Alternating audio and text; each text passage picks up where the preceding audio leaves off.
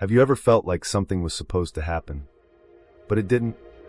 Not because the connection disappeared, not because the love was gone, not because your soul was wrong, but because every time it seemed close something shifted. A message almost came. A conversation almost happened. A door almost opened. A reunion almost felt possible. Then silence. Again. And you were left sitting there, staring at your phone, wondering, did I imagine it? Was I wrong about this connection?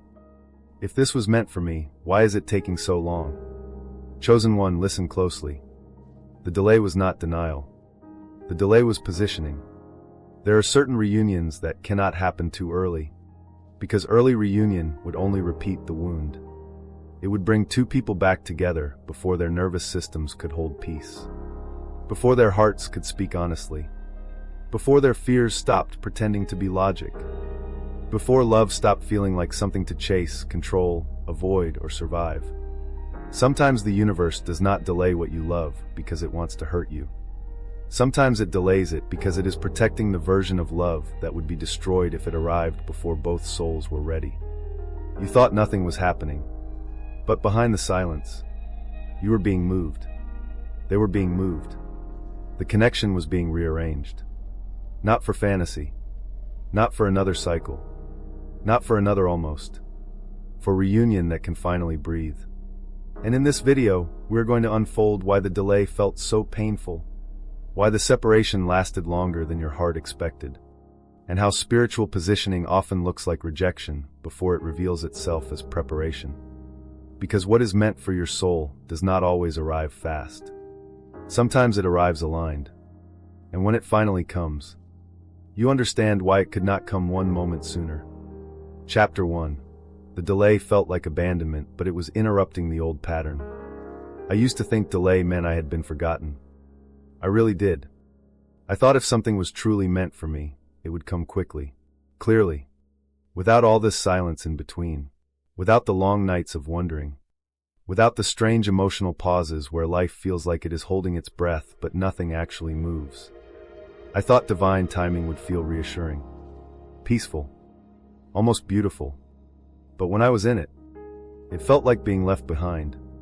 It felt like standing outside a door I could feel was important. But every time I reached for the handle, it would not open.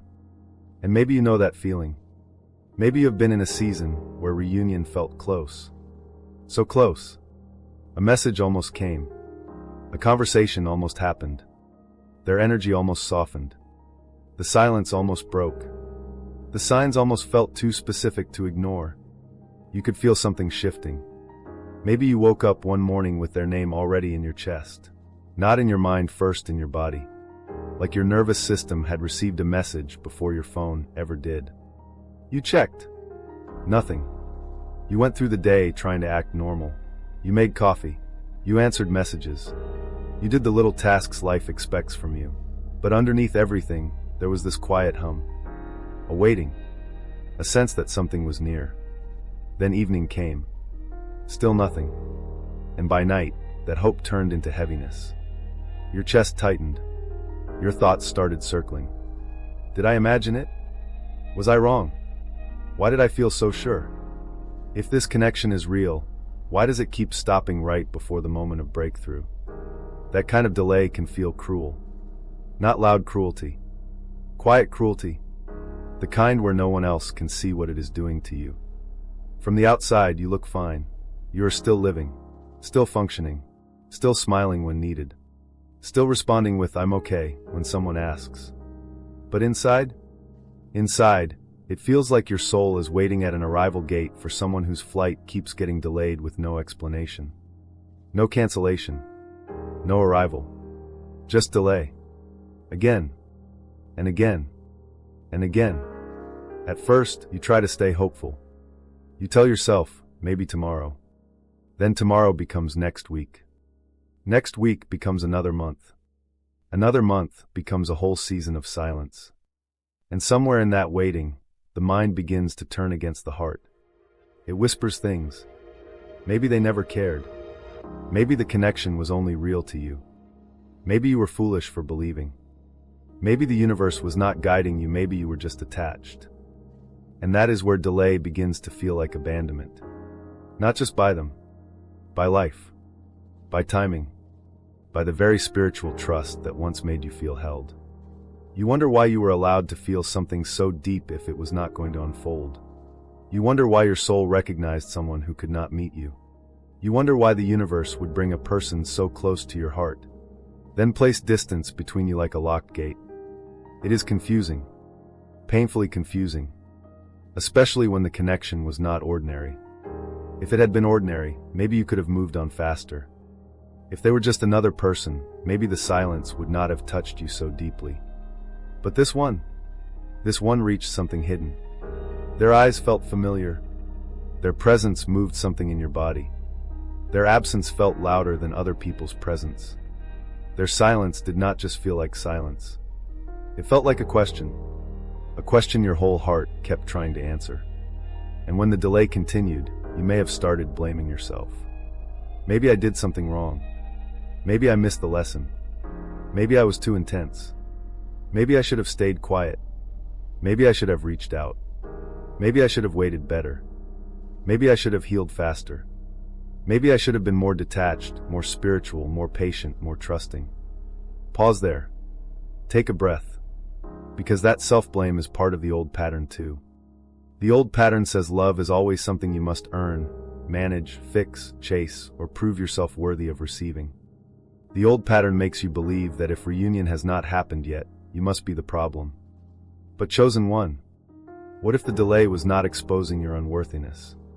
What if it was exposing the pattern that used to make you abandon yourself whenever love felt uncertain? What if the delay was not saying, "You are not chosen"? What if it was saying, "Not like before"? That sentence matters. Not like before. Not with the same fear. Not with the same chasing. Not with the same emotional hunger. Not with the same tendency to accept crumbs because the bond feels powerful. Not with the same habit of making their silence more important than your peace. Not with the same version of you who would have taken any return as proof of love, even if nothing had truly changed. Sometimes the delay is not blocking love. It is blocking repetition. And that is the uncomfortable layer many people do not want to hear.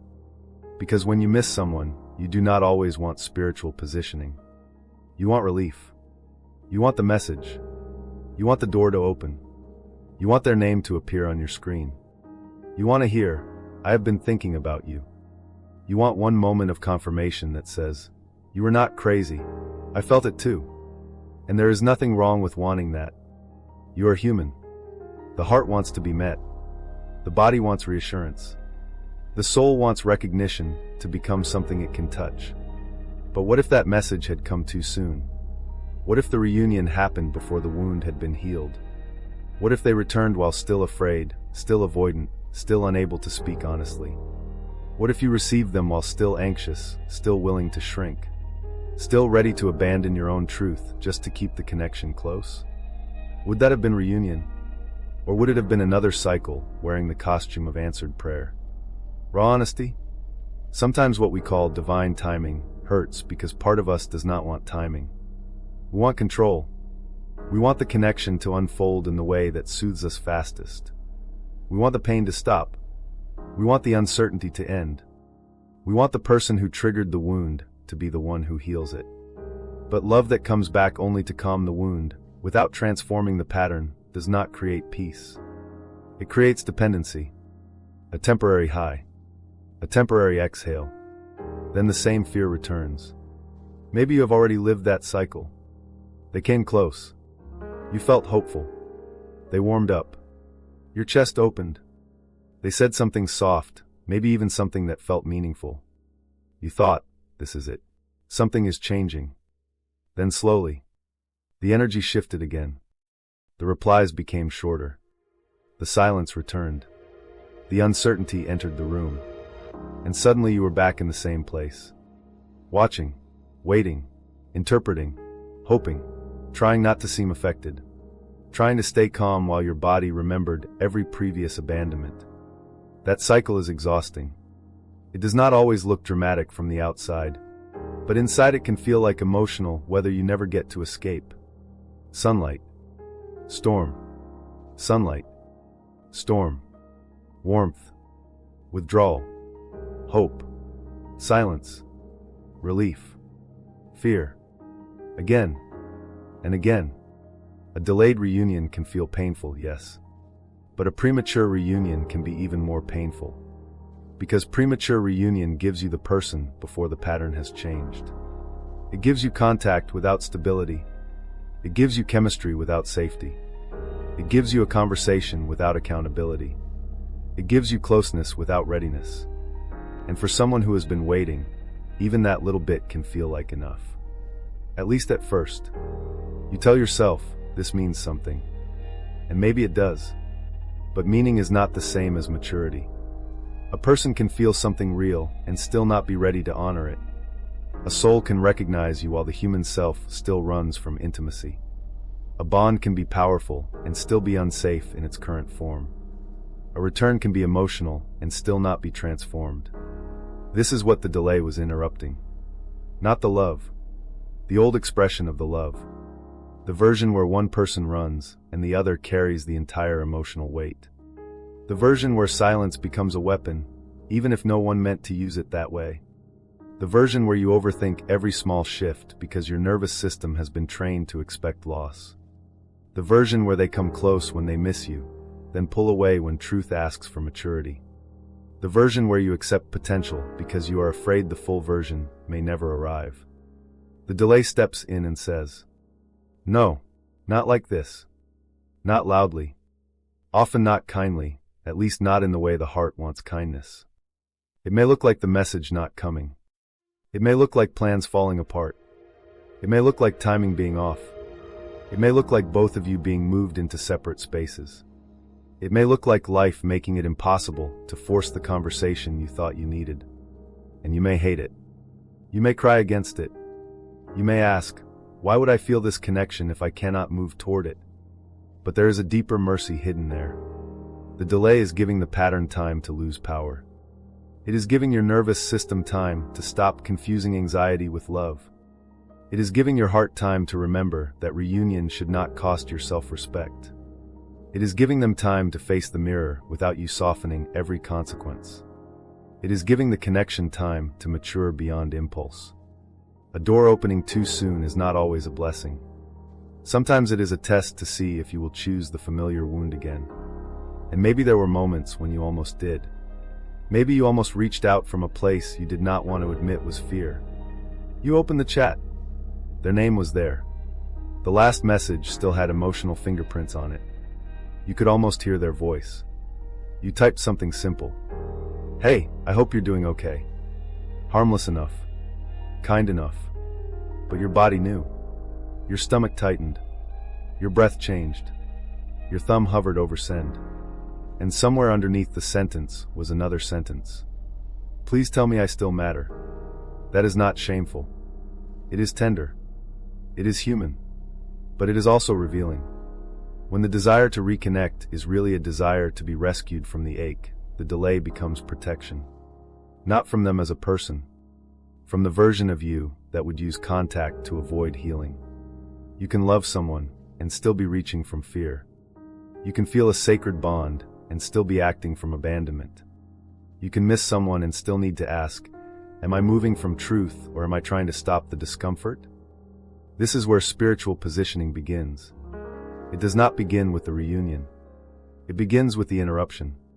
The sacred pause. The space between the urge and the action. The moment where you feel the old pattern rising, but you do not obey it immediately. You sit with the ache. Your hands may shake a little.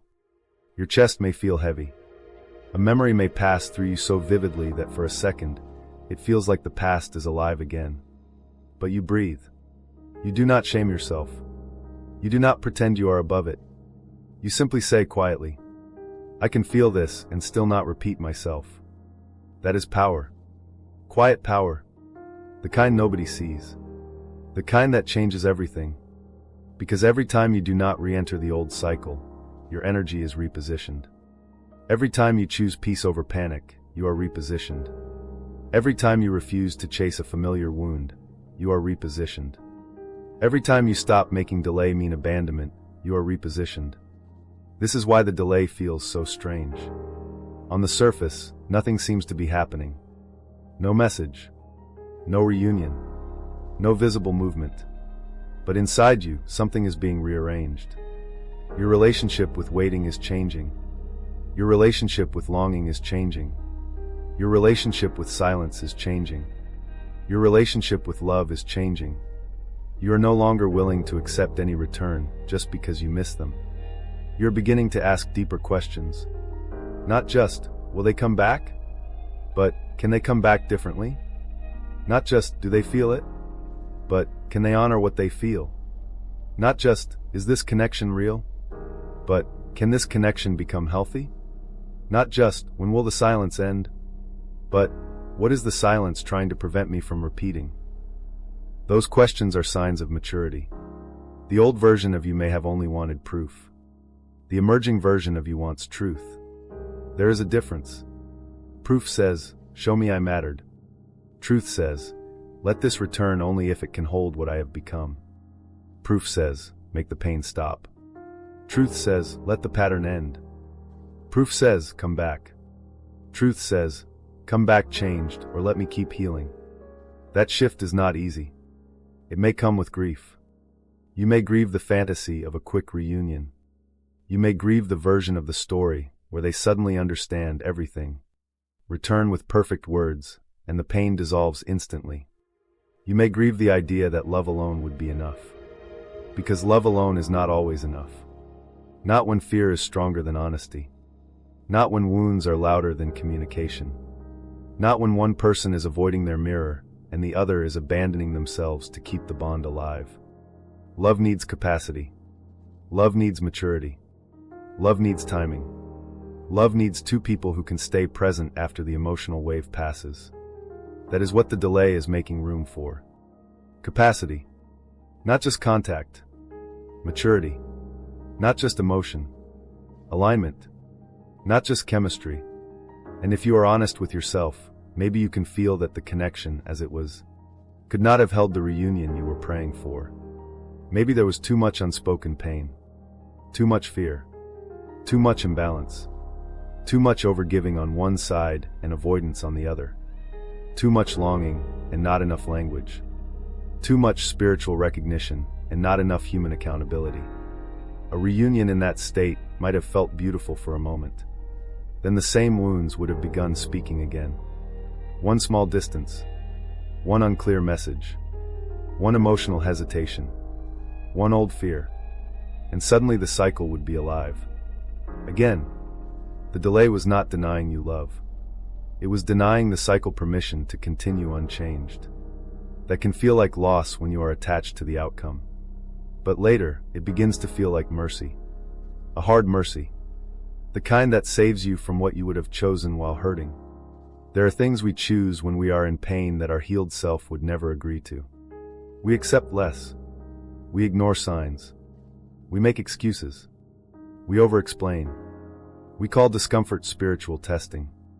We call inconsistency depth. We call anxiety intuition. We call returning to the wound following our heart. The delay gives your healed self time to arrive before the door opens. Sit with that. The delay gives your healed self time to arrive before the door opens. Because if the door opened while the wounded self was still leading, you might have walked right back into the same room. Same hope. Same fear. Same silence. Same collapse. Same lesson. Different day. And life loves you too much to keep letting your longing make decisions your soul has outgrown. This does not mean the delay feels good. It does not. Some nights, it feels unbearable.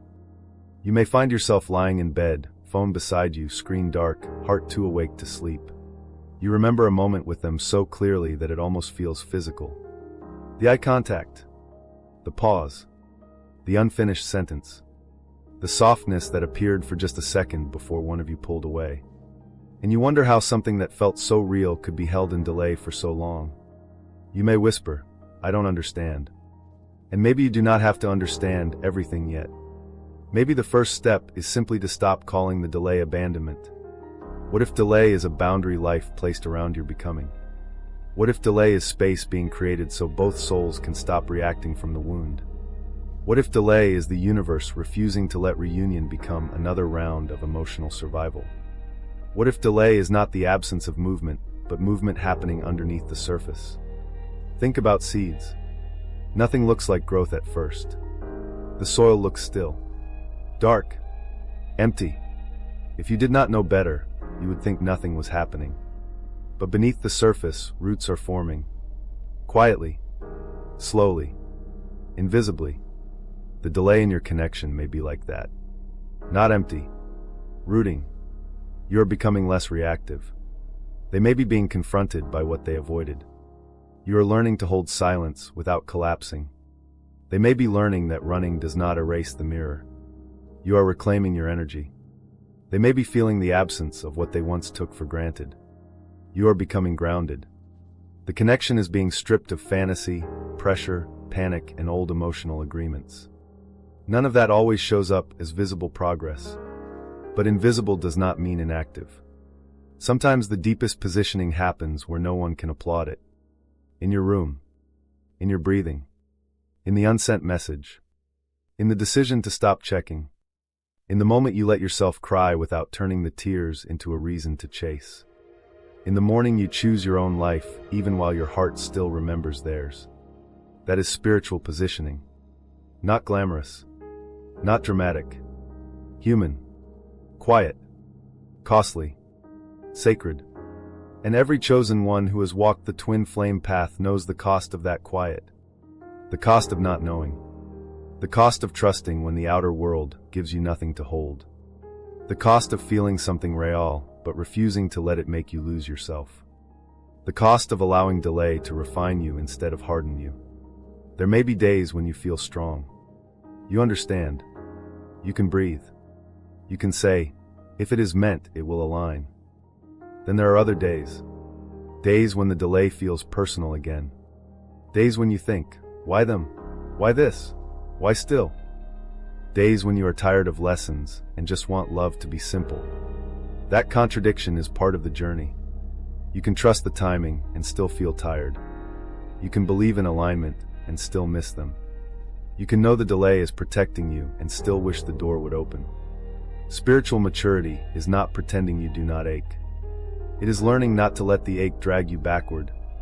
So when the delay feels like abandonment, ask yourself gently, what pattern would I repeat if the door opened today? Would I abandon my boundaries?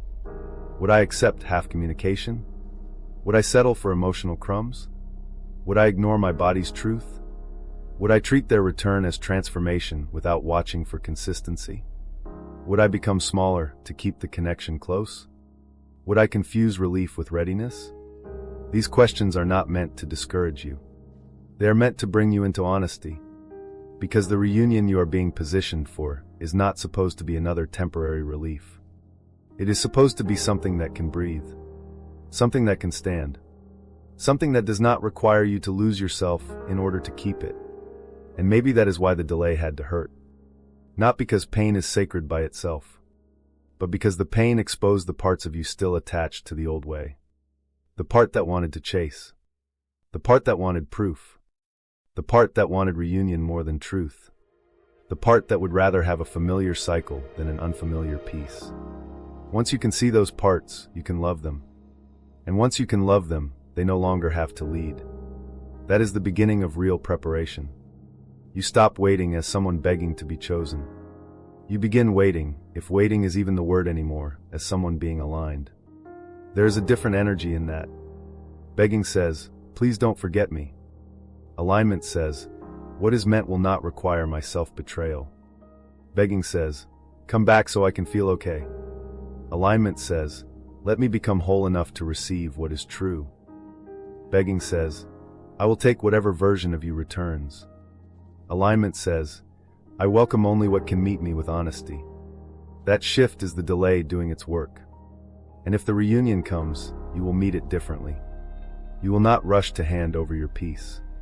You will not treat one message like a miracle unless behavior follows. You will not ignore the pattern just because the feeling is powerful. You will not abandon the self you became in the silence. You will listen. You will observe. You will feel. You will honor the bond, but you will also honor your body. Your body matters. Your peace matters. Your clarity matters. Your needs matter. A sacred connection does not cancel your humanity. And if reunion is truly being positioned, it must be able to hold all of that. Not just your soul. Your human heart too. So chosen one, if you are in the delay right now, do not assume nothing is happening. Do not assume silence means denial. Do not assume distance means the connection has no purpose. And do not assume that because the door has not opened, you have been rejected. Sometimes the door stays closed because the room on the other side is still being prepared. Sometimes you are being prepared. Sometimes they are being prepared. Sometimes both of you are being kept from another cycle until the love can return in a form that does not reopen the wound. The delay felt like abandonment, but it was interrupting the old pattern. It was stopping the version of reunion that would have brought you back together only to hurt you in the same places. It was making sure you did not confuse contact with healing. It was teaching you that what is meant for your soul does not always arrive when your wound demands it. It arrives when your spirit can hold it. And that is a very different kind of timing. A wiser one. A deeper one. A timing that does not only ask, do they love you? It asks, are both souls ready to stop repeating what love came to heal? Let that question stay with you. Because once the old pattern is interrupted, the next layer becomes even more uncomfortable. You begin to realize that maybe you did want reunion, but your nervous system wanted relief.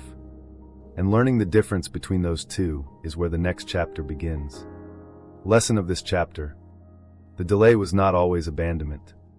Sometimes it was protection from repetition. It was life interrupting the old pattern before you could walk back into the same wound with the same hope, the same fear, and the same self-abandonment. The emotional truth is simple. The delay was not saying, no. It was saying, not like before. Not with the same chasing. Not with the same anxiety. Not with the same silence. Not with the same imbalance. Not with a reunion that gives relief for one moment and reopens the wound the next. You were not being denied love. You were being positioned for a version of love that can finally meet you in truth. Chapter 2, you wanted reunion, but your nervous system wanted relief. There is an uncomfortable truth about waiting for someone you love. Sometimes you do not only want them back. You want the pain to stop. You want the tightness in your chest to loosen. You want your stomach to stop dropping every time a memory appears. You want the silence to stop feeling like a verdict. You want your body to stop reacting to someone who is not even in the room. And that is a hard thing to admit, because it sounds less romantic than saying, I want reunion. It sounds less spiritual than saying, I trust the bond. It sounds less poetic than saying, my soul knows this person is meant for me. But underneath the longing, underneath the prayers, underneath the signs you keep noticing, underneath the moments when you feel their energy so strongly that it almost feels physical, there may be a nervous system that is exhausted, a body that wants relief, a heart that is tired of holding unanswered questions, a wounded part of you that is not only asking, do they love me? But quietly whispering, please make this stop hurting. Pause there. Because if you have been in twin flame separation, you know exactly what that feels like. It is not just emotional. It is physical. It is waking up with a heaviness before your mind even remembers why. It is feeling your chest tighten when their name appears somewhere unexpected. It is hearing a song and suddenly needing to sit down. It is checking your phone even when you promised yourself you would not. It is feeling strangely calm for a few hours, then one small memory pulls your whole nervous system back into waiting. That is not weakness. That is attachment pain moving through the body. That is longing mixed with uncertainty. That is love tangled with survival. And when the body is in survival, it does not always ask for truth. It asks for relief. It asks for the message, the apology, the soft voice, the explanation, the reunion, the moment where the person who triggered the wound also becomes the person who soothes it. And maybe that is what you wanted. Not just them, the relief of them. The way one message from them could change your whole day. One warm sentence, and suddenly you could breathe again. One sign of care, and the panic would soften. One moment of emotional closeness, and the entire separation would feel survivable. You might have told yourself, see, this is love. But sometimes it was your nervous system saying, finally, the threat is gone. That is not the same thing. Love and relief can feel similar when you have been hurting for a long time. A person returns and your body calms. They say something kind and your chest opens. They look at you with softness, and suddenly every painful silence feels less important. You feel safe again. For a moment. But then they pull away. Or become unclear. Or disappear into themselves. Or act like the emotional moment did not happen. And your body crashes. The same chest tightness. The same stomach drop. The same mental loop. The same question rising in the dark. What did I do wrong? That is the cycle. Not just love. Relief, withdrawal, hope, fear. And the delay came to make you see it. Not to shame you. To free you. Because if reunion happens while your nervous system is still using contact as medicine, the connection becomes less about truth and more about regulation. You do not feel peaceful because the relationship is safe. You feel peaceful because the person came close again. You do not feel whole because the bond has matured. You feel temporarily soothed because the wound has been touched with warmth. But what happens when that warmth leaves? What happens when the message does not come? What happens when their tone changes? What happens when their fear returns? What happens when reunion gives you access but not consistency? Would you still feel grounded? Or would your entire inner world begin shaking again? That is the question delay asks. Not cruelly. Honestly. Do you want reunion because the connection is ready? Or do you want reunion because the waiting hurts? Raw honesty? Sometimes we say, I want them back, when what we really mean is, I want to stop feeling abandoned. Sometimes we say, I need closure, when what we really mean is, I need their words to calm the part of me that still thinks I was not enough. Sometimes we say, I just want one conversation, when underneath that one conversation is a secret hope that they will finally make the pain meaningful. That does not make your love fake. It makes your humanity visible. And maybe nobody has given you permission to say this out loud. You can love someone deeply and still crave them as relief. You can feel a sacred connection and still be attached to what their return would prove. You can trust the bond and still want it to stop hurting. You can be spiritually aware and still have a nervous system that panics in silence. Both can exist. That is what makes this journey so confusing. It is not only soul. It is body. It is memory. It is attachment. It is grief. It is the little child inside you who learned that love might leave without warning. It is the younger version of you who became very good at sensing emotional shifts. The tone. The pause. The delayed reply.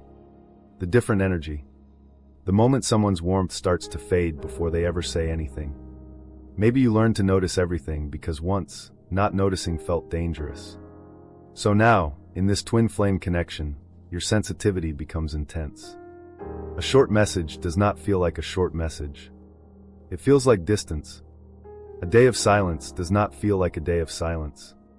It feels like abandonment. A change in their energy does not feel like something ordinary. It feels like your body is preparing for loss. And then you call it intuition. Sometimes it is. Sometimes your soul is sensing something. But sometimes your nervous system is remembering.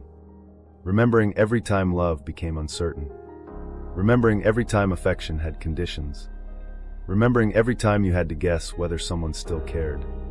Remembering every time silence meant something was wrong. So when your twin flame delays, pulls back, disappears, or remains quiet, the present moment becomes mixed with old pain. You are not only waiting for them. You are waiting for every person who did not choose you clearly. Every parent who was emotionally unavailable. Every lover who gave mixed signals. Every friend who drifted without explanation. Every moment where you felt replaceable. Every time you had to be strong while secretly feeling unwanted. That is why the delay feels so heavy. It is not just about now. It touches then. It touches the original wound. The place where your body first learned, love can leave, and I may not know why. So of course you wanted reunion. Of course you wanted the message. Of course you wanted proof. Of course you wanted them to look at you and say, I feel it too. I never forgot. I was scared. I did not know how to come forward. Would that have soothed something? Yes. Maybe deeply. But would it have healed the original wound? Not fully. Not if the wound still needs another person's presence to feel safe. Not if your peace still depends on their clarity. Not if their return becomes the only thing that can convince you that you were not abandoned. That is too much power to give another person. Even a twin flame. Especially a twin flame. Because this connection is not meant to become emotional oxygen. It is meant to awaken consciousness. It is meant to bring you back to yourself. It is meant to show you where you still outsource safety, worth, and inner peace to someone else's behavior. And that is painful. Nobody wants to realize that part of their longing is actually dependency. Nobody wants to admit that the fantasy of reunion may be carrying a hidden need for rescue. Nobody wants to see that the person they call home has also become the person their nervous system is trying to use as medication. But seeing it does not make you less loving. It makes you more free. The delay was not denying you reunion. It was teaching you not to need reunion as relief. There is a difference. When you need reunion as relief, any return feels like a miracle. Even if nothing changes, a message becomes enough. A soft tone becomes enough. A little attention becomes enough. A temporary opening becomes enough. You feel so grateful the pain stopped for a moment that you forget to ask whether the pattern has actually shifted. But when you are no longer craving reunion as relief, you become able to discern. You can receive a message without losing your center. You can feel warmth without rushing into fantasy. You can hear an apology and still watch for changed behavior. You can feel the bond and still ask, is this connection ready to be lived, not just felt? That is maturity. That is what the delay is building. Not punishment. Capacity. The capacity to stand in front of the person you love and not collapse into the old hunger. The capacity to hear from them without handing them the keys to your nervous system. The capacity to feel the pull without letting it override your peace. The capacity to say, I love you, but I will not use you to avoid myself. That sentence is sacred. Quiet. Difficult. Real. Because for a long time, maybe you did use the connection to avoid yourself. Not intentionally. But whenever your own emptiness became too loud, you reached toward them. In your mind. In your energy. In your prayers. In your dreams. In old messages. In imagined conversations. In the hope that they would return and finally quiet the storm.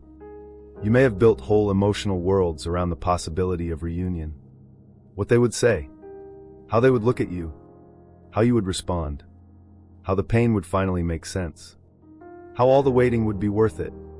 And maybe one day there will be a conversation. Maybe there will be healing. Maybe there will be reunion. But the delay asks you to stop living only for that imagined moment. It asks you to return to the moment you are actually in. This room. This breath. This body. This day. This life.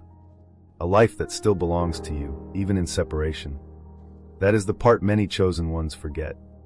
They become so focused on the spiritual meaning of the connection that they forget their human life still needs tending.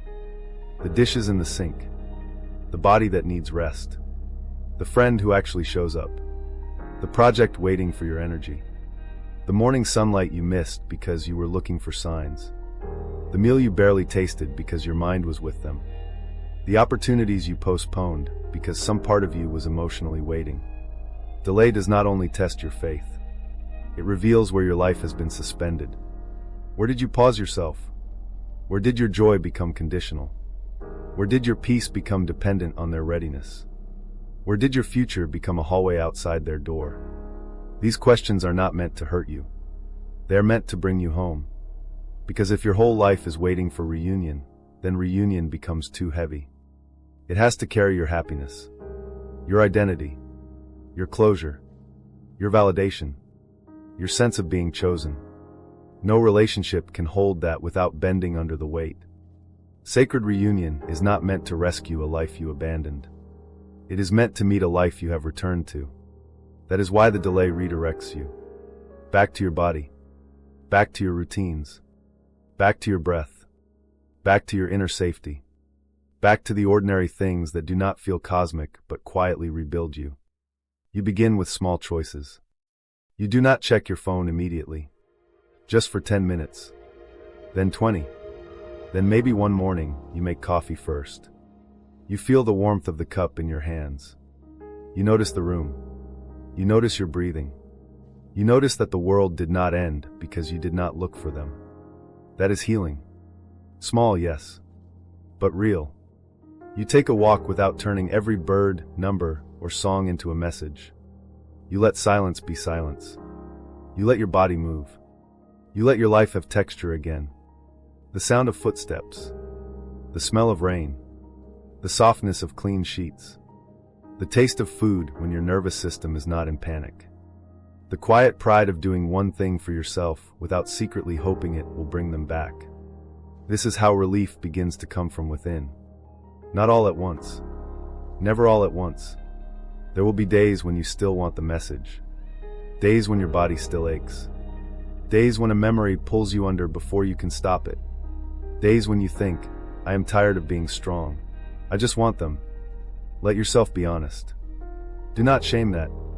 Healing is not pretending you do not want what you want. Healing is learning not to betray yourself in the wanting. You can say, I miss them, and still not chase. You can say, I want reunion, and still not use reunion as your only source of peace. You can say, this hurts, and still place your hand on your own chest instead of reaching for someone who has not yet shown they can meet you. That is emotional strength. Not the kind that looks impressive.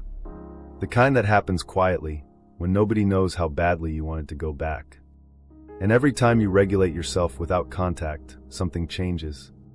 Your body learns, I can survive the silence. Your heart learns, I can feel longing without obeying it. Your mind learns, a delay is not proof that I am unwanted. Your spirit learns, reunion is not my only doorway to peace. That is spiritual positioning. You are being positioned out of dependency and into inner stability. Out of waiting and into living. Out of panic and into presence. Out of please choose me, and into let what is true meet me when it is ready. This does not mean you stop loving them. It means your love becomes cleaner. Less frantic. Less desperate. Less tangled with the need to be rescued. You can hold the connection with tenderness without making it the only thing that makes your life meaningful. You can honor what you felt without turning it into a prison. You can believe in reunion without putting your entire nervous system on hold until it arrives. That is the kind of love that can actually survive reunion. Because when two people come together from panic, the bond becomes unstable. Every disagreement feels like danger. Every pause feels like rejection. Every need feels like pressure. Every silence becomes a battlefield. But when two people come together from inner grounding, the connection has room to breathe. It can have honest conversations. It can move slowly. It can repair. It can hold discomfort without immediately collapsing into old roles. Runner, chaser, avoider, overgiver, silent one, anxious one. The delay is trying to end those roles before reunion brings you back into the same script. And this is where you must be deeply honest with yourself. If they came back today, what part of you would answer the door? The grounded part, or the starving part? The part that can listen, observe, and honor your body? Or the part that would accept anything because the pain finally stopped? The part that wants truth? Or the part that wants relief? This question may sting. Let it. Not as punishment. As clarity. Because the version of you that receives reunion matters. If the starving part receives them, it may ignore red flags. It may overgive again.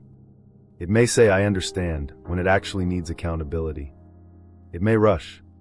It may romanticize. It may forgive before trust has been rebuilt. It may confuse emotional intensity with transformation.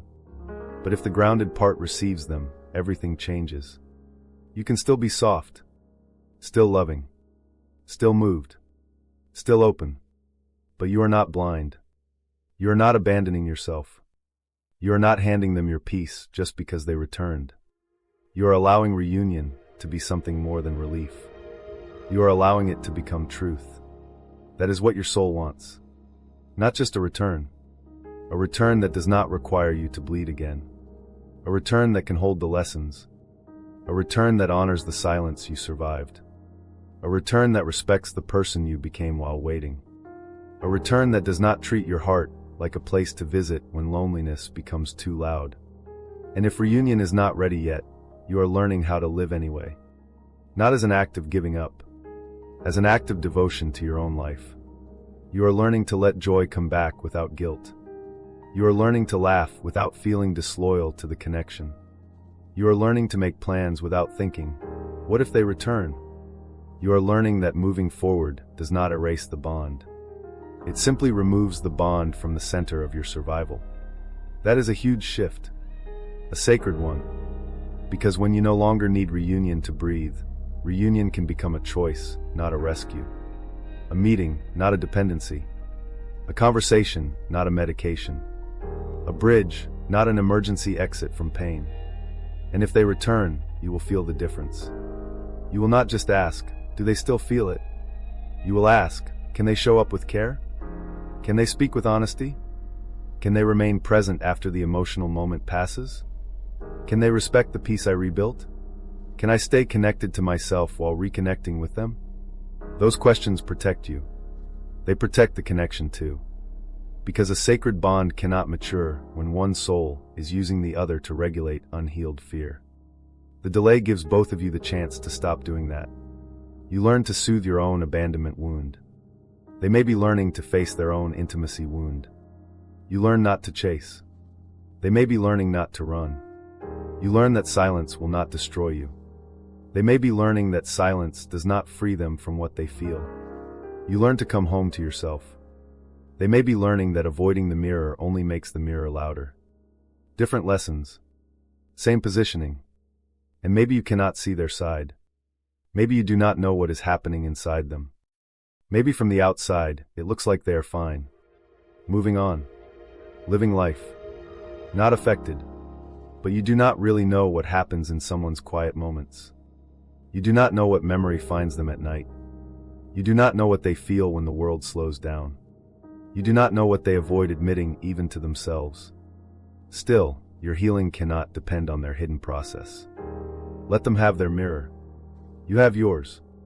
Your mirror is this. Can you stop asking their return to prove your worth? Can you stop needing contact to feel chosen? Can you stop turning delay into self-rejection? Can you let your body learn safety without using them as the only source? Can you want reunion and still be whole before it comes? That is the work. Not glamorous. Not easy. But sacred. There is a moment in the delay when you begin to notice something surprising. You still miss them. But you do not feel as desperate. You still feel the bond. But it does not consume every hour. You still care. But your life has more space in it. You still wonder sometimes. But the wondering does not own you. And when that happens, do not panic. Sometimes people feel peace and think, does this mean I am losing the connection? No. It may mean the connection is no longer tangled with survival. It may mean your love is becoming less attached to suffering. It may mean your nervous system is finally learning that peace is safe. You are not betraying the bond by healing. You are purifying your relationship to it. You are letting the love become less frantic and more truthful. Less needy and more grounded. Less like a wound and more like a wisdom. That is beautiful. Even if it feels unfamiliar. The wounded part of you may have believed that if you stop hurting, you stop loving. But pain is not proof of love. Obsession is not proof of depth. Waiting in agony is not proof of loyalty. Sometimes healing feels like the ache loosening its grip, and the mind misreads that as loss. It is not loss. It is freedom. You can love from freedom. You can remember from freedom. You can reunite from freedom. And if reunion comes from that place, it will not feel the same as the old cycle. It may still be emotional. It may still be intense. It may still bring tears, trembling, quiet pauses, eye contact that says what words cannot say. But underneath it, there will be something steadier. A part of you that remains with yourself. A part of you that does not disappear. A part of you that can whisper, "I am glad you are here, but I did not stop existing while you were gone." That is powerful. That is what delay is teaching you. To exist fully even before reunion. To breathe fully even before the apology. To live fully even before clarity. To stop making another person the gatekeeper of your peace. Chosen one, you wanted reunion. Of course you did. You loved deeply. You felt something rare. You carried memories that did not fade easily. You had questions no one else could answer. But your nervous system wanted relief, and the delay came to show you the difference. It came to teach you that sacred reunion cannot be built on emotional withdrawal. It cannot be built on panic. It cannot be built on the need for someone else to rescue you from the wound they revealed. It must be built on truth, on self-return, on two people who can meet without making love responsible for regulating every unhealed fear. So if the delay is still here, breathe. It is not proof that you were wrong. It is not proof that you are forgotten. It is not proof that love has been denied. It may be the sacred space where your body is learning a new language. The language of inner safety. The language of grounded love. The language of wanting without collapsing. The language of missing without chasing.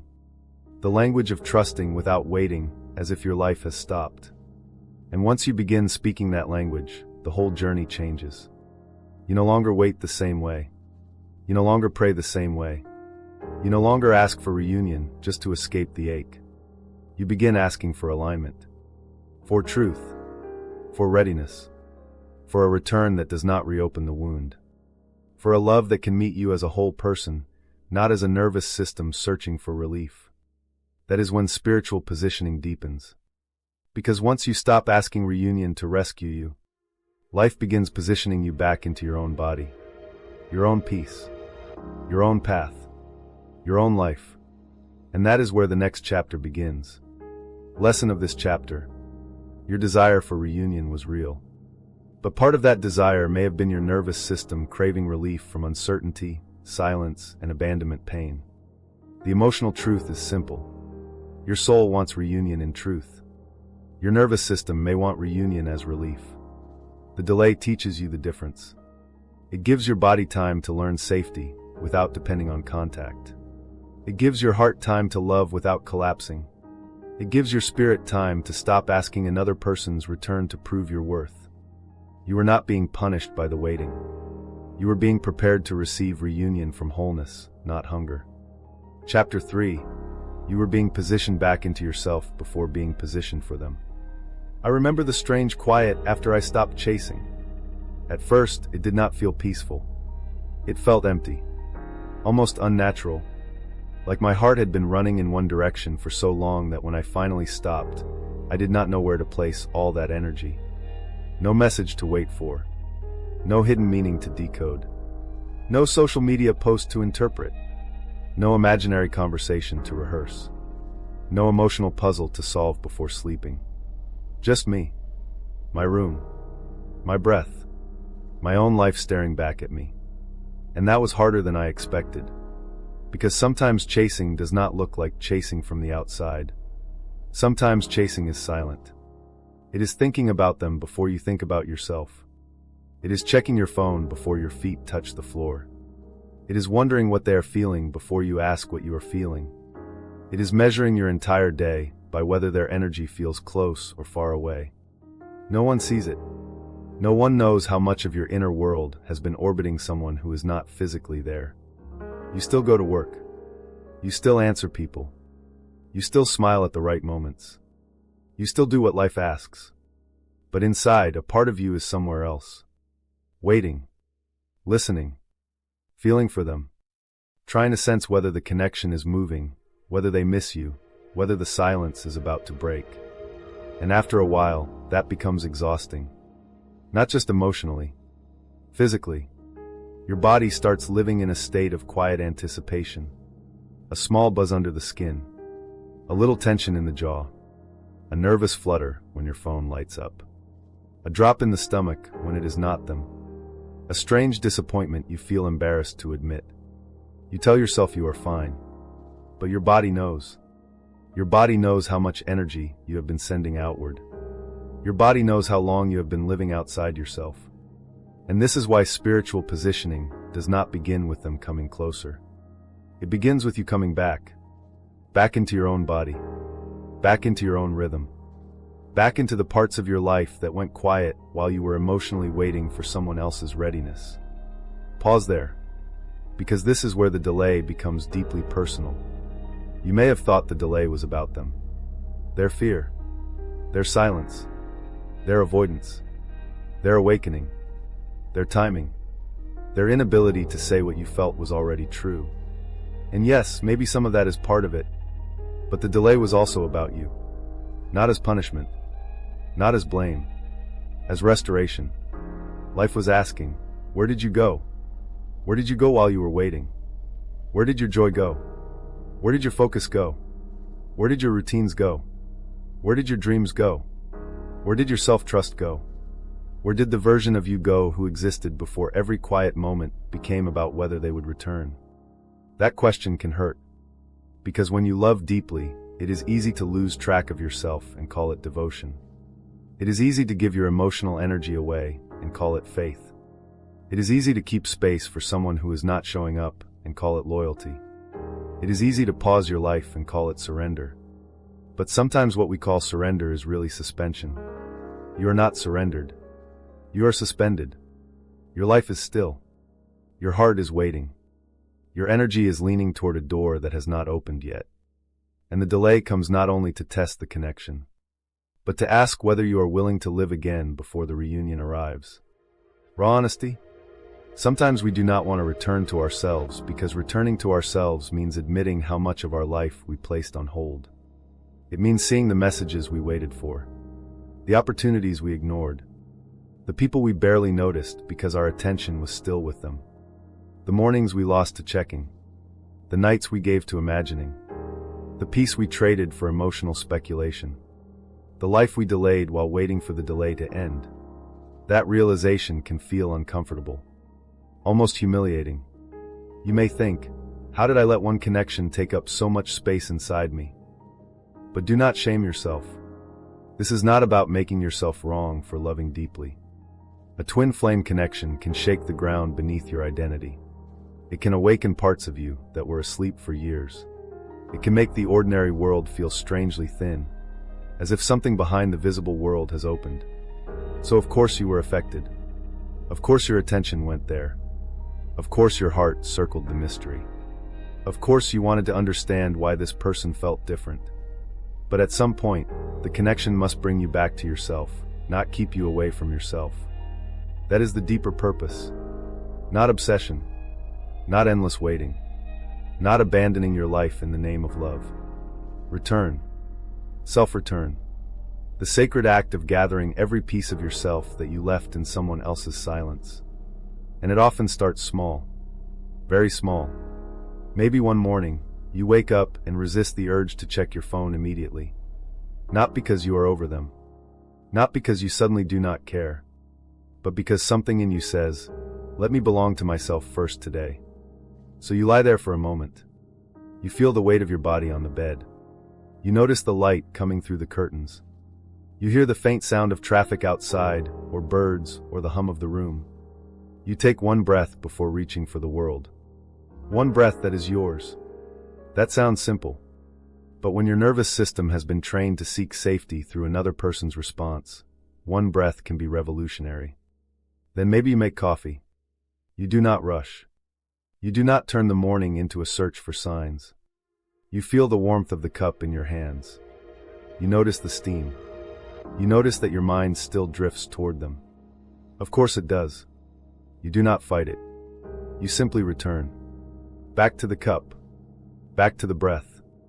Back to the room. Back to now. That is how you begin reclaiming yourself. Not by forcing yourself to forget. By gently refusing to abandon the present moment. Because waiting can become a way of leaving the present. You are physically here, but emotionally somewhere else. in a future conversation, in a possible reunion, in a memory from months ago, in a fantasy where they finally say everything you needed to hear, in a fear that they have forgotten you. The body is here, the soul is scattered, and spiritual positioning begins by collecting what has been scattered.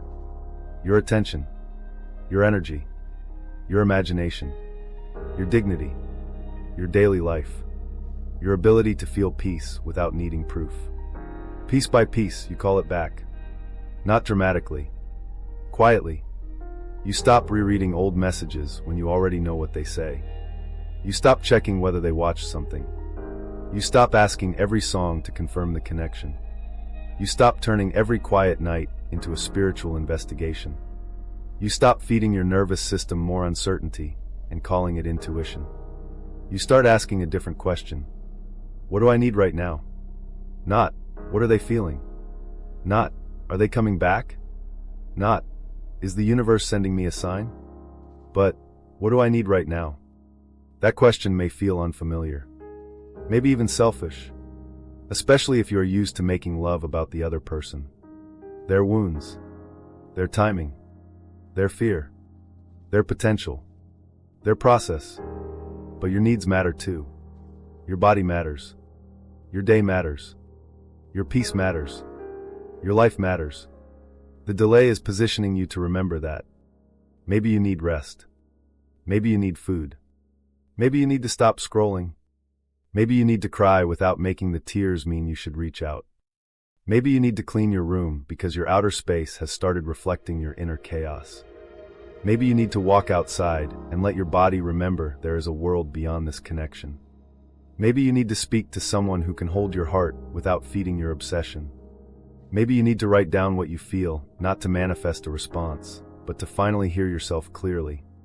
These ordinary acts may not look spiritual, but they are.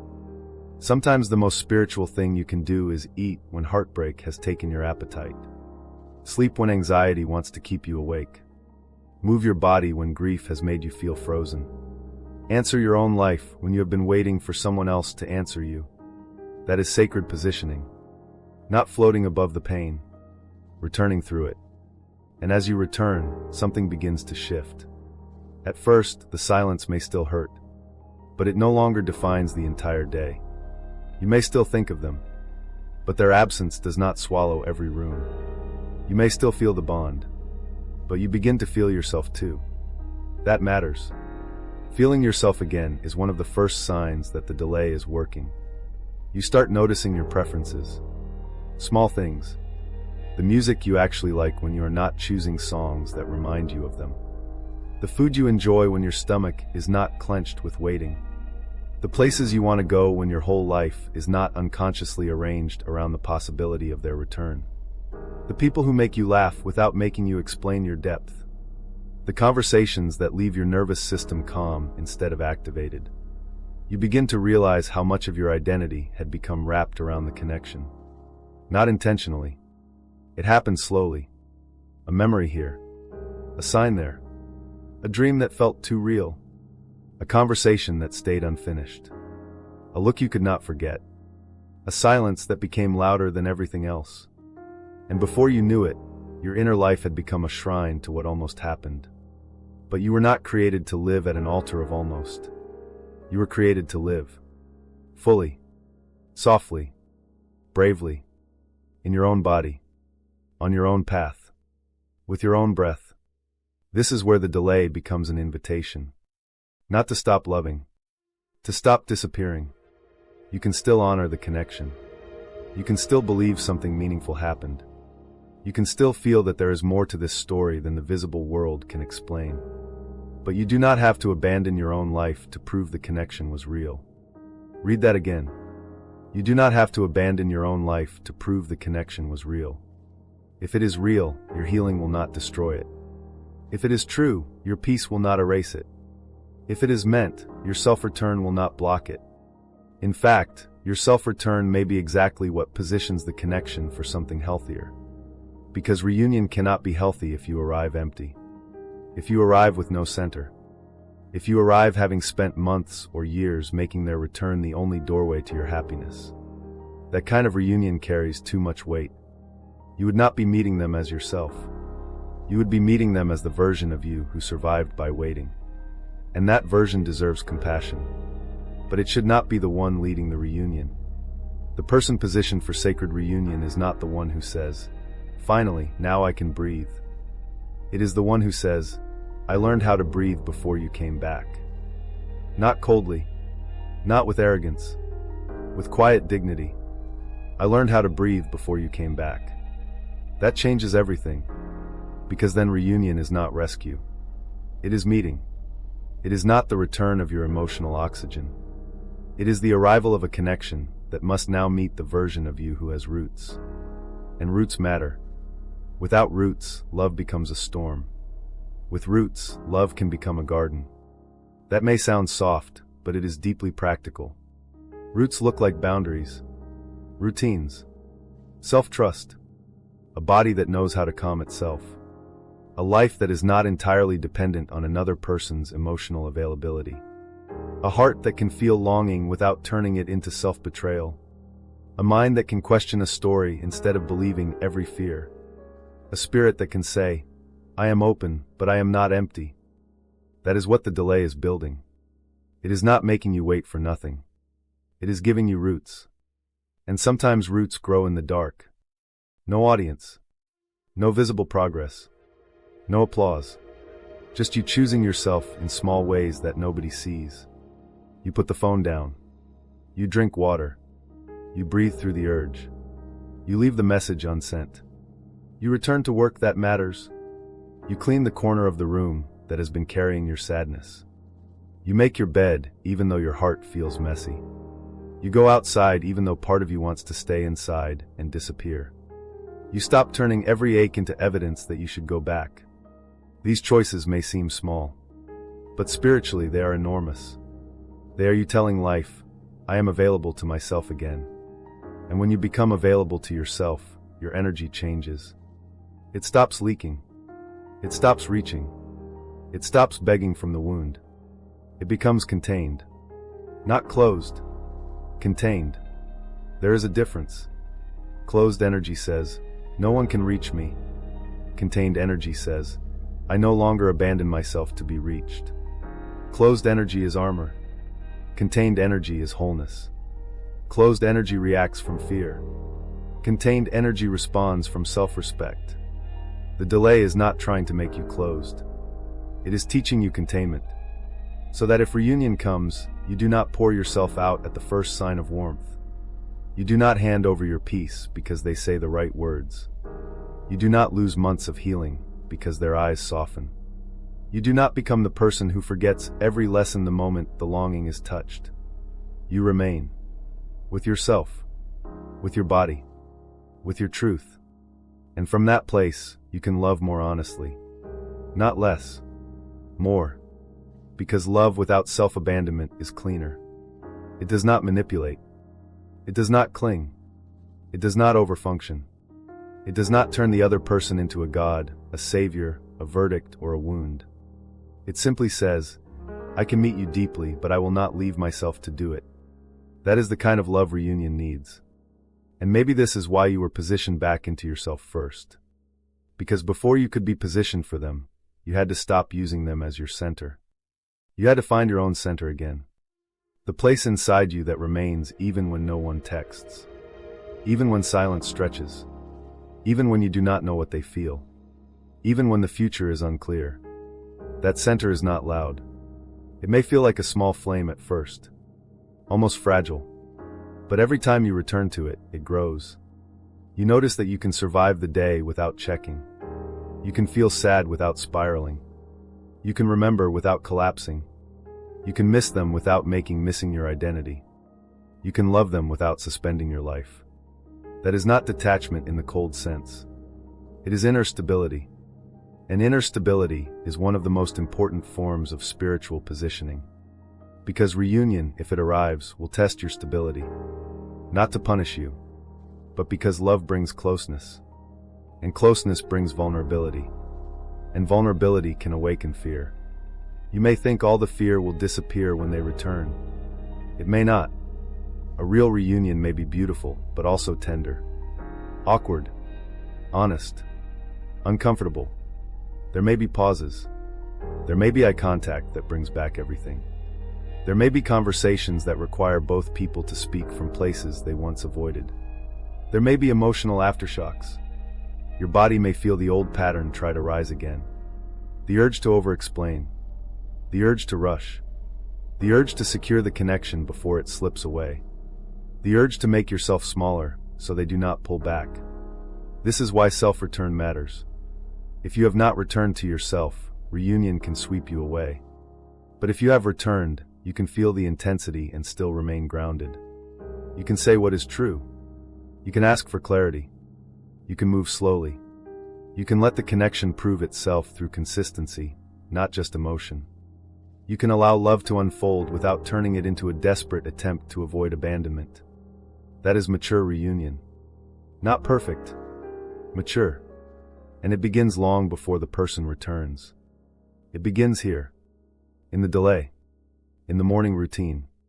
In the unglamorous healing. In the way you learn to stop treating your life like it starts again when they come back. Your life has already started. It is happening right now. Even in the waiting. Even in the silence. Even in the unanswered season. And one of the most painful but liberating realizations is this. You do not need to know the final outcome to come back to yourself. You do not need certainty to live today. You do not need a message to breathe. You do not need reunion to begin healing. You do not need their clarity to choose your own. That may sound simple, but for the heart in separation it is profound. Because uncertainty can become a prison. You keep waiting for information before you make a move. Waiting to know if they will return before opening to life again. Waiting to know if they care before believing you matter. Waiting to know if the bond is real before trusting what it taught you. Waiting to know if the future includes them before allowing yourself joy. But the delay asks you to live without needing the whole map. Just the next step. The next breath. The next honest choice. The next small return. And as you take those steps, your life starts to gather around you again. Not all at once, but gradually. You begin to feel less like someone waiting outside a door, more like someone rebuilding a home inside themselves. A home they can enter whether or not someone else knocks. That is powerful, because then if they return, they are not returning to an empty house. They are returning to a life with warmth, boundaries, peace, texture, a life where they are welcome only if they can honor what has been built. And if they do not return, the house still stands. You still stand. Your life still opens. Your heart still becomes more capable of love. Your solitude still has meaning. Your delay still shaped you. That is the deeper safety. Not certainty about them. Certainty that you will not abandon yourself again. That is what spiritual positioning is really doing. It is moving you from external dependence to internal belonging. From, I need them to return so I can feel okay, to I can be okay, and if they return, I will meet them from truth. From my life is paused to my life is sacred now. From their silence defines me to my presence belongs to me. From I am waiting for reunion to I am becoming someone who can receive love without losing myself. That shift may not look dramatic, but it is everything. And sometimes the universe delays reunion until that shift becomes real in your body, not just a sentence you repeat. It is easy to say, I choose myself. It is harder to choose yourself when you miss them. It is easy to say, I trust divine timing. It is harder to trust when the screen stays dark. It is easy to say, I am detached. It is harder when one dream brings back the ache. The delay reveals what is embodied and what is still only spoken. Not to shame you, to deepen you, to make your healing real. Lived, practiced, held in the body. So do not despise the small days. The days where nothing spiritual seems to happen. The days where there are no signs, no messages, no breakthroughs. The days where you simply make breakfast, answer emails, clean the room, cry for 10 minutes, then keep going. Those days are positioning you too. They are teaching your soul how to be present in ordinary life again. And sacred reunion, if it comes, will need that ordinary life. It will not survive on intensity alone.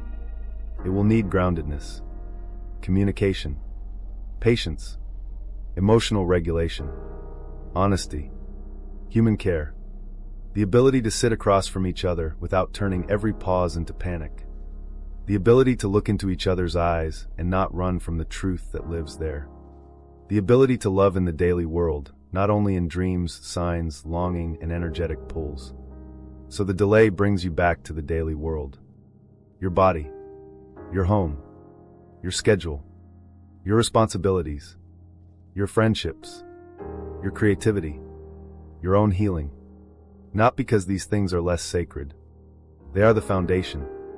Without foundation, reunion becomes another emotional storm. With foundation, reunion has somewhere safe to land. That is what you are building. A landing place. Inside yourself first. Maybe you did not know that. Maybe you thought you were just surviving the wait. But you were building the place where love could arrive without destroying you. Every time you returned to yourself, you strengthened that place. Every time you honored your own needs, you strengthened that place. Every time you chose presence over obsession, you strengthened that place. Every time you let your life continue, you strengthened that place. And now, little by little, you are no longer the same person who entered the delay. You may still love, but you love with more awareness. You may still hope, but hope no longer owns your entire nervous system. You may still feel the connection, but the connection is no longer the only place you feel alive. You're becoming positioned, not only for them, for yourself, for peace, for truth, for a reunion that does not require you to be less whole in order to be close. And perhaps that is the hidden gift of this chapter. Before the universe positions you for reunion with another soul, it positions you for reunion with your own. The self you abandoned in waiting. The self you silenced to keep hope alive. The self you forgot while trying to understand someone else. The self that still has dreams, desires, laughter, softness, and a life that matters. You are being brought back to that self. Not as a consolation prize, as the foundation. Because the deepest reunion begins there. Always. In the quiet moment when you stop reaching outward and whisper to your own heart, I'm here now. And maybe your heart does not fully believe you at first. Maybe it has been left too many times, even by you. So you show it. Again. And again. With small choices. With gentle discipline. With honest boundaries. With presence. With care. You prove to yourself that you are no longer willing to disappear while waiting for love to find you. And as you become more present with yourself, love changes shape. It becomes less like desperation, more like readiness, less like hunger, more like openness, less like a demand, more like a grounded invitation. You are no longer saying, come back and save me from myself. You are saying, if reunion comes, let it meet me here, rooted, awake, honest, whole. That is spiritual positioning, and it is sacred. So if the delay has been pulling you back into your own life, do not resist it. If you feel called to clean your space, do it. If you feel called to rest, listen. If you feel called to create again, begin. If you feel called to stop checking, honor that. If you feel called to let the silence be silent, trust that. These are not distractions from the reunion. They may be the very things preparing you to receive it. Because the love meant for your soul should not arrive to find you missing from your own life. It should find you home. Home in yourself. Home in your body. Home in your truth. Home in the peace you rebuilt. And once you are positioned there, the next layer begins. Returning to yourself does not mean forgetting them. It means learning to love without collapsing. It means letting the bond exist without needing to control it. It means discovering whether love can survive when you stop gripping it with fear. And that is where the real testing begins. Lesson of this chapter. Before you were being positioned for reunion with them, you were being positioned back into yourself. The delay asked you to reclaim the energy you had left in someone else's silence, someone else's timing, and someone else's readiness. The emotional truth is simple. Reunion cannot be healthy if you arrive empty. You needed to return to your body, your peace, your routines, your joy, your self-trust, and your own life first. This delay was not just keeping you away from them. It was bringing you back to you. Chapter 4. The delay was testing whether love could survive without control. I used to think surrender meant pretending not to care. I thought if I could make myself seem calm enough, detached enough, spiritual enough, then maybe I was finally surrendering. So I would say things like, whatever is meant for me will find me. And I meant it. At least part of me did. But then the night would get quiet. The room would feel too still. My phone would be face down beside me, and suddenly the urge would rise again. Check. Look. Search. See if anything changed. See if they posted something. See if they were online. See if the universe had hidden an answer somewhere in the tiny details. And in those moments, I realized something uncomfortable. My mouth had surrendered, but my nervous system had not. My words sounded peaceful, but my energy was still gripping, still waiting, still trying to control the outcome without admitting it. Maybe you know that kind of surrender. The kind where you say you are letting go, but you are secretly checking whether letting go is working. The kind where you stop texting, but your mind still writes messages all day. The kind where you say, I trust divine timing, but every silent hour feels like a personal test. The kind where you pray for alignment, but underneath the prayer is a quieter plea. Please let alignment still mean them. Pause there. That is not something to shame. It is something to see. Because when a connection touches you deeply, control becomes very seductive. Not because you are manipulative. Not because your love is false. But because uncertainty hurts. And the human heart, when it hurts, wants something to hold. A date. A sign. A message. A prediction. A feeling. A timeline. A reason. Anything that makes the unknown feel less endless. So you start trying to manage the connection. Maybe not outwardly. Maybe you are not chasing in the obvious way anymore. But inside, you are still working. Still arranging possibilities. Still imagining conversations. Still rehearsing what you would say if they came back. Still reading meaning into silence. Still asking yourself whether you should post something they might see. Still wondering if your absence is making them miss you. Still hoping your healing will somehow pull them closer. And that is the hidden control. Not control with your hands. Control with your energy. Control through waiting. Control through interpretation. Control through emotional bargaining with the universe. If I heal enough, will they return? If I stop chasing, will they feel me? If I release them, will that make reunion happen faster? If I trust the process, will the process finally give me what I want? That is where the delay becomes a mirror. It asks a question most of us do not want to answer. Are you truly surrendering? Or are you using surrender as another way to get the outcome? Raw honesty? Sometimes we do not surrender because we trust. We surrender because we are exhausted. We get tired of chasing, tired of hurting, tired of decoding, tired of hoping every day will be the day.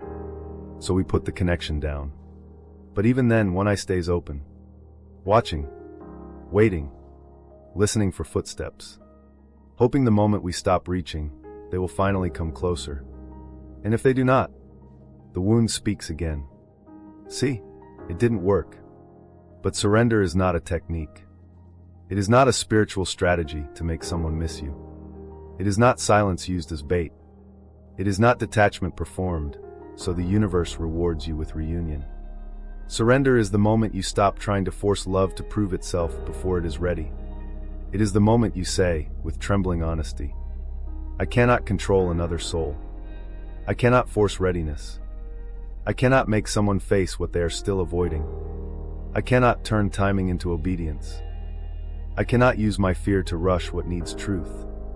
That is hard, especially when you feel the connection. If it felt ordinary, maybe surrender would be easier. If there were no soul pull, no emotional recognition, no strange timing, no eye contact that stayed in your body for days, maybe you could walk away cleanly. But twin flame separation is rarely clean. It leaves traces. In the body. In the memory. in the quiet moments. You may be doing something completely normal, washing a cup, folding clothes, sitting in traffic, and suddenly they are there. Not physically, but present. A flash of their face. A line they said. A moment you never fully understood. And your heart pulls toward them before your mind can stop it. That pull can make you want control again. You want to know if they felt it too. You want to know if they are thinking of you. You want to know if the bond is still alive. You want to know whether your patience has a destination. The delay does not always answer those questions. Instead, it asks a deeper one. Can you love without gripping? Can you feel without forcing? Can you allow the bond to breathe without turning it into something you must constantly monitor? That is what this delay is testing. Not whether you love enough. You already love deeply. Maybe too deeply at times for your own nervous system to hold. The delay is testing whether love can survive without control. Because control can look like devotion when you are scared. You keep checking because you care. You keep waiting because you believe. You keep reading signs because you feel guided. You keep imagining reunion because the connection matters. But underneath all of that, fear may be driving. Fear of being forgotten. Fear of being replaced. Fear that if you stop holding the thread, the whole connection will disappear. Fear that if you live your life fully, the universe will think you have moved on and closed the door. Fear that if you stop hurting, it means the love was not real. That fear is powerful. It can make pain feel like loyalty. It can make obsession feel like faith. It can make waiting feel like spiritual commitment. But love does not need you to suffer in order to remain true.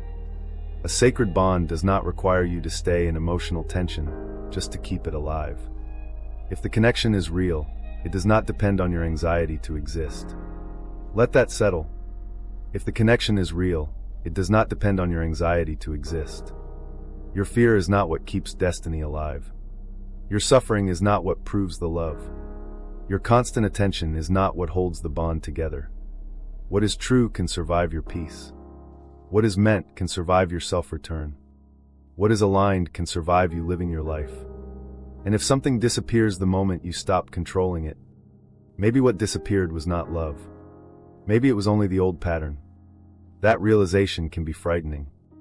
Because sometimes the old pattern is all you have known. The push, the pull, the ache, the chase, the almost, the hope, the silence, the sudden warmth, the emotional high, the drop, the waiting. It becomes familiar. And when you are asked to surrender control, it can feel like losing the connection itself. But you are not losing the connection. You are losing the illusion that you can manage another person into readiness. You are losing the belief that your vigilance keeps love alive. You are losing the old role that made you responsible for the movement of two souls. That is a heavy role to release. Because maybe for a long time, you were the one holding everything. You held the hope. You held the emotional meaning. You held the space. You held the compassion for their fear. You held the memories. You held the possibility. You held the connection in your heart even when their actions gave you very little to hold in real life. And at some point, that became exhausting. Not because your love was weak. Because you were carrying what was meant to be shared. Delay steps in and says, put it down. Not forever necessarily. Not with hatred. Not with denial. Just put down what your hands were never meant to carry alone. Let the bonds stand without your constant emotional labor. Let them face their own silence. Let life work without your interference. Let truth reveal itself without your fear trying to pull it forward. That is surrender. And surrender may feel like emptiness at first. You may not know what to do with yourself when you stop checking. You may feel restless. Your body may reach for the old habit. Your mind may say, just one look, just one scroll, just one sign, just one reading, just one small way to know whether something is happening. And maybe sometimes you will slip. You will check. You will look. You will search for meaning. You will fall into the old loop for a moment. Do not turn that into shame. Just notice what happens. Does it bring peace? Or does it feed the hunger? Does it make you clearer? Or does it make your nervous system louder? Does it help you surrender? Or does it pull you back into control disguised as curiosity? These questions are gentle knives. They cut through illusion. They help you see where your energy still reaches. And every time you see it, you are given a choice. Not a dramatic choice. A quiet one. To return. To breathe. To close the app. To put the phone down. To let the feeling pass without building a story around it. To tell yourself, I do not need to know everything today. That sentence can become medicine. I do not need to know everything today. You do not need to know if they miss you today. You do not need to know if reunion is close today. You do not need to know what the silence means today. You do not need to know whether they are thinking of you at the exact moment you are thinking of them. You do not need to know the whole map to take care of your own heart right now. This is how control loosens. Not by forcing yourself to stop caring. By letting today be enough. One day. One breath. One honest moment. One decision not to let fear drive. And in that space, love begins to change shape. Before, love may have felt like urgency. Now it becomes presence. Before, love may have felt like needing them to respond. Now it becomes a quiet blessing you do not have to chase. Before, love may have felt like emotional tension. Now it becomes softer. Less possessive. Less desperate. Less tied to the immediate outcome. You may still love them, but you no longer use love as a rope. You no longer throw it across the distance and pull until your hands bleed. You let it exist. You let it breathe. You let it be witnessed by your heart without turning it into a command. This is mature love. It is not passive. It is not weak. It is not giving up. It is choosing not to distort love through fear. There is a difference between letting go and giving up. Giving up closes the heart in resentment. Letting go opens the hand in trust. Giving up says, this meant nothing. Letting go says, this meant something, and I will not destroy myself trying to control it. Giving up becomes bitter. Letting go becomes free. Giving up rejects the connection. Letting go releases the need to force the connection into your timeline. And maybe that is the layer the delay is working on now. Your timeline. The timeline your heart created. The one where they should have reached out by now. They should have understood by now. They should have apologized by now. They should have awakened by now. They should have chosen you by now. They should have been ready by now. And maybe from your pain, all of that feels fair. Maybe part of you is tired of being patient. Tired of being spiritual. Tired of giving grace. Tired of hearing that everything happens in divine timing when your human heart just wants someone to show up. That exhaustion is real. Let it be real. But also ask, would you rather have a fast return that repeats the wound? Or a slower reunion that has actually been transformed? Would you rather receive a message that gives relief for a week? Or a connection that can hold truth for a lifetime? Would you rather force contact now? Or be positioned for something that does not collapse under fear? These questions are not easy when you miss someone. Missing makes the immediate feel urgent. But urgency is not always truth. Sometimes urgency is the wound trying to escape discomfort. Surrender asks you to stay present long enough to hear the difference. There may be days when your whole body wants movement. You want to do something. Say something. Fix something. Shake the universe by the shoulders and ask, when? But spiritual positioning often works in the opposite direction. It does not always ask you to move. Sometimes it asks you to stop moving from fear. To stop pushing energy into a door that is not opening. To stop trying to make your absence meaningful to them. To stop turning your healing into a performance the connection can notice. To stop treating silence like a problem you must solve. That last one matters. Silence is not always a problem to solve. Sometimes silence is a space to mature in. A space where the runner can no longer hide behind your pursuit. A space where the chaser can no longer avoid their own life through longing. A space where the connection is stripped of pressure. A space where truth has room to rise without being dragged. You may not like that space. It may feel too wide, too quiet, too unknown. But sacred things often need space. A seed needs darkness. A wound needs air. A person needs room to choose freely. And love, if it is going to be real, needs to arrive without being forced. Because forced love does not feel safe. Even if you get the response. Even if they come back. Even if you manage to pull a confession out of them. Some part of you will know. They did not arrive freely. They arrived under pressure. Under guilt. Under emotional weight. Under your longing. And then you will wonder whether they would have chosen you if you had not pulled so hard. That question becomes another wound. So the delay protects the freedom of the reunion.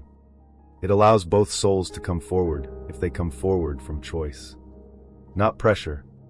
Not panic. Not manipulation. Not emotional debt. Choice. And that means you must release your grip. Not because you do not care. Because real reunion must be chosen by both. You cannot choose for them. You cannot heal for them. You cannot awaken for them. You cannot drag them into emotional readiness by explaining the connection beautifully enough.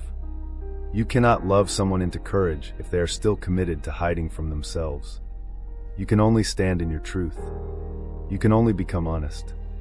You can only stop participating in the old pattern. You can only let your love become clean enough that it no longer demands, begs, chases, or bargains. That is your work. Their work belongs to them. And that is another painful part of surrender. Letting them have their process. Not the process you imagine. Not the process you want them to have. Not the process that ends with them quickly realizing your worth and running back with perfect clarity. Their actual process. Messy. Slow. Avoidant. Confusing. Human. Maybe they will face themselves. Maybe they will not. Maybe the silence will wake them. Maybe it will reveal that they are still not ready. Maybe reunion will happen. Maybe it will take longer than you hoped. Maybe the connection will return in a form you cannot yet imagine. Surrender says, I will not control what I cannot own. Another person's awakening is not yours to own. Another person's timing is not yours to manage. Another person's courage is not yours to produce. And their delay is not proof of your failure. You are not failing because they are not ready. You are not unworthy because they are silent. You are not abandoned because life has not moved according to your ache. This delay is testing whether your love can remain rooted when it is not being constantly reassured. That is difficult, because reassurance can become addictive. A message, a sign, a dream, a number, a small coincidence, a sense of their energy. Each one gives a little hit of relief, a little proof, a little emotional oxygen. But then it fades, and you need another sign, another confirmation, another feeling, another reason to believe. The delay gently asks you to stop needing constant proof. Not to stop believing, to believe differently, less desperately, more quietly, with more self-respect, with more room for reality, with more trust in your ability to survive whatever is true. That is real faith. Not faith that says, I know it will happen exactly how I want. Faith that says, I can meet what happens without abandoning myself. Read that slowly. I can meet what happens without abandoning myself. That is the foundation of surrender. Because a lot of what we call fear is really the belief that we cannot survive an outcome. If they do not return, I will break. If they forget me, I will disappear. If this was not what I thought, I will feel foolish forever. If the reunion never happens, the love was meaningless. If I stop holding on, I will lose the only thing that ever touched me this deeply. These fears may feel true when you are hurting, but they are not the whole truth. You have survived silence. You have survived uncertainty. You have survived nights when your chest ached and nobody knew. You have survived the absence of the very person you thought you could not live without. You are still here. Soft maybe. Tired maybe. Changed definitely. But here. That means your life is bigger than this waiting. Your soul is bigger than this outcome. Your worth is bigger than their readiness. Your future is bigger than this delay. And when you begin to believe that, control loosens. You do not need to grip so tightly when you trust yourself to remain whole. You do not need to force the door when you trust that your path will not abandon you. You do not need to chase the connection when you trust that what is meant to meet you in truth will not require your self-betrayal. That does not mean the longing disappears. It becomes softer. It stops running the whole room. It becomes one feeling among many, not the ruler of your life. You can miss them and still laugh. You can love them and still make plans. You can wonder and still sleep. You can feel the pull and still choose yourself. That is what love without control looks like in real life. Not dramatic. Not perfectly serene. Human. It is washing your face at night instead of checking their page. It is taking a full breath before deciding whether to respond to a trigger. It is letting a memory come without turning it into a message. It is saying, I want reunion, but not at the cost of my peace. It is praying, let what is true come in truth, instead of, make them come back now. It is allowing them to miss you without making their missing your responsibility. It is allowing yourself to heal without fearing that healing will erase the connection. And maybe slowly, you begin to feel the difference. You are not waiting the same way. There is less panic in it, less pressure, less constant checking, less emotional bargaining. You still care, but your care has space around it. You still feel, but your feeling no longer owns you. You still hope, but your hope no longer demands that today prove everything. That is surrender taking root. And this is when the delay begins to reveal its purpose more clearly. It was not just postponing reunion. It was changing the energy that reunion would happen in. A reunion born from control carries fear into the room. A reunion born from surrender carries truth.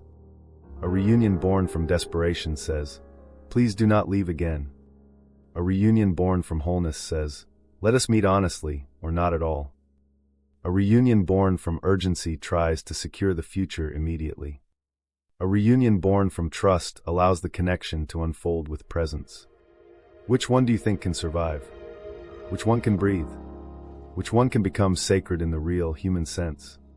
The delay is positioning you for the second one. The deeper one.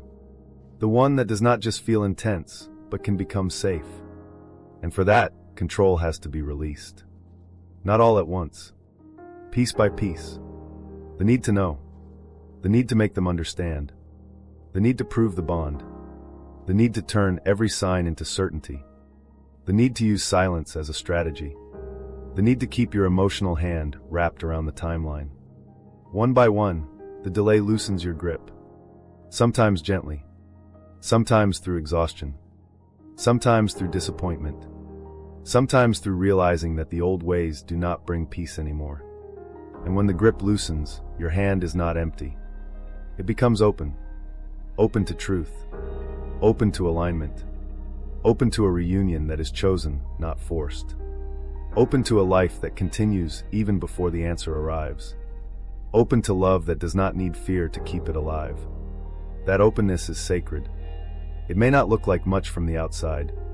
No one may notice. But inside, it is a revolution. The chaser becomes still. The wound stops leading. The heart becomes honest. The soul stops bargaining. And the connection, whatever it is meant to become, finally has room to reveal itself without being smothered by control. Chosen one, the delay was testing whether love could survive without control. Not because you were wrong to care. Not because your longing was shameful. Not because surrender means pretending the connection meant nothing. It was testing whether your love could become free. Free enough to stop chasing. Free enough to stop forcing. Free enough to let another soul choose their path. Free enough to let timing mature what urgency would have damaged. Free enough to say, I trust what is real to meet me without my fear dragging it forward. That is not easy. But it is powerful. And as you learn this, something shifts again. Once control loosens, you begin to see their silence differently. Not always as rejection. Not always as absence. Sometimes as a mirror. Sometimes as a place where their own fear, avoidance, and inner conflict are finally being confronted. But understanding their silence does not mean chasing it. It means allowing it to reveal what words have not yet been brave enough to say. And that is where the next chapter begins. Lesson of this chapter. The delay tested whether your love could survive without control. It asked you to stop using silence, signs, checking, waiting, or spiritual surrender as ways to secretly force the outcome. The emotional truth is simple. Surrender is not a strategy to make someone return. It is the moment you stop abandoning your peace to control another soul's timing. You can love deeply without gripping. You can miss someone without chasing. You can trust the bond without demanding constant proof. You can release control without denying what you feel. The delay was not trying to make you stop loving. It was teaching your love how to breathe. Chapter 5. Their silence was not always absence. Sometimes it was their mirror working. I used to take their silence personally. Every quiet day felt like evidence. Evidence that I cared more. Evidence that I imagined the depth. Evidence that if they really felt what I felt, they would have done something by now. And maybe you know that ache. The ache of staring at a dark screen and feeling like the silence is speaking louder than any words ever could. No message. No explanation. No, I'm sorry. No, I've been thinking about you. Just space. A space so wide that your mind starts filling it with stories. Maybe they moved on. Maybe they never cared. Maybe the connection only mattered to me. Maybe I was just a chapter they closed easily. Maybe I am still feeling something they have already forgotten. And that thought can hurt in a way that is almost physical. It can sit in your stomach. It can press behind your ribs. It can make your hands feel restless, like some part of you wants to reach through the silence and pull an answer out of them. You may have tried to act calm. You may have told yourself, I'm fine. I'm detached. I'm focusing on myself. But then the night gets quiet. You see something that reminds you of them. A street. A song. A phrase. A certain kind of light through the window. And suddenly, their silence feels personal again. Like a door shut in your face. Like proof that your heart was standing alone in something that once felt mutual. Pause there. Because this is one of the most painful illusions in separation. We assume silence means nothing is happening. We assume if someone is not speaking, they are not feeling. We assume if they are not reaching, they are not remembering. We assume if they are not explaining, they must be at peace. But silence is not always peace. Sometimes silence is conflict. Sometimes silence is fear. Sometimes silence is avoidance. Sometimes silence is shame sitting so heavily in someone's chest that they do not know how to turn it into words. Sometimes silence is the sound of someone being confronted by everything they have spent years trying not to feel. That does not excuse the silence. Let's be clear. Understanding someone's silence does not mean you have to accept being hurt by it forever. It does not mean their avoidance becomes your burden. It does not mean you should romanticize emotional absence and call it spiritual depth. But it does mean this. Their silence may not mean what your wound thinks it means. Your wound says, they are gone. Your wound says, you meant nothing. Your wound says, if they cared, they would be here. Your wound says, their silence is the final answer. But their silence may be more complicated than that.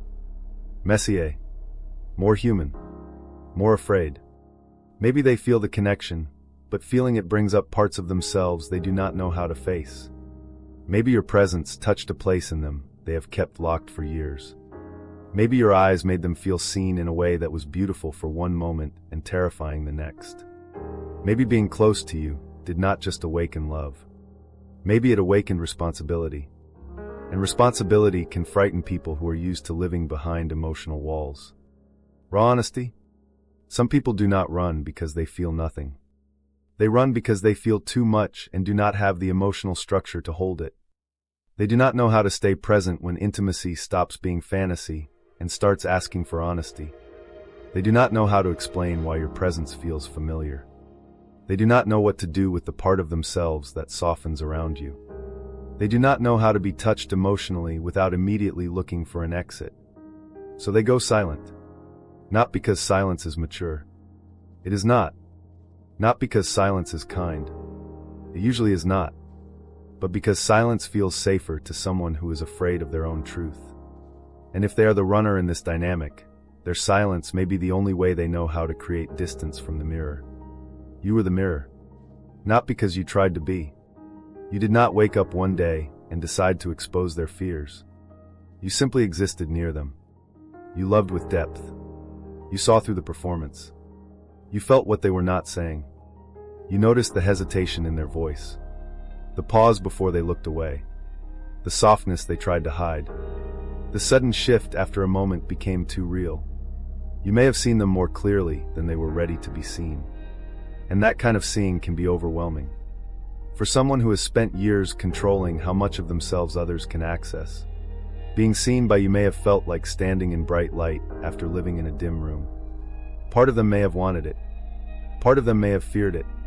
So the silence came. And you thought the silence meant they were escaping you. But perhaps they were trying to escape themselves. That is the mirror working. It does not always look like growth at first.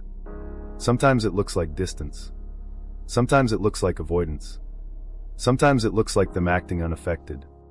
Sometimes it looks like them burying themselves in work, distractions, another relationship, social media, routines, noise, anything that keeps them from sitting alone with what your connection awakened.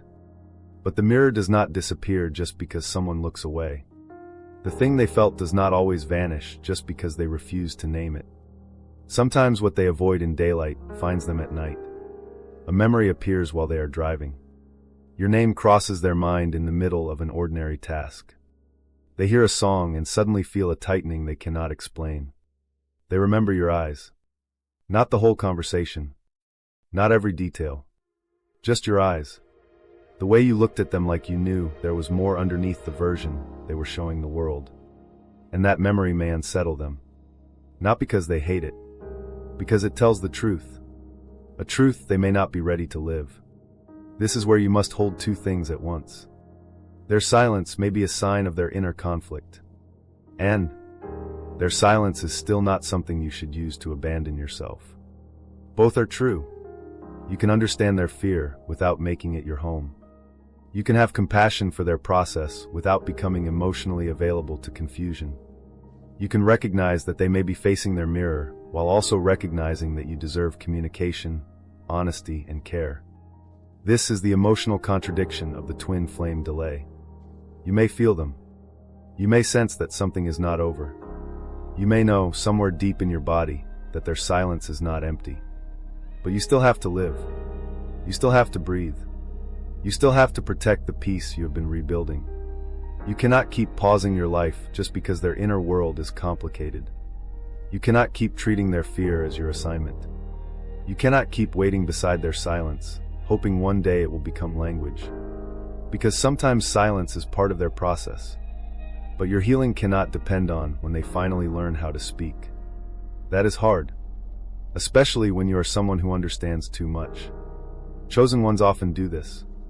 They can sense the pain beneath someone's behavior. They can feel the fear behind the avoidance. They can see the wounded child underneath the coldness.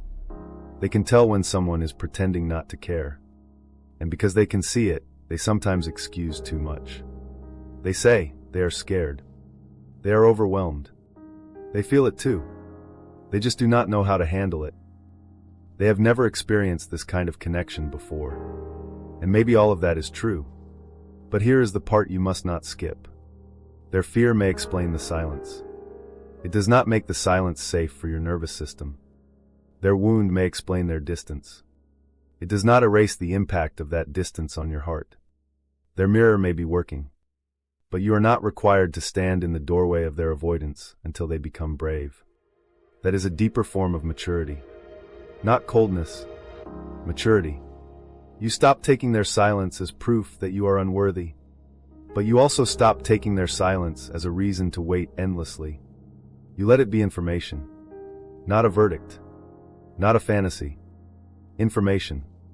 Their silence tells you they are not yet meeting the connection in a grounded way. Their silence tells you there may be fear they have not faced.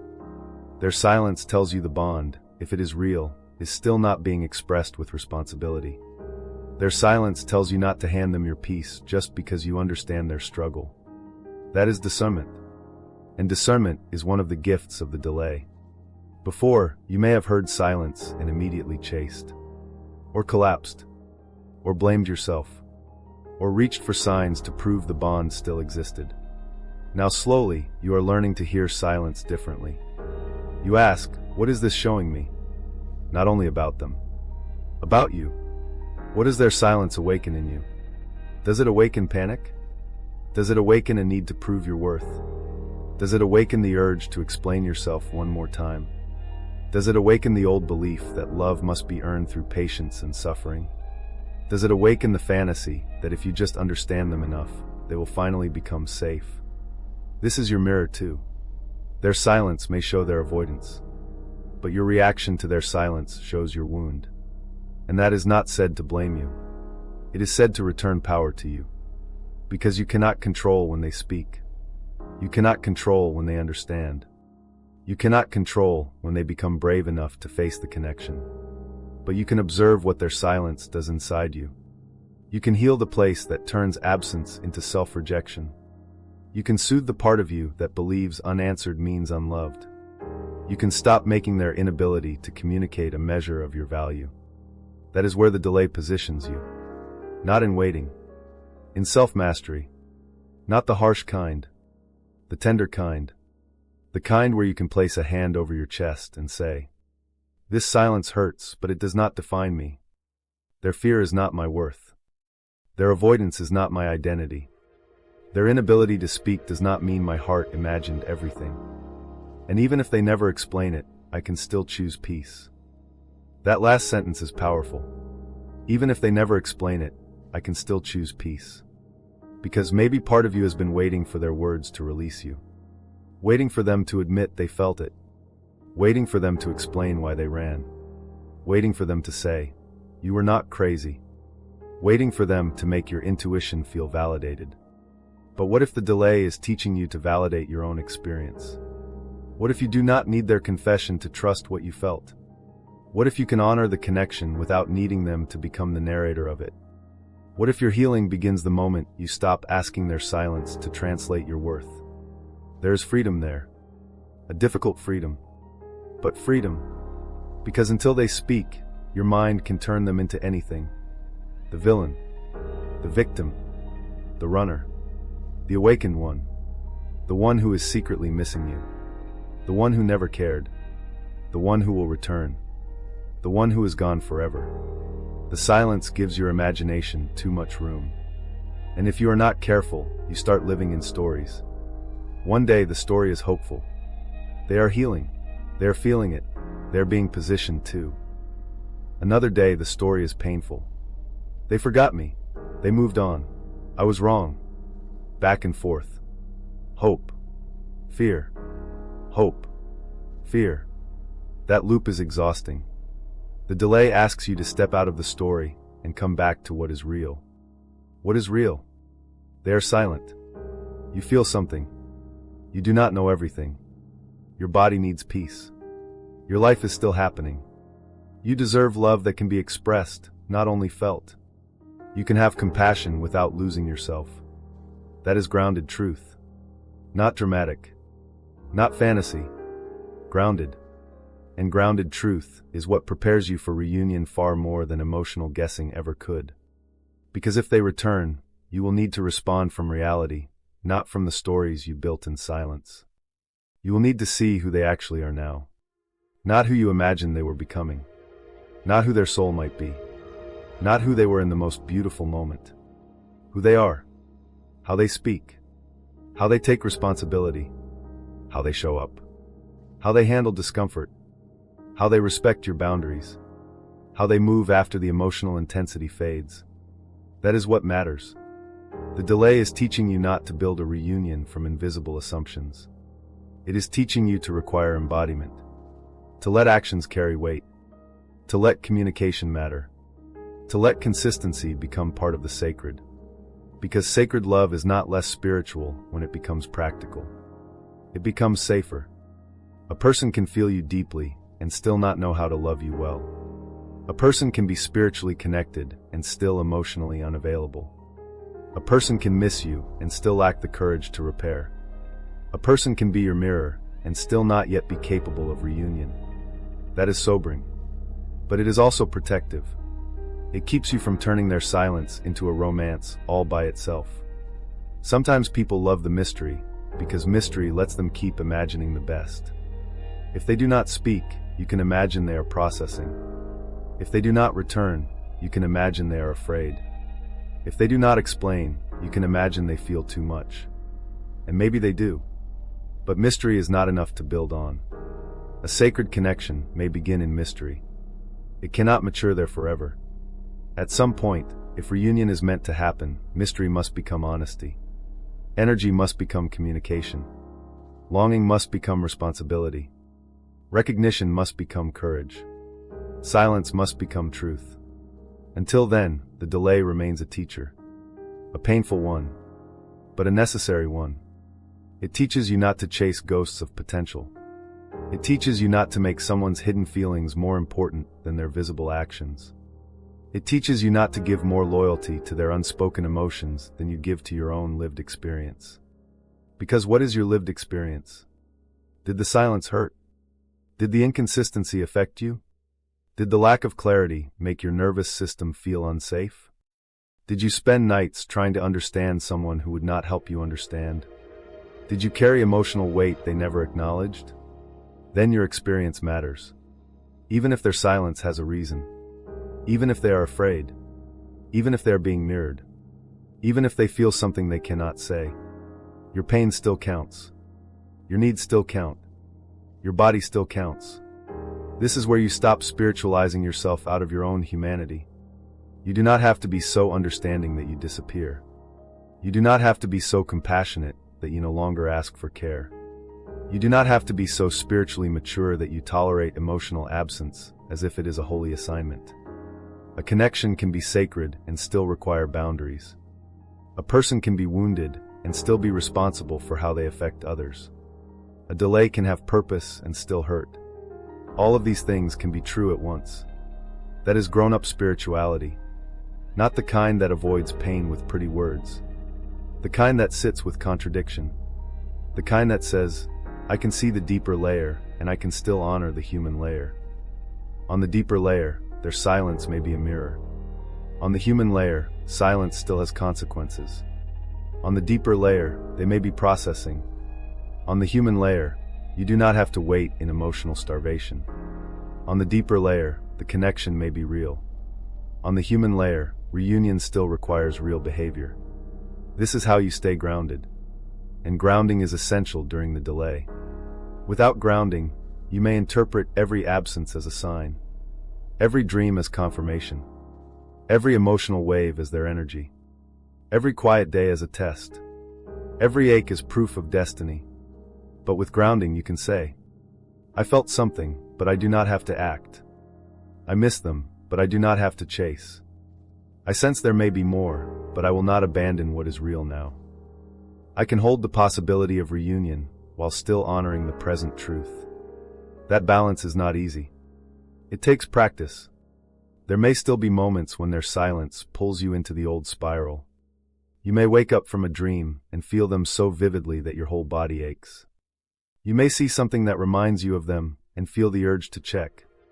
You may suddenly wonder if they are with someone else, if they forgot, if they ever think of you. Your heart may race. Your throat may tighten. Your hand may reach for the phone. Then comes the pause. The sacred pause. The moment where you can either feed the loop or return to yourself. In that pause, ask, what am I needing right now? Not, what are they doing? Not, what do they feel? Not, what does the silence mean? What am I needing right now? Maybe you need reassurance. Give yourself some. Maybe you need to cry. Let yourself. Maybe you need to move your body. Stand up. Maybe you need to write the message without sending it. Let the words leave your body without handing them to someone who has not earned access to that tenderness. Maybe you need to remind yourself, I do not need to solve their silence today. That is a strong sentence.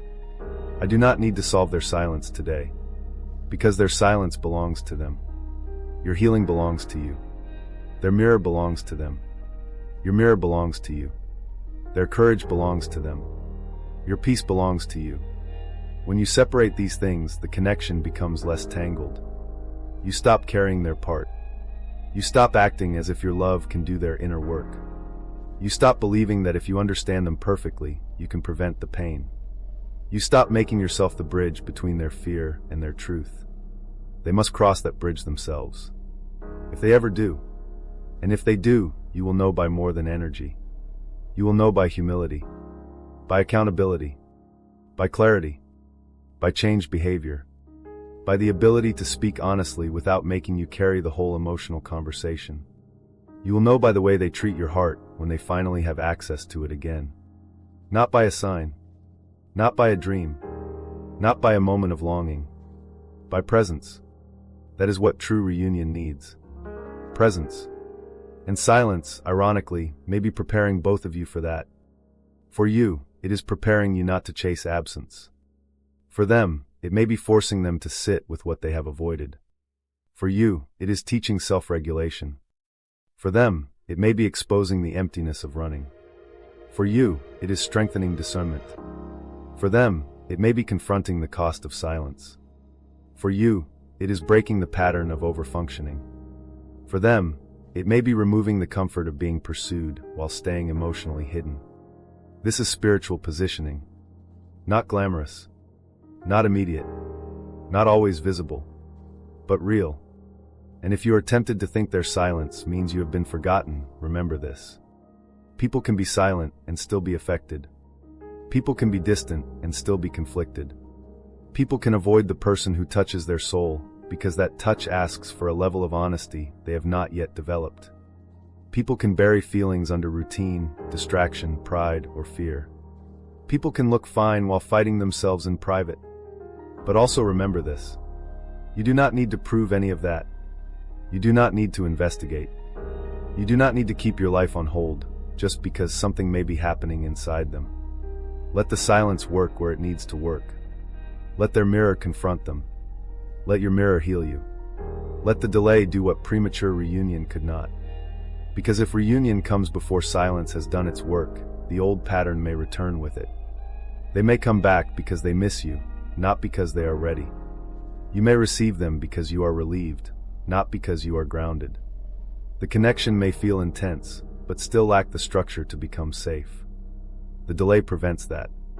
It keeps pulling both souls back into the lessons they cannot skip. And one of your lessons is this.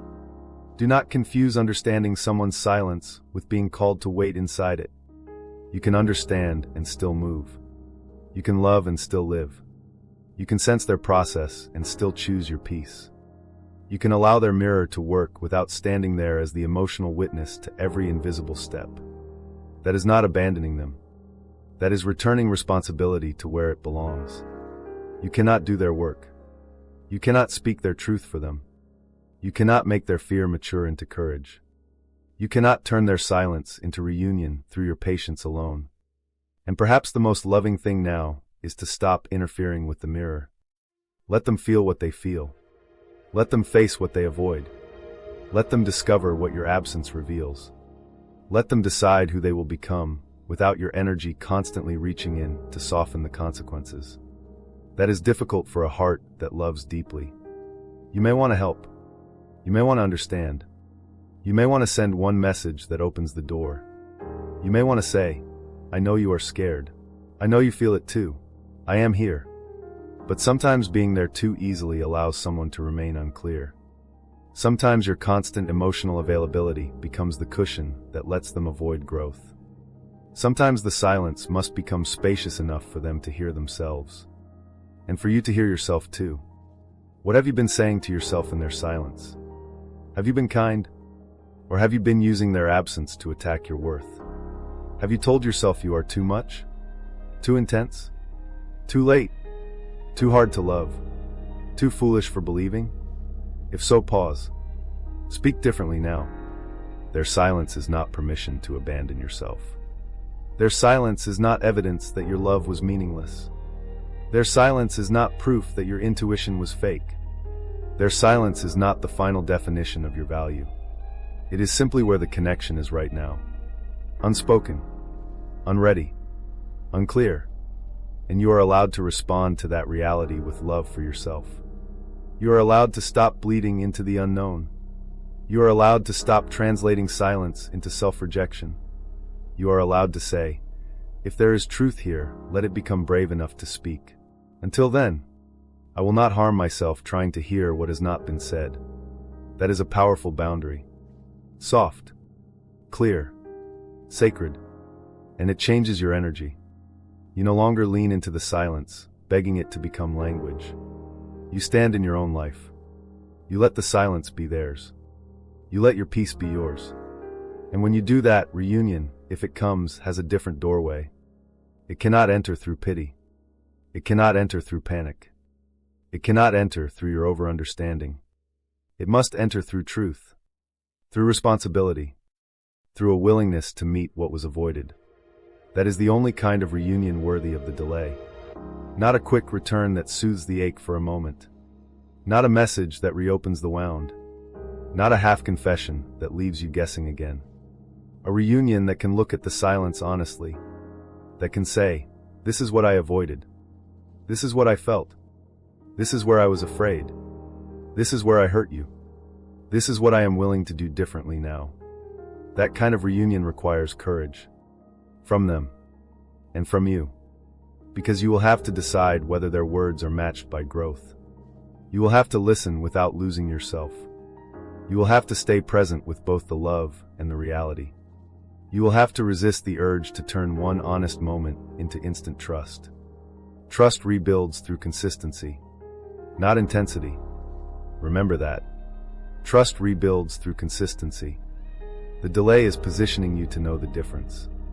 It is teaching you not to be seduced by emotion alone, not to collapse into hope because someone finally says something you needed to hear, not to ignore your body because the spiritual pull is strong. It is teaching you to receive truth slowly, to watch, to breathe, to let reunion prove itself in real life. And until then, their silence may continue. Maybe for a while, maybe longer than you wanted. But now, you do not have to make it a prison. You can let silence be a mirror without making it your home. You can let it reveal them without letting it destroy you. You can let it teach you without letting it define you. Chosen one, their silence was not always absence. Sometimes it was their mirror working. Sometimes it was fear pressing against truth. Sometimes it was avoidance being exposed. Sometimes it was someone feeling more than they had language for. Sometimes it was the sound of a soul standing at the edge of honesty, unsure whether it had the courage to cross. But your life cannot be paused at that edge with them. You have your own crossing, your own healing, your own positioning, your own return to peace. So let their silence do what it must do in them, and let your silence do what it must do in you. Not as punishment, not as strategy, as sacred space. Space where their fear can no longer hide behind your pursuit. Space where your worth no longer depends on their words. Space where the connection, if it is meant to return, must return with more than feeling. It must return with truth.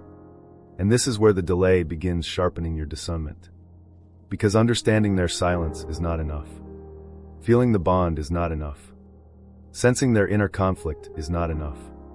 The next layer asks something even more sobering. Can you stop accepting potential as proof? Can you stop building a future from signs, glimpses, and almosts? Can you honor what you feel without lowering your standards for what is real? And that is where the next chapter begins. Lesson of this chapter. Their silence does not always mean nothing is happening.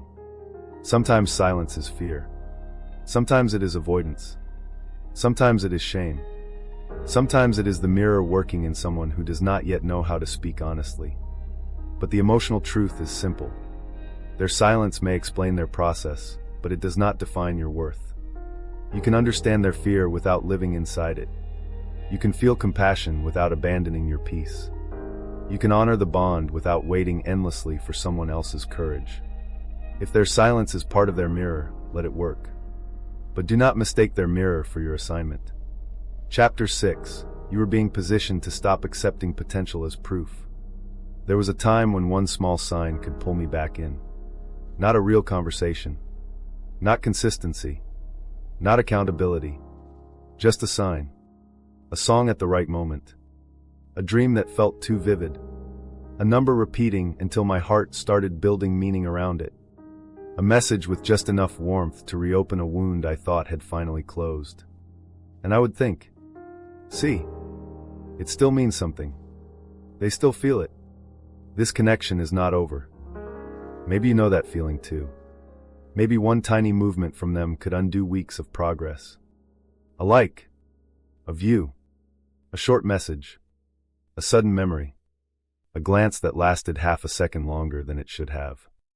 And there you were again, back in the emotional doorway, back in the hope, back in the almost, back in the part of you that wanted so badly to believe that a small sign meant a larger truth was finally coming. It is tender, it is human, but it can also become dangerous, because potential can be intoxicating when you are starving for proof. You do not need much, just enough softness to keep believing. Just enough mystery to keep waiting. Just enough energy to keep your heart attached to what could be. Just enough of their hidden feeling to make you overlook what is actually being lived. And this is one of the most painful parts of the twin flame delay. It makes you face the difference between what you sense and what someone is able to embody. Pause there, because this distinction can save your heart. A person can feel something and still not be ready. A person can miss you and still not know how to meet you. A person can be spiritually connected and still emotionally inconsistent. A person can return for a moment and still not be transformed. A person can give you a sign and still not give you safety. And for a long time, maybe you did not want to admit that. Maybe you thought if the bond was real, then every sign mattered. Every dream meant movement. Every coincidence meant reunion was near. Every soft moment meant they were finally waking up. Every little reach meant the whole story was about to change. But what happened after the sign? Did it become clarity? Did it become honest communication? Did it become changed behavior? Did it become presence? Did it become a conversation where both of you could finally speak without hiding? Or did it become another emotional high that faded back into silence? That question may sting. Let it. Not because you were foolish, because your heart was trying to survive on fragments. And when the heart has been delayed for a long time, fragments begin to look like evidence. You receive one warm message, and your whole body relaxes. You hear their name unexpectedly, and your mind starts connecting invisible dots. You dream about them, and suddenly the day feels charged with meaning. You feel their energy, and you wonder if they are thinking of you too. You notice synchronicities, and for a moment, the pain feels purposeful again. There is nothing wrong with noticing. There is nothing wrong with feeling. There is nothing wrong with honoring the mystery. But the delay was positioning you to stop making mystery, do the work that maturity must do. Mystery can awaken the heart. Maturity sustains the connection. Signs can comfort the soul. But signs cannot communicate for someone. Dreams can reveal emotion. But dreams cannot replace accountability. Energy can be felt, but energy alone cannot build trust. Potential can inspire hope, but potential is not proof. That is the revelation. Potential is not proof. Read that slowly. Potential is not proof. Potential says, this could become something. Proof says, this is becoming something in real life. Potential says, they may feel deeply. Proof says, they are willing to communicate with honesty. Potential says, there is a connection. Proof says, there is responsibility within the connection. Potential says, they might be changing. Proof says, their behavior is different over time. And this is where many chosen ones get caught. Not because they lack wisdom, but because they are sensitive enough to feel potential before it becomes physical reality. You can sense who someone could be.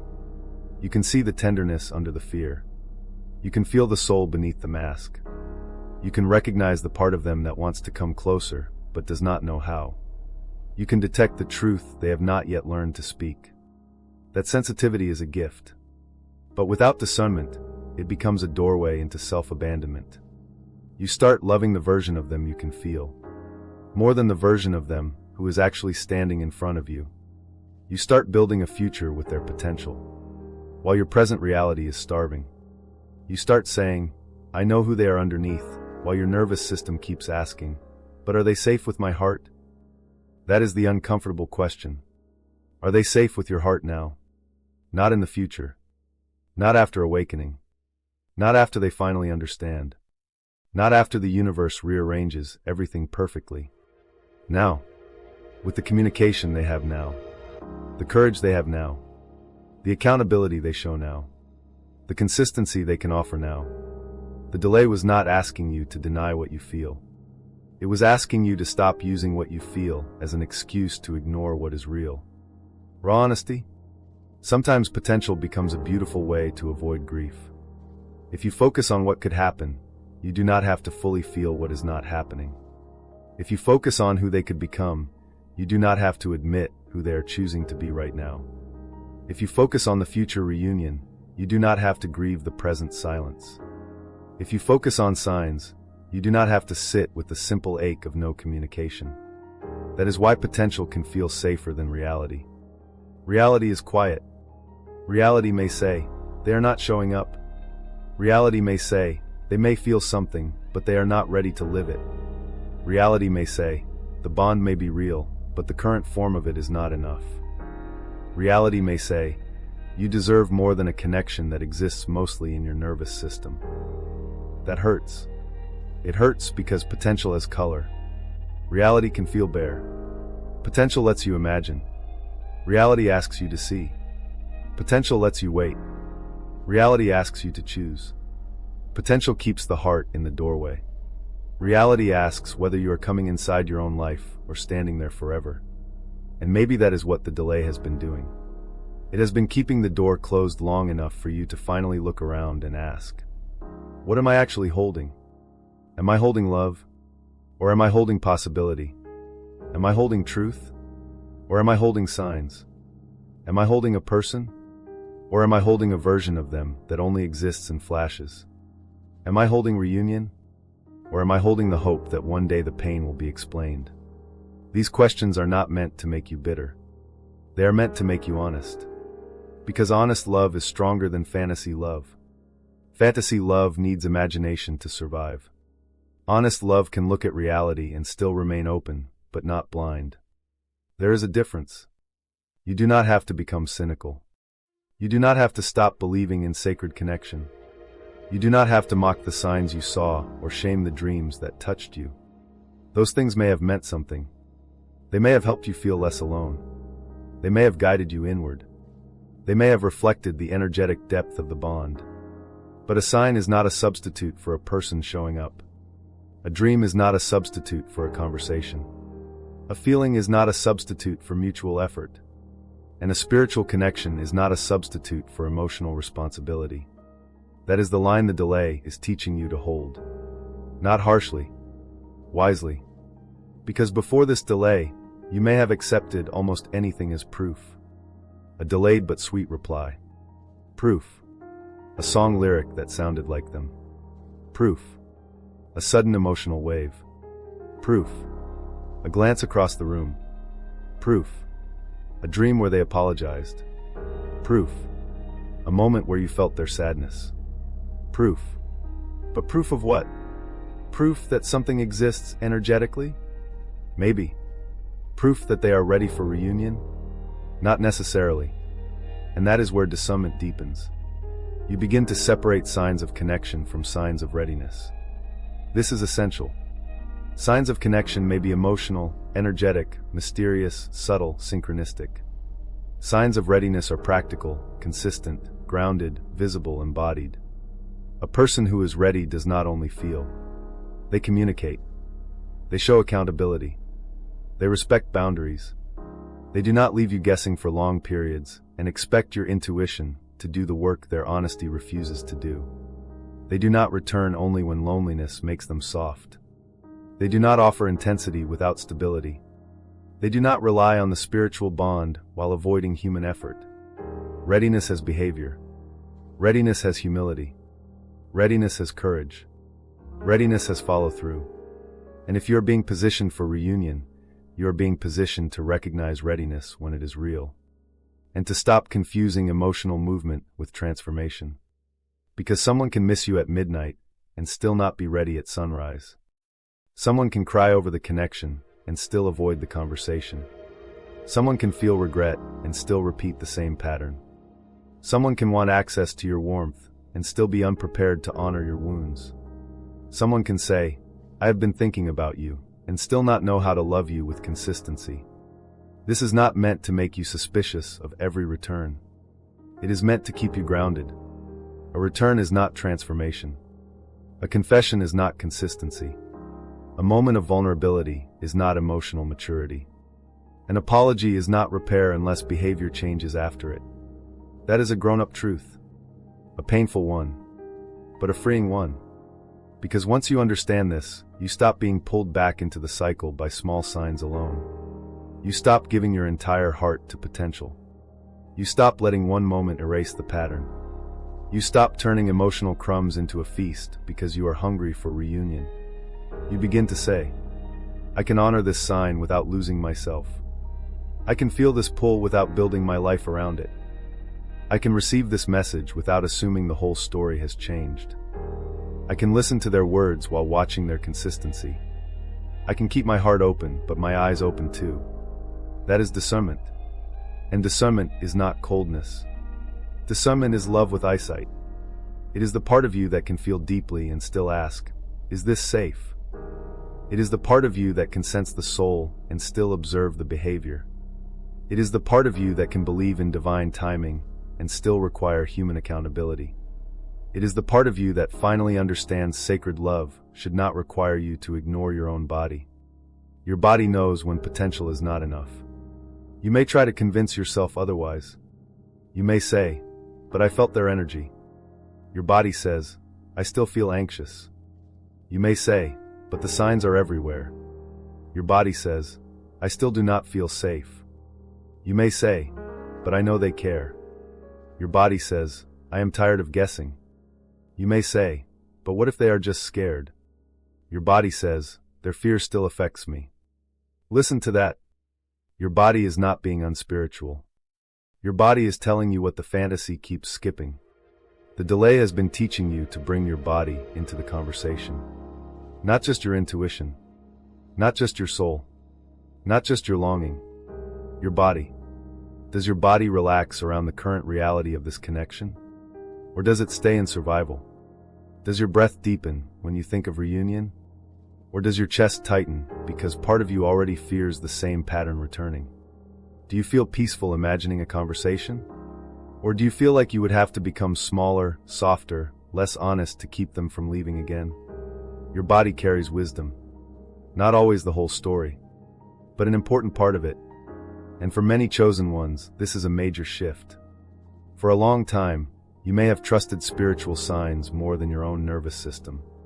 You may have overridden discomfort because the connection felt destined.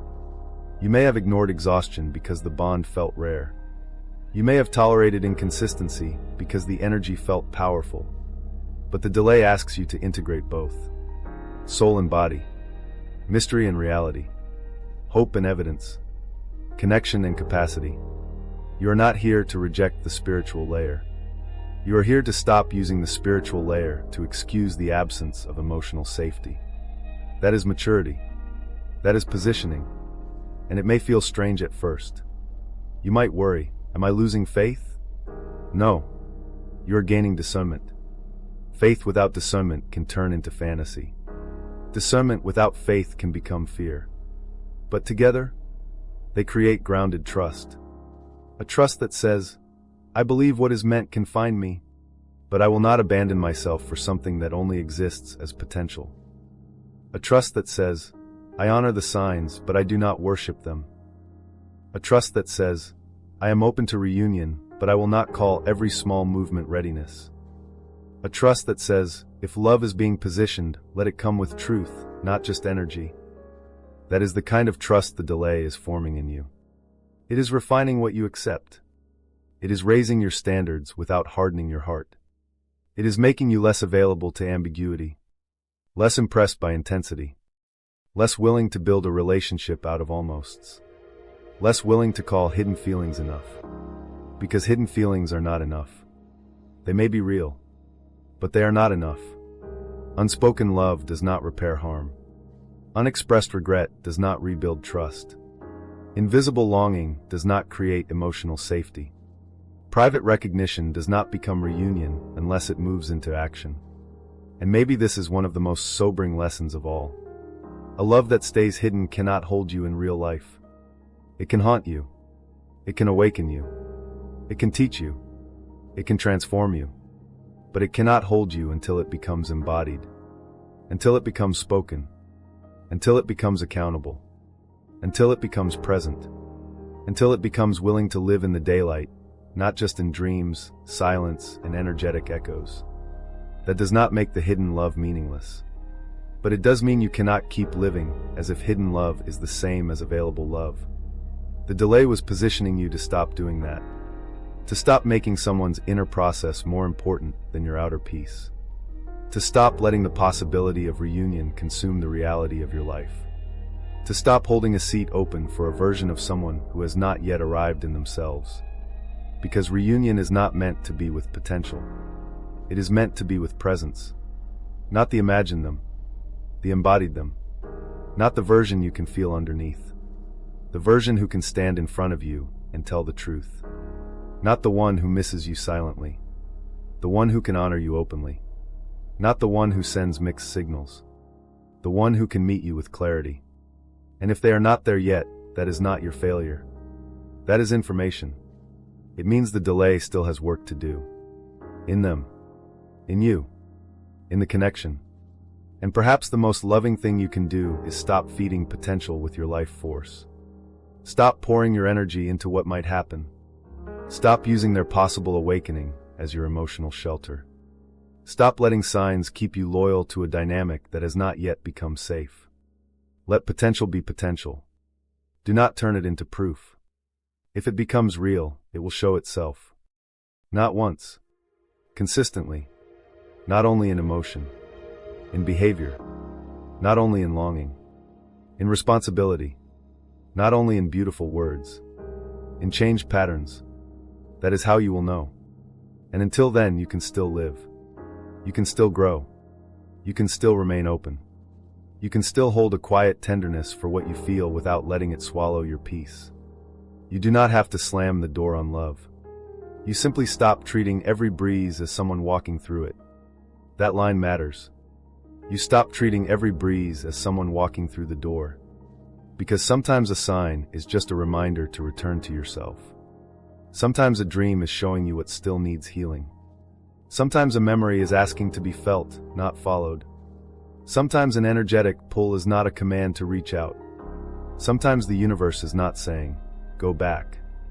Sometimes it is saying, notice what still has power over you. That reframing changes everything. Instead of asking, does this sign mean they are coming? You ask, what is this sign awakening in me? Instead of asking, does this dream mean reunion is near? You ask, what emotion did this dream bring to the surface? Instead of asking, why do I keep feeling them? You ask, can I feel this and still remain rooted? Instead of asking, is this proof? You ask, is this helping me become more honest, more peaceful, more whole? That is how signs become teachers instead of chains. They no longer keep you stuck in waiting. They bring you deeper into awareness. And awareness is what positions you for true reunion far more than obsession ever could. Because if reunion arrives and you are still living from obsession, you will grip it.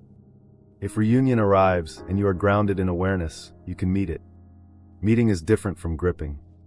Meeting has openness, breath, mutuality, choice. Gripping has fear, pressure, desperation, a need to secure the future before the present has even been spoken. The delay is removing the grip. It is teaching you to meet life with open hands. That does not mean empty hands. Open hands. Hands that can receive. Hands that can release. Hands that can hold truth without crushing it into a fantasy. And yes, this may feel like loss. When you stop accepting potential as proof, you may grieve. You may grieve the stories you built. The imagined conversations. The certainty you created from signs. The comfort of believing every small thing meant reunion was almost here. You may feel disoriented without those stories, like you have taken away your own emotional shelter. Be gentle. Potential often protected you from the full weight of uncertainty. It gave you something to hold when reality felt too quiet. So when you stop clinging to it, the emptiness may feel raw. But that rawness is honest. And honest emptiness is safer than false hope. Honest emptiness can become space. False hope becomes a cage. The delay is moving you out of the cage. Even if your hands tremble as you open it, it wants you free enough to receive what is real. Not what you have to imagine into existence. Not what you have to keep proving to yourself. Not what requires constant interpretation. What is real? What stands? What speaks? What shows up? What stays consistent after the emotional moment passes? That is the reunion worth being positioned for. Not a reunion built on hints. A reunion built on truth. Think about the version of you who used to accept any sign as enough. That version was not weak. That version was hungry. Hungry for confirmation. Hungry for reassurance. Hungry to know the pain had a purpose. Hungry to feel that the connection mattered to someone besides you. Hold that version with compassion. They were trying to survive the uncertainty. But now you are becoming someone else. Someone who can say, I do not need to turn potential into proof to feel safe.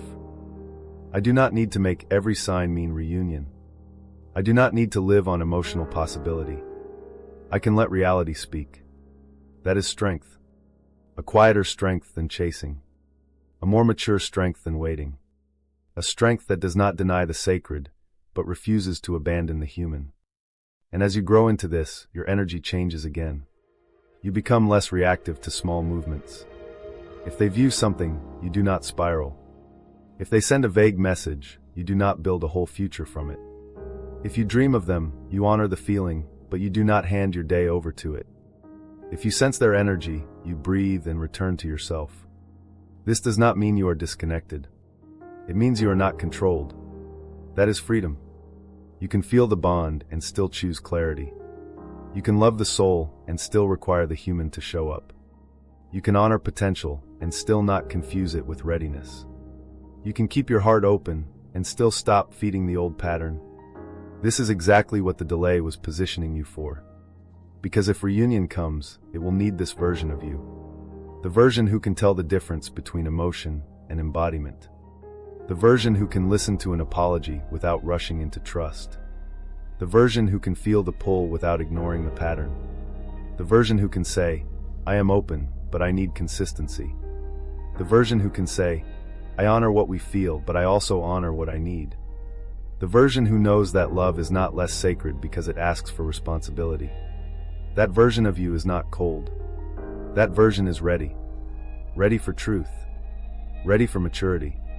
Ready for a connection that does not live only in signs. Ready for a reunion that is more than a temporary emotional high. And if they are not ready to meet that version, then the delay continues protecting you. Not as punishment, as positioning. It is not denying you love. It is denying the old version of the connection permission to take your peace again. Let that settle. The delay is denying the old version of the connection permission to take your peace again. Because the old version may have been powerful, but it was not stable. It may have been emotional, but it was not safe. It may have been magnetic, but it was not mature. And the love you are being positioned for cannot be built only on magnetism. It needs steadiness. So when potential appears, smile softly if you need to. Acknowledge it. Let it warm you. But do not kneel before it. Do not make it your home. Do not let it become the only meal your heart receives. Say, I see the possibility. Now let reality show me what is true. That is the new prayer. Not desperate. Grounded. I see the possibility. Now let reality show me what is true. And reality will. Over time. Through action. Through consistency. Through whether they can speak. Through whether they can stay. Through whether they can take responsibility. Through whether you can remain yourself in their presence. Through whether the connection brings you into peace or back into panic. Reality will show you, and you are strong enough to see it now. You do not need to hide inside potential anymore. You do not need to survive on hints. You do not need to turn almost into enough. Chosen one, you were being positioned to stop accepting potential as proof. Not because the potential was meaningless, but because your heart deserves more than what could be. It deserves what is willing to become real. It deserves love that does not only vibrate in the unseen, but stands in the human world with honesty. It deserves a connection that can move from signs into speech, from longing into presence, from recognition into responsibility, from possibility into truth. And once your standards become clearer, life begins rearranging more than your inner world. It starts rearranging your circumstances, your environment, your priorities, your foundation, the places where reunion would land if it came. Because the delay was not only teaching you discernment, it was also rebuilding your life, so reunion would not destroy the peace you fought so hard to find. And that is where the next chapter begins. Lesson of this chapter: potential is not proof. A sign, a dream, a feeling, a soft message, a moment of eye contact, or a sudden energetic pull may reveal that something exists, but it does not always prove readiness. The emotional truth is simple. Sacred reunion requires embodiment, not just emotion. You can honor the bond without living on hints. You can feel the connection without lowering your standards. You can recognize potential without confusing it for presence. The delay was positioning you to stop building a future from fragments and start allowing reality to show you what is truly ready. Chapter 7. The delay was rearranging your life so reunion would not destroy your peace. I used to think reunion would fix everything. I imagined it like a door opening after a long storm. They would come back. The silence would finally break. The words would finally be said. The confusion would finally make sense. And all the pain I had carried in private would suddenly become worth it. For a while, that fantasy kept me alive.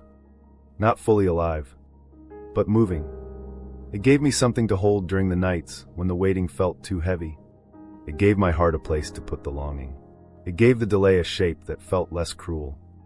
I would imagine the message, the apology, the eye contact, the conversation where neither of us ran, the moment where they would look at me and say, "I understand now.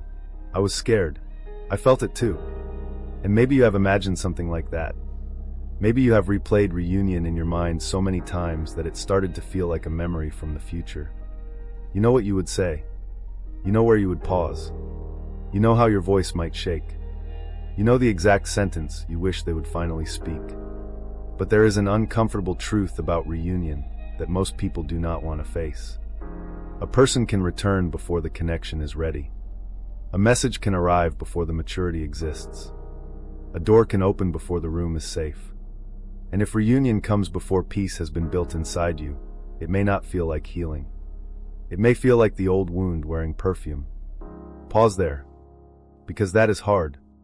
When you have waited for someone, when you have loved them through silence, when you have carried their absence in your body for months or years, the idea of reunion feels like relief. It feels like the thing that will finally let your nervous system exhale. But what if reunion too soon would not have healed you? What if it would have pulled you right back into the same emotional storm? What if the delay was not only waiting for them to change? What if the delay was rearranging your life so love would not destroy the peace you fought so hard to find? That is a deeper layer. A quieter one. Less romantic. More real. Because sacred love still has to land somewhere human. It has to land in your daily life. Your nervous system. Your schedule. Your habits. Your body, your ability to communicate, your ability to sleep at night without spiraling, your ability to hold intensity without abandoning your own center. If your life is fragile, if your peace depends entirely on whether they choose you, if your whole emotional world still collapses when their energy shifts, then reunion may not feel like blessing. It may feel like pressure. A beautiful pressure, maybe. But pressure. The kind that makes you anxious again. The kind that makes you check your phone again. The kind that makes you monitor tone, timing, distance, pauses, moods, and meanings. The kind that pulls you back into survival before you even realize it. That is why the delay sometimes begins rearranging ordinary things. Not just spiritual things. Ordinary things. Your routines. Your environment. Your friendships. Your work. Your body. Your priorities. Your relationship with rest. Your relationship with yourself. It may not look connected to reunion at first. You may think, why am I suddenly being pushed to clean up my life? Why do I feel called to focus on my health? Why are certain friendships fading? Why do I suddenly care about my boundaries? Why can I no longer tolerate the same emotional chaos I used to romanticize? That is positioning, not punishment. Positioning. Life is rebuilding the place where love would land. Because reunion cannot safely enter a life that has no foundation. Without foundation, love becomes a storm. With foundation, love has somewhere to breathe. Raw honesty? There may have been a time when if they had returned, you would have dropped everything. Your plans, your boundaries, your rhythm, your self-respect, your healing. You would have answered immediately. You would have forgiven too fast. You would have ignored the fear in your body because the relief felt so good. You would have taken one soft message as proof that everything had changed. You would have rearranged your whole emotional life around their sudden return. Not because you were weak, because you were hungry. Hungry for closure. Hungry for confirmation. Hungry to know the delay had not been meaningless. Hungry to be chosen by the person whose absence touched your deepest wound. But hunger is not the same as readiness. And the universe knows the difference. Your wound may say, now, please, bring them back now. But your higher self may be whispering, not until I can receive them without losing myself. That whisper is sacred. It is also painful, because part of you may not want to be stable first. You may want the love first. You may want the reunion first. You may want the peace to come after they return. But if peace only arrives after they return, then they become the source of it. And anything that becomes the source of your peace also becomes the thing you fear losing. That is dangerous. Not because love is dangerous, because dependency turns love into danger. If their presence is the only reason you feel safe, then every absence becomes a threat. If their words are the only reason you feel worthy, then every silence becomes a wound. If their return is the only reason your life feels meaningful, then reunion becomes too heavy for any human connection to hold. So the delay begins distributing your power back into your own life. It teaches you how to create peace that is not dependent on them. Not perfect peace. Not peace that never shakes. But peace with roots. A morning routine that belongs to you. A body you listen to. A room that feels like sanctuary instead of emotional storage. Friendships that remind you love can be simple. Work or creativity that brings your energy back into motion. Small responsibilities that anchor you in the present. A nervous system that slowly learns, I can be okay even when I do not know. That is not glamorous. It does not sound like a twin flame miracle. But it may be exactly what makes true reunion possible. Because reunion is not just two souls feeling something. It is two lives meeting. Two bodies. Two histories. Two nervous systems. Two sets of wounds. Two communication patterns. Two levels of emotional maturity. Two realities that must be able to hold the energy without collapsing under it. This is why timing matters. Not as a vague spiritual phrase. Practically. Humanly. If they returned while you were still building your self-worth from their attention, the connection could consume you. If they returned while you were still addicted to decoding silence, every pause would become a crisis. If they returned while you were still afraid to speak your needs, you would shrink again. If they returned while your entire life was empty except for waiting, you might make them your whole world. And no healthy reunion can survive that. Not for long. So life delayed the moment. And while you thought nothing was happening, life was asking you to build something. A self. A foundation. A life that does not disappear the second love arrives. Maybe that looked like learning how to be alone without spiraling. Maybe it looked like finally facing your finances, your health, your home, your sleep, your patterns. Maybe it looked like returning to creative work you abandoned while waiting. Maybe it looked like rebuilding friendships that were not centered around analyzing the connection.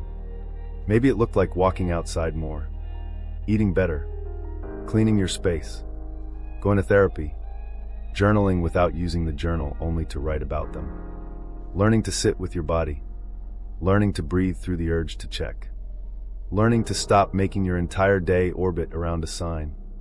These things may feel small, but they are spiritual architecture.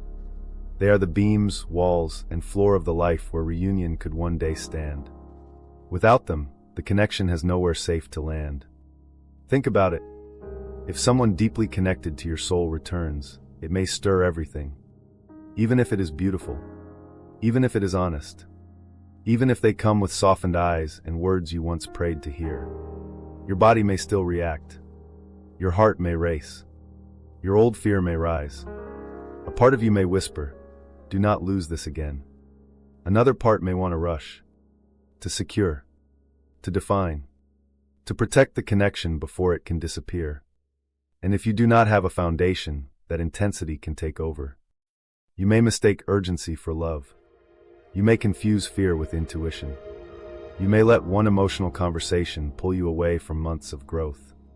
But if your life has been rearranged into something stable, you can stay present. You can feel the intensity and still breathe. You can hear their words and still observe their actions. You can let your heart open without throwing away your boundaries. You can say, "I am moved by this and I still need consistency." You can say, "I feel the depth and I still want to move slowly." You can say, "I have missed you but I will not abandon the peace I rebuilt." That is readiness. Not being untouched. Not being emotionless. Readiness is being able to feel deeply and still remain with yourself. The delay was teaching you that. Quietly. Through ordinary days. Through unanswered nights. Through moments when you wanted reunion so badly, but life kept redirecting you back to your own foundation. And maybe that frustrated you. Maybe you thought, "Why do I have to keep focusing on myself?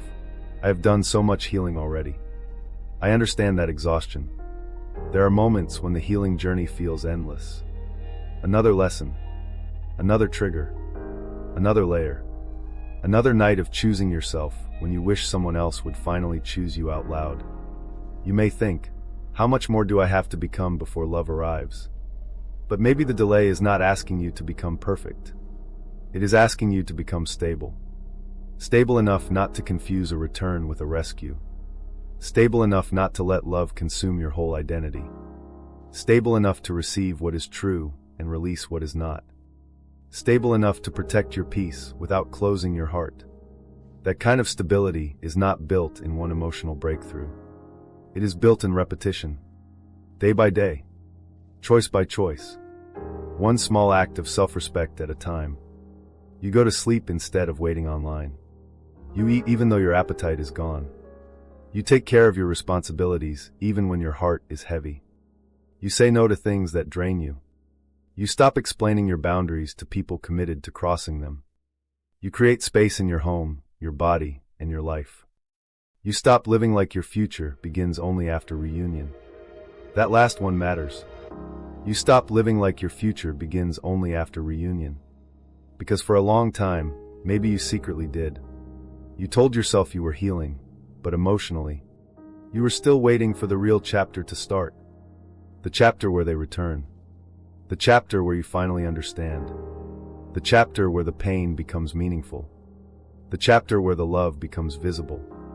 But your life is not a prelude to someone else's return.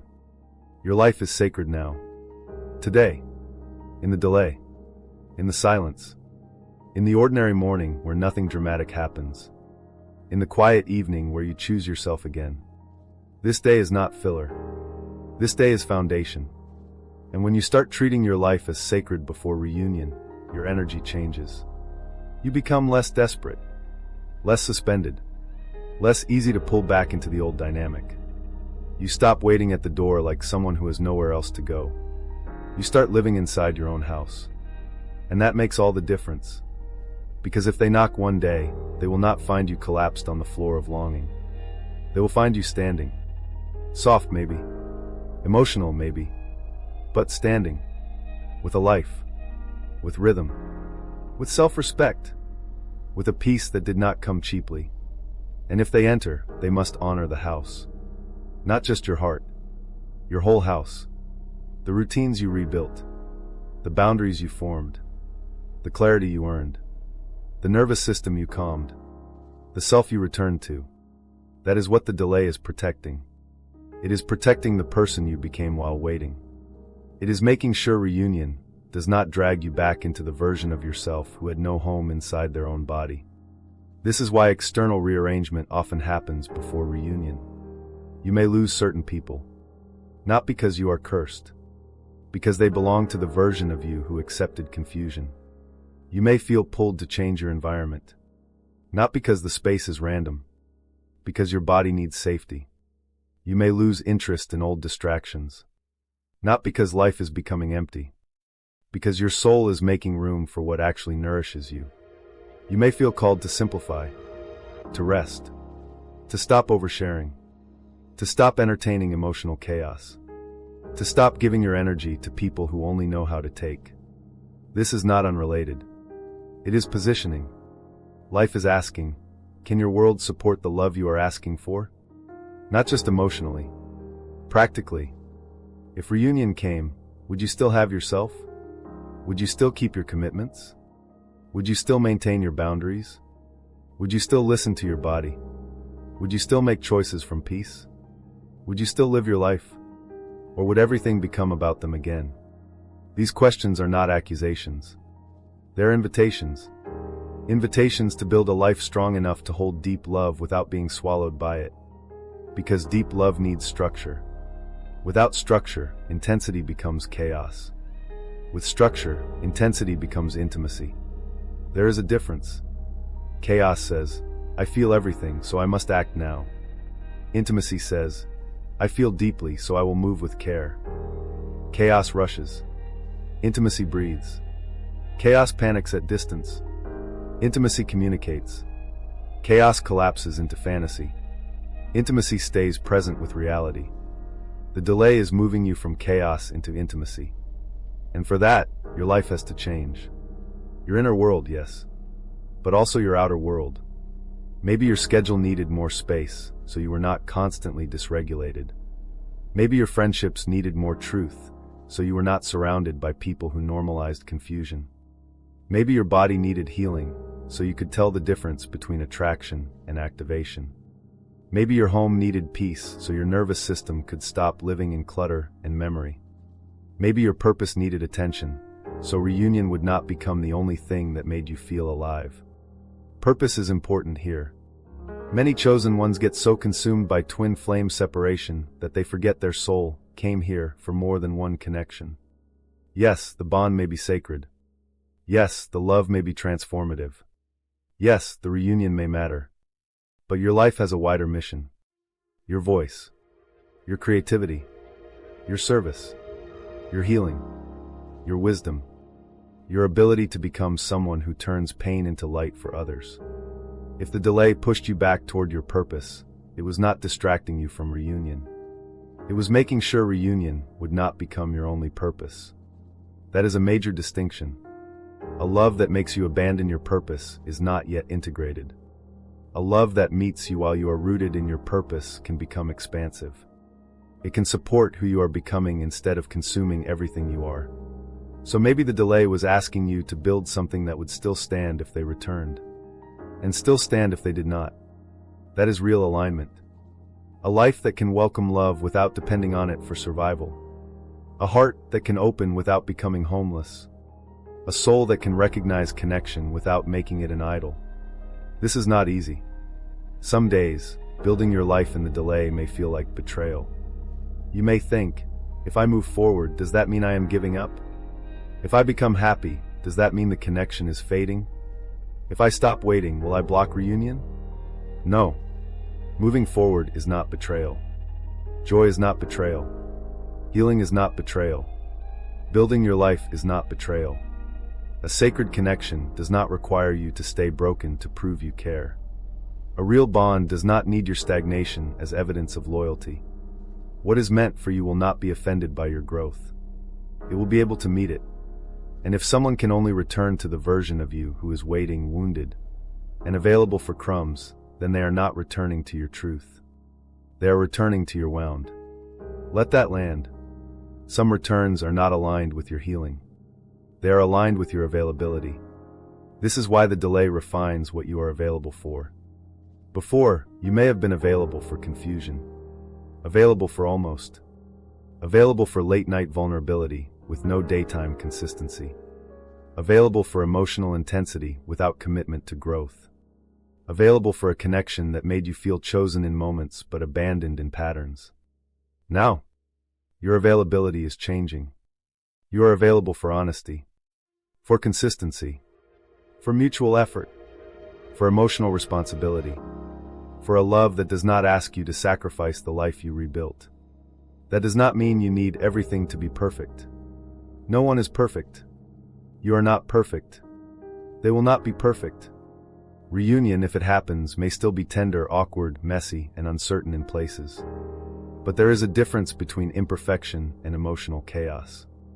Imperfection can be repaired. Chaos repeats without awareness. Imperfection says, I made a mistake and I want to understand. Chaos says, why are you making this a big deal? Imperfection stays for the conversation. Chaos disappears when truth gets too close.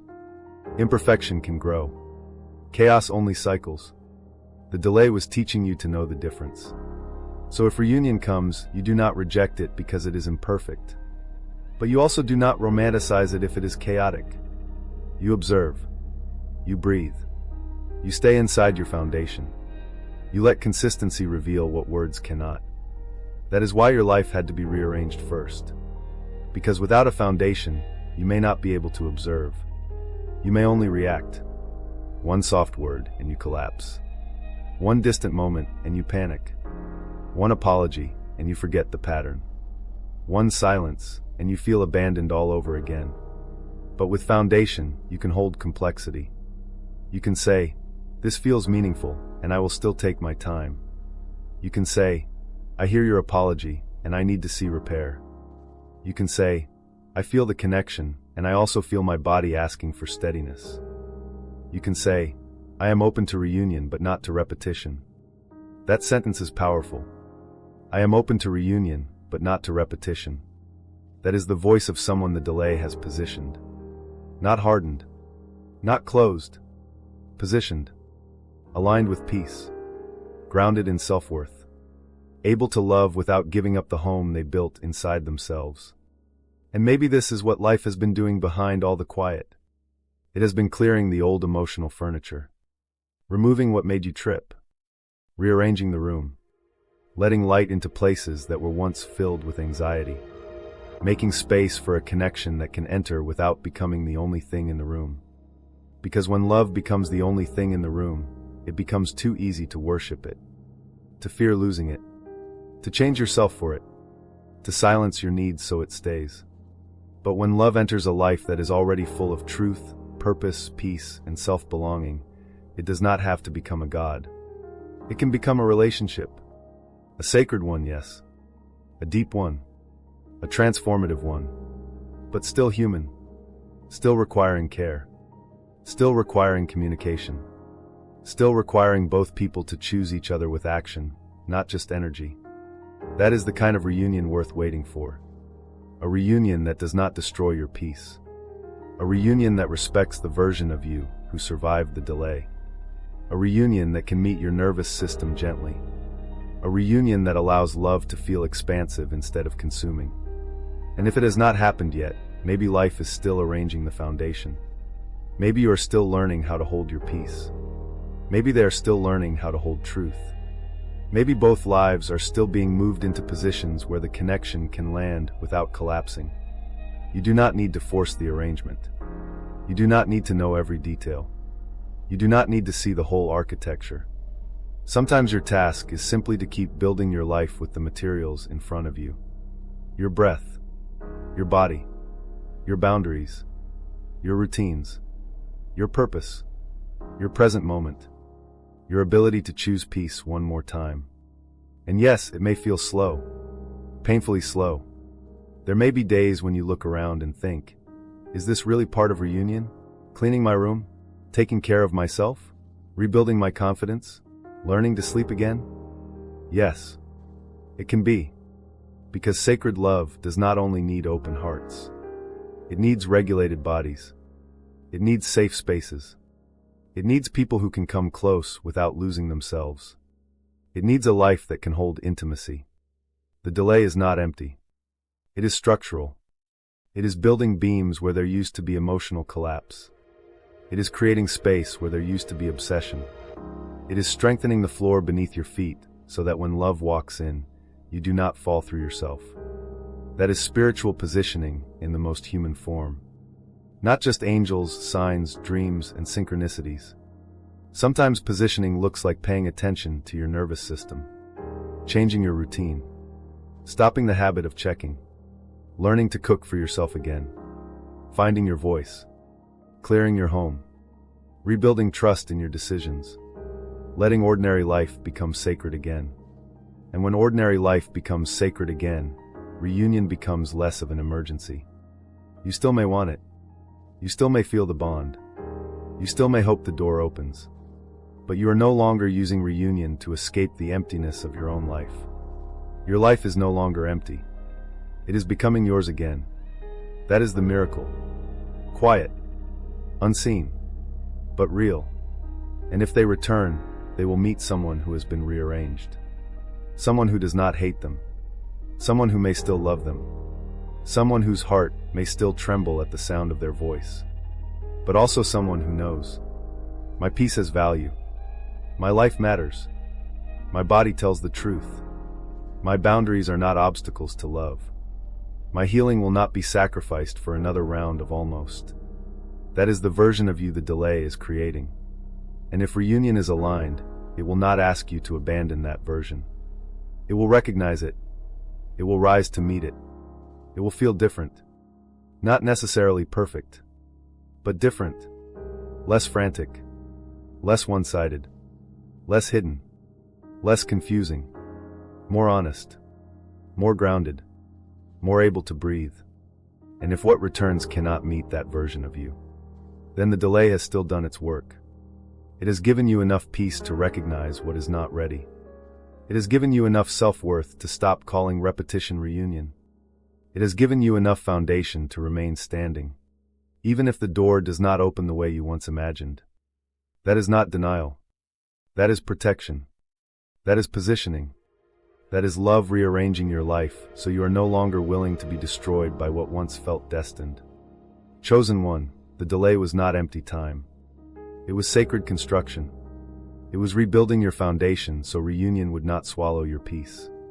It was teaching you how to live before the answer, how to breathe before the apology, how to stand before the return, how to become a place where love can land without becoming your whole identity.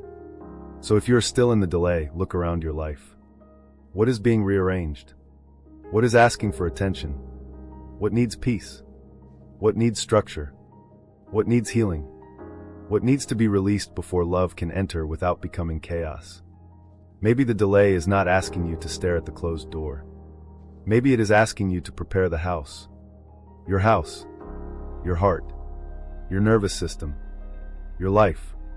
And when the time is right, if reunion comes, it will not find you lost in waiting.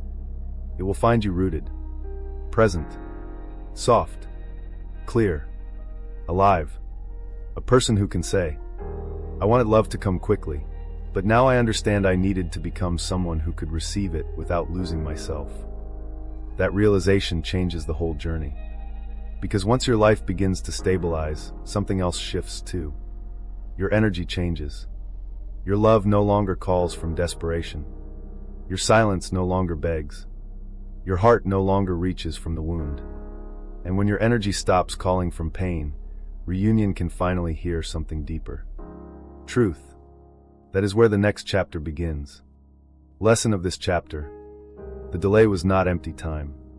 It was rearranging your life so reunion would not destroy the peace you were learning to build. The emotional truth is simple. Reunion cannot safely land in a life with no foundation. You needed routines. You needed boundaries. You needed inner stability. You needed purpose. You needed a nervous system that could hold love without collapsing into fear. The delay was not only preparing your heart. It was preparing your whole life. So if reunion comes, it does not meet the version of you who is empty, starving, and waiting to be rescued. It meets the version of you who is rooted enough to receive love without losing yourself. Chapter 8. Your energy had to stop calling from the wound before reunion could hear the truth.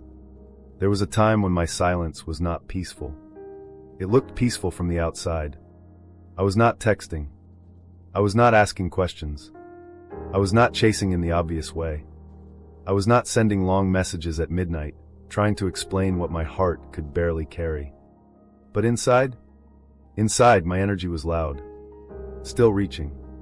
Still waiting. Still hoping they would feel the ache and come back to soothe it. I would tell myself, I'm giving space. But if I was honest, part of me wanted that space to make them miss me. I would tell myself, I'm surrendering. But underneath the surrender was a hidden question. Is this working? That is a difficult thing to admit. Because it is not the kind of honesty that makes us look spiritually mature. It is raw, human, a little embarrassing. But it is real. Sometimes we are silent with our mouths while still begging with our energy.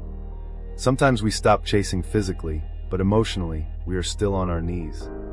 Sometimes we say nothing, but our whole nervous system is whispering across the distance. Please choose me. Please feel me. Please remember. Please come back before I have to fully accept what this silence is showing me. Pause there. Because if you have been in twin flame separation, you may know exactly what that feels like. The body can be still while the heart is running. You can be sitting alone in your room, phone across the bed, telling yourself you will not check again. But inside, everything is moving toward them. You wonder what they are doing, whether they feel the pull, whether they miss the way you loved them, whether they ever replay that one conversation, whether their chest tightens too when a certain memory appears. And maybe some nights you can almost feel them. Not like a fantasy, like a pressure, a warmth, a strange emotional wave that comes from nowhere. Suddenly your heart aches. Your breath changes. The room feels charged. And your mind says, this must mean something. Maybe it does. Maybe it means the connection is still alive somewhere beneath the surface. Maybe it means your souls are still communicating in ways neither of you fully understands. But here is the deeper question. What does your energy do after you feel it? Does it return to peace? Or does it start reaching again? Does it soften into trust? Or does it become desperate for confirmation? Does it open your heart? Or does it reopen the wound? That distinction matters. Because the delay was not only changing the timing. It was changing the energy behind the connection. It was teaching your love to stop calling from the wound. Not to stop loving. Not to stop feeling. Not to deny the bond. But to stop sending energy from panic, abandonment, hunger, and fear. For a long time, maybe your love had an ache inside it. A hidden grasping. A silent need. You loved them, yes. But underneath the love was also a plea. Please prove I was not too much. Please prove I was not abandoned. Please prove the connection mattered. Please come back so this pain has somewhere to go. That is not shameful.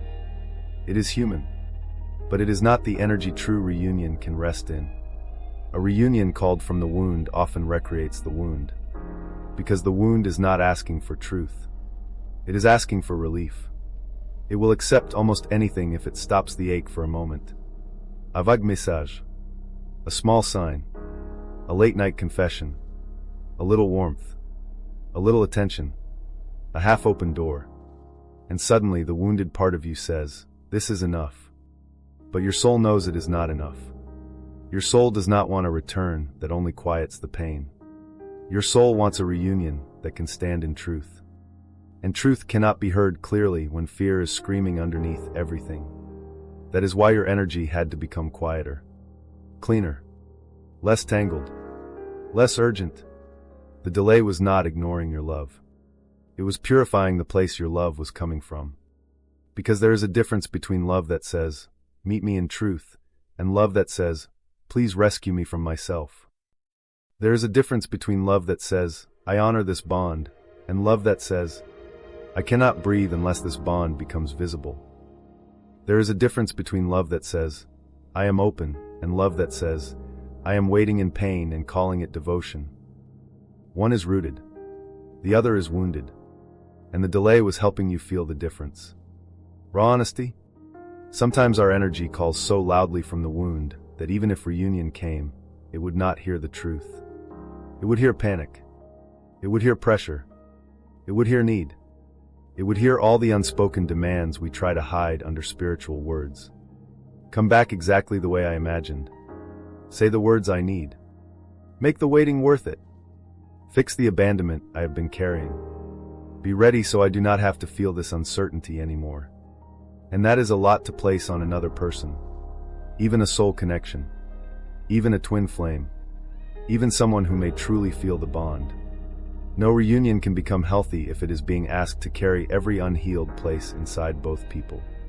So the delay begins stripping the need out of the love. Not the tenderness. Not the depth. Not the recognition. The need. The part that says, without this, I am not okay. The part that makes their silence feel like death. The part that turns every absence into proof. The part that tries to manifest from fear instead of alignment. The part that wants reunion not because both souls are ready, but because the body is tired of hurting. This stripping process is uncomfortable. It can feel like loss. You may notice your energy no longer reaches the way it used to, and part of you may panic. Am I losing the connection? Am I becoming numb? Am I giving up? What if healing makes them feel farther away? But maybe what you are losing is not the connection. Maybe you are losing the desperation. Maybe you are losing the energetic begging. Maybe you are losing the version of love that could only recognize itself through pain. Maybe the bond is not disappearing. Maybe it is becoming less contaminated by fear.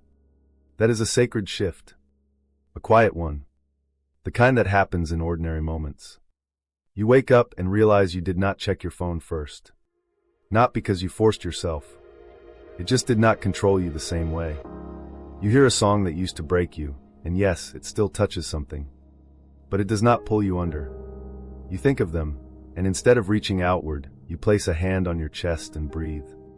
You feel the ache, but you do not make it a command. You miss them, but you do not turn missing into movement. You wonder, but you do not spiral. That is your energy returning to wholeness. It is not cold. It is not detached in a cruel way.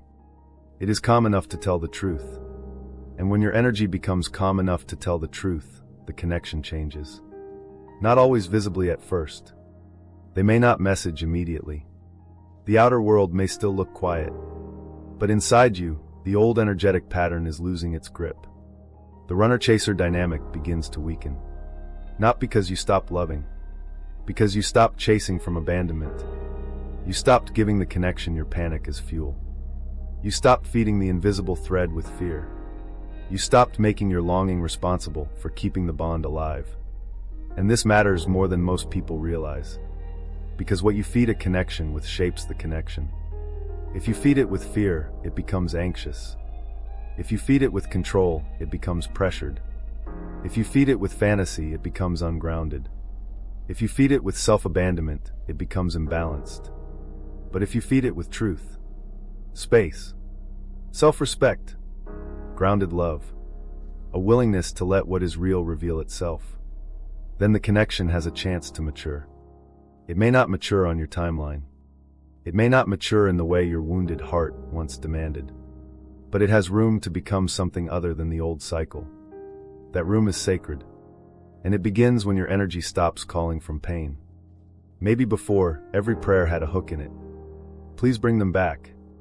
Please make them feel me. Please make them realize. Please make them choose me. Please let this not be for nothing. Those prayers are understandable.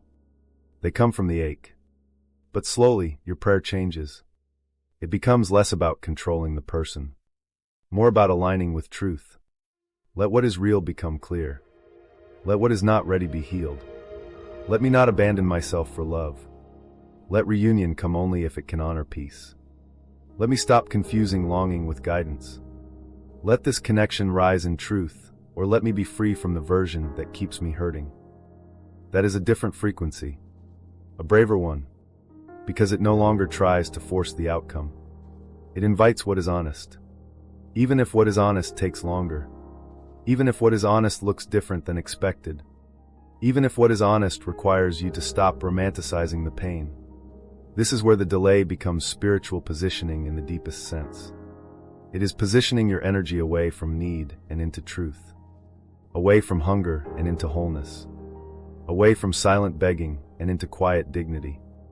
Away from please choose me and into meet me in alignment. Can you feel the difference?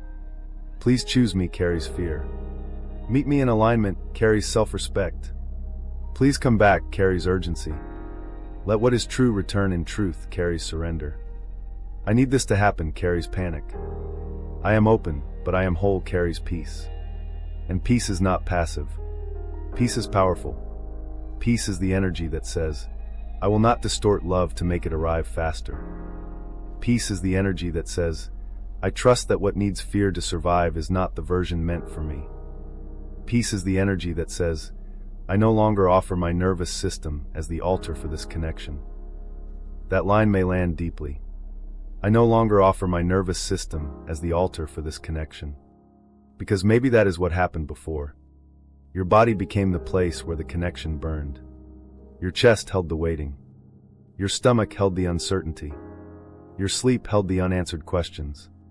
Your mind held the possibilities. Your heart held both souls, even when only one person seemed willing to speak. And your body got tired. Not because the love was wrong. Because the way you were carrying it was too heavy. The delay was teaching you to carry it differently. Not like a burden. Not like a wound. Not like a sentence you must serve until reunion arrives. More like a truth you can honor without losing your life to it. A quiet knowing. A sacred tenderness. A connection you can place in open hands. Not clenched fists. Because clenched fists cannot receive. They can only hold on. Open hands can receive. Open hands can release. Open hands can allow love to arrive without being crushed by fear. That is the energy reunion needs. If reunion comes into clenched energy, it may feel suffocated, rushed, demanded, loaded with all the pain of the delay. Every word becomes too important. Every pause becomes dangerous. Every silence becomes a threat. Every small imperfection feels like the whole connection is failing. But if reunion comes into open energy, there is room. Room to speak slowly. Room to be human. Room to rebuild trust.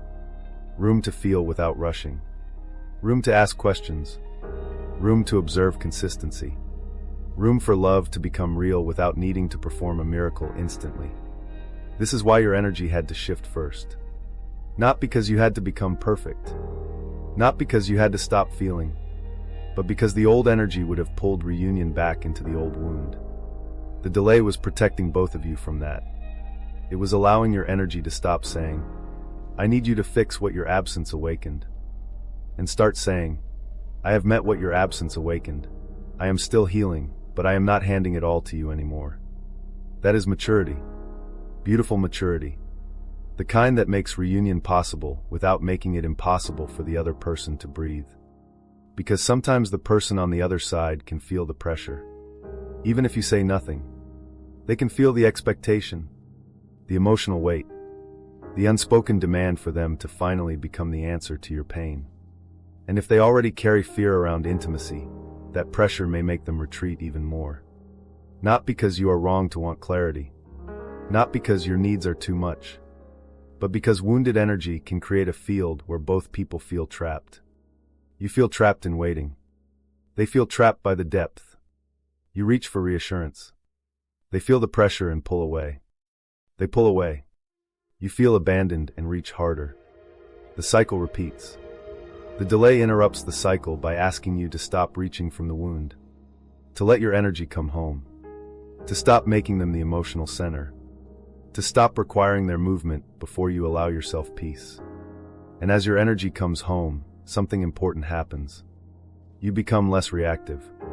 A memory may come, but you do not chase it. A sign may appear, but you do not build a story.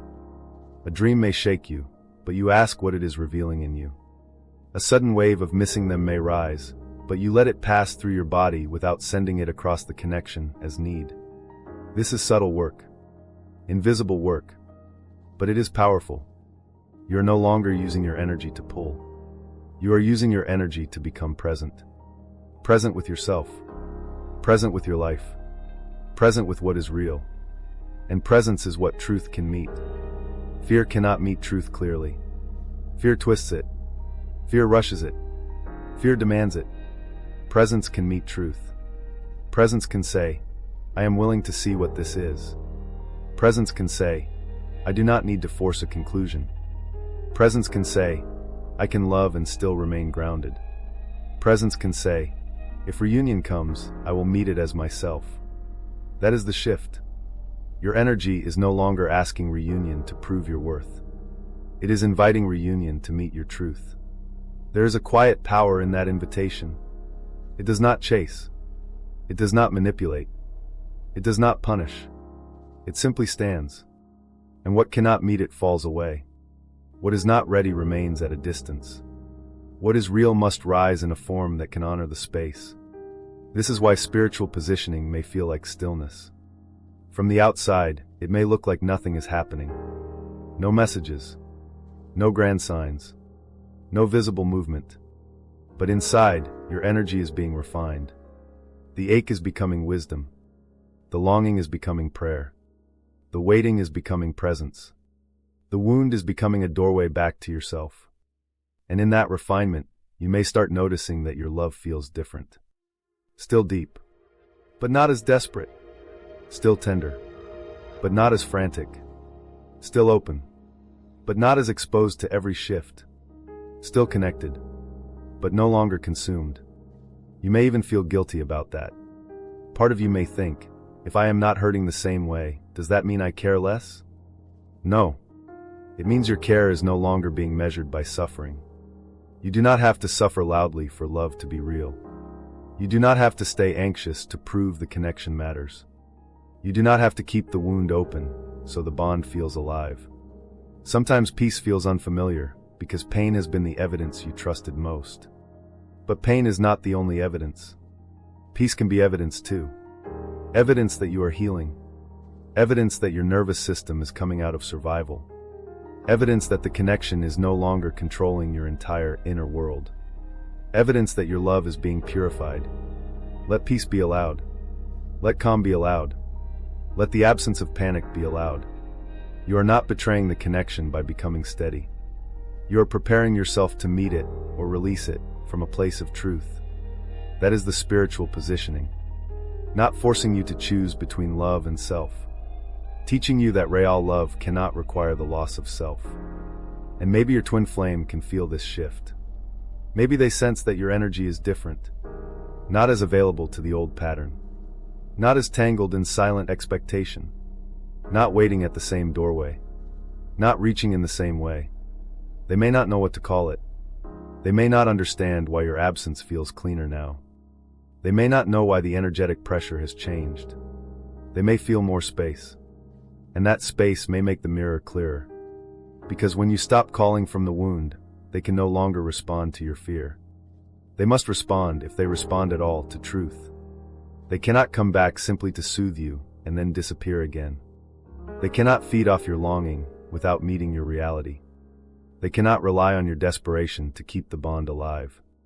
The old energetic agreement is gone. Or at least it is dissolving. And what remains asks for something higher. Honesty. Presence. Readiness. Embodiment.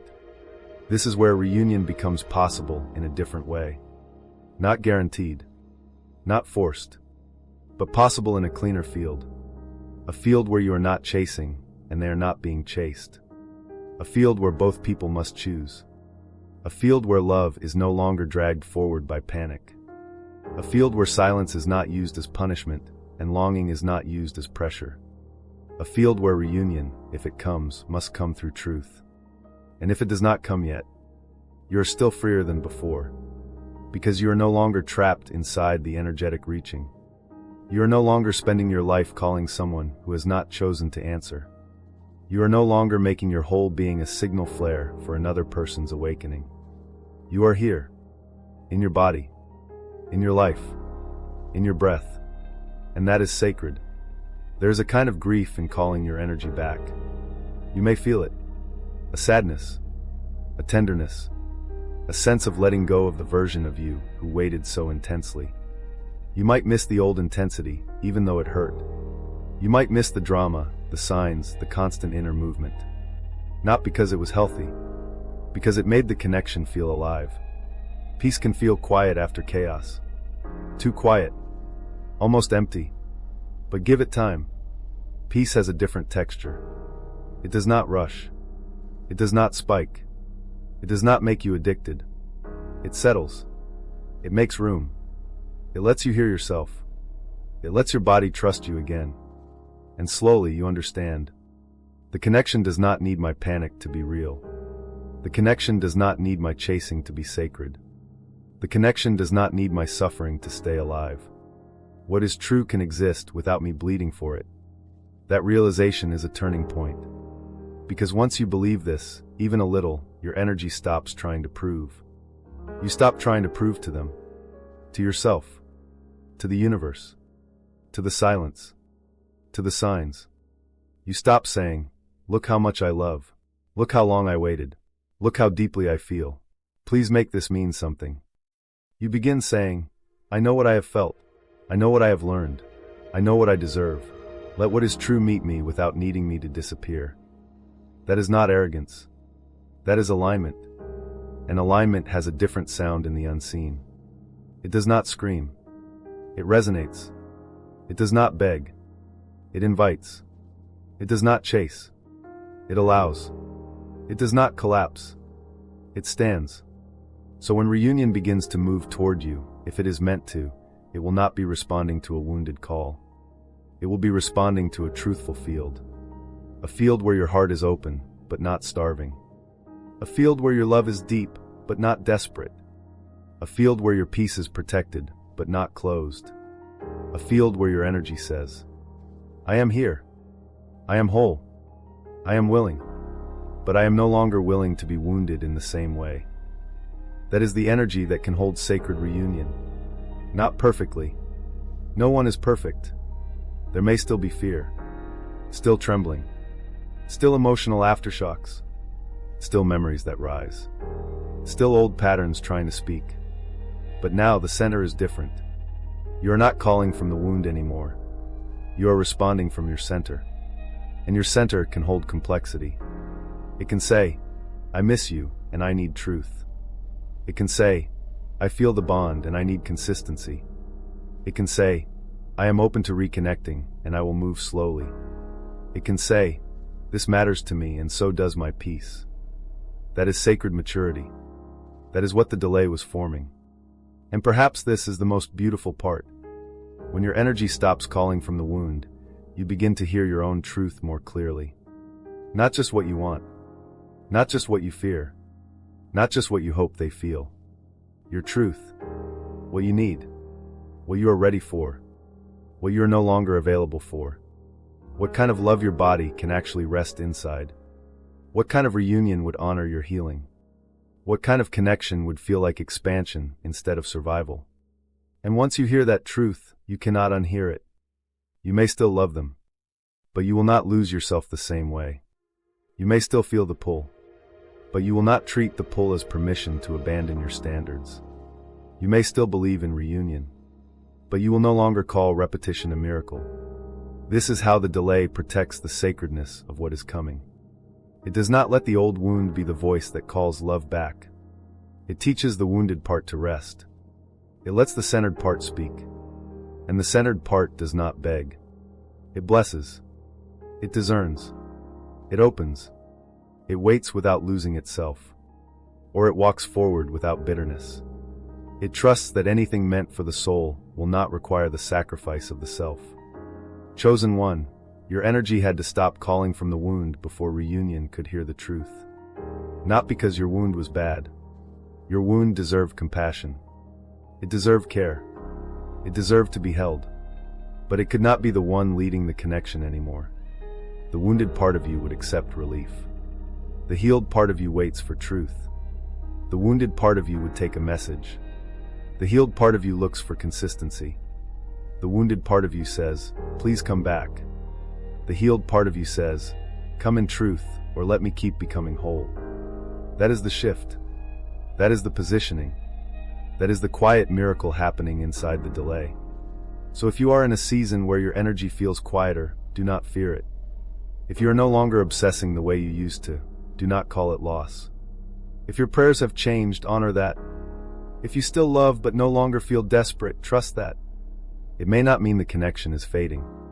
It may mean your fear is. And when fear fades, truth can finally be heard. By you. By them. By the connection itself. And once your energy shifts from desperation to truth, reunion changes meaning completely. It is no longer about someone coming back to stop your pain. It becomes about two souls meeting from readiness. Not the return of the past. Not another round of the same wound. But a meeting that can only happen if both people have changed. And that is where the next chapter begins. Lesson of this chapter. Your energy had to stop calling from the wound before reunion could hear the truth. The emotional truth is simple. Love that comes from panic creates pressure. Love that comes from wholeness creates space. The delay was purifying your energy so you no longer called reunion from abandonment, fear, desperation, or the need to be rescued. You can still love them. You can still feel the bond. You can still remain open. But your energy no longer has to say, please choose me so I can feel safe. Now it says, meet me in truth or let me remain whole. That is not giving up. That is spiritual positioning. Chapter 9. Reunion is not the return of the past. It is the meeting of two changed souls. I used to fantasize about them coming back exactly the way I wanted. Not casually. Not vaguely. I had imagined the whole scene. The message arriving when I least expected it. The words I had waited so long to hear. The pause before opening it. The way my chest would tighten then soften. The way everything in me would whisper, finally. I imagined the apology. The confession. The moment they would say, I felt it too. The moment they would explain the silence, the distance, the fear, the running, the almosts. The way they pulled back when the connection became too real. And in that fantasy, everything healed quickly. One conversation. One look. One honest sentence. And all the waiting suddenly made sense. Maybe you have had that fantasy too. Maybe you have imagined them standing in front of you, softer than before. Their eyes different. Their voice quieter. Their pride gone. Their heart finally open. Maybe you imagine them saying exactly what your nervous system has been aching to hear. I never forgot you. I was scared. I didn't know how to handle what I felt. I tried to move on, but something kept bringing me back to you. And maybe in your imagination that was enough. Enough to melt the pain. Enough to erase the silence. Enough to make the delay worth it. Enough to make you trust again. But over time, separation teaches you something sobering. A reunion is not healed just because someone returns. A return is not the same as transformation. A message is not the same as maturity. An apology is not the same as repair. A confession is not the same as capacity. And that realization can hurt. Because for a long time, you may have been waiting for the return itself. Not even the relationship. Not even the full healing. Just the return. Just the proof that you mattered enough for them to come back. But the delay was positioning you to want something deeper than return. It was positioning you to want truth. Pause there. Because this is where the whole journey becomes more mature. When you are still in the wound, reunion means, they came back. When you are healing, reunion means, can we meet differently? Those are not the same thing. One is about contact. The other is about consciousness. One is about relief. The other is about readiness. One is about the past reopening. The other is about two people standing before each other with enough growth to not repeat what broke them. And chosen one, that is the kind of reunion your soul has been preparing for. Not the return of the same story. Not the return of the same anxious waiting. Not the return of the same silence after a few beautiful moments. Not the return of the same pattern with softer words. Real reunion asks for change. Visible change. Lived change. Human change. Not just spiritual emotion. Not just a feeling in the chest. Not just, I missed you. Not just, I thought about you. Not just, I still feel connected. Those things may be meaningful. They may even be true. But they are not enough to build a safe place for love. Safe love requires more than longing. It requires presence. And presence is not proven in one emotional moment. Presence is proven in what happens after the moment passes. That is where many connections reveal themselves. When the tears dry. When the conversation ends. When the nervous system settles. When the old fear rises again. When honesty asks for consistency. When one person feels vulnerable and wants to run. When the other person feels uncertain and wants to chase. When the old pattern tries to enter the room and wear familiar clothes. That is where reunion is tested. Not in the first message. Not in the first hug. Not in the first confession. But in the days after. The weeks after. The moments where both people have to choose differently than before. Raw honesty? Some people come back because they miss the comfort, not because they are ready for the truth. They miss your warmth. Your understanding. Your energy. The way you made them feel seen. The way you held space for their confusion. The way your presence made them feel connected to something deeper than their ordinary life. But missing comfort is not the same as being ready for intimacy. Missing you is not the same as knowing how to love you. Regret is not the same as responsibility. A person can miss you and still return with the same avoidance. They can feel emotional and still not be emotionally available. They can say, "I'm sorry," and still not know how to repair what their silence did. They can want access to you again without understanding the level of care your heart now requires. This is why the delay changed you. It had to, because the old version of you might have accepted their return as enough. The old version might have heard, "I miss you," and forgotten every sleepless night. The old version might have seen their eyes soften and immediately reopen the whole door. The old version might have said, "It's okay," before it was actually okay. The old version might have rushed to comfort them for hurting you. The old version might have made their fear the center again. But the version of you being positioned now, this version pauses. This version breathes. This version feels the love, yes, but also listens to the body. This version does not punish them for the past, but does not pretend the past left no marks. This version understands that reunion must be more than emotional. It must be embodied. It must be honest enough to name what happened. It must be humble enough to acknowledge pain. It must be grounded enough to move slowly. It must be brave enough to stay present when things are uncomfortable. Because real reunion is not two people pretending the separation never happened. It is two people finally having enough awareness to understand why it happened. The silence. The running. The chasing. The fear. The projections. The misunderstandings.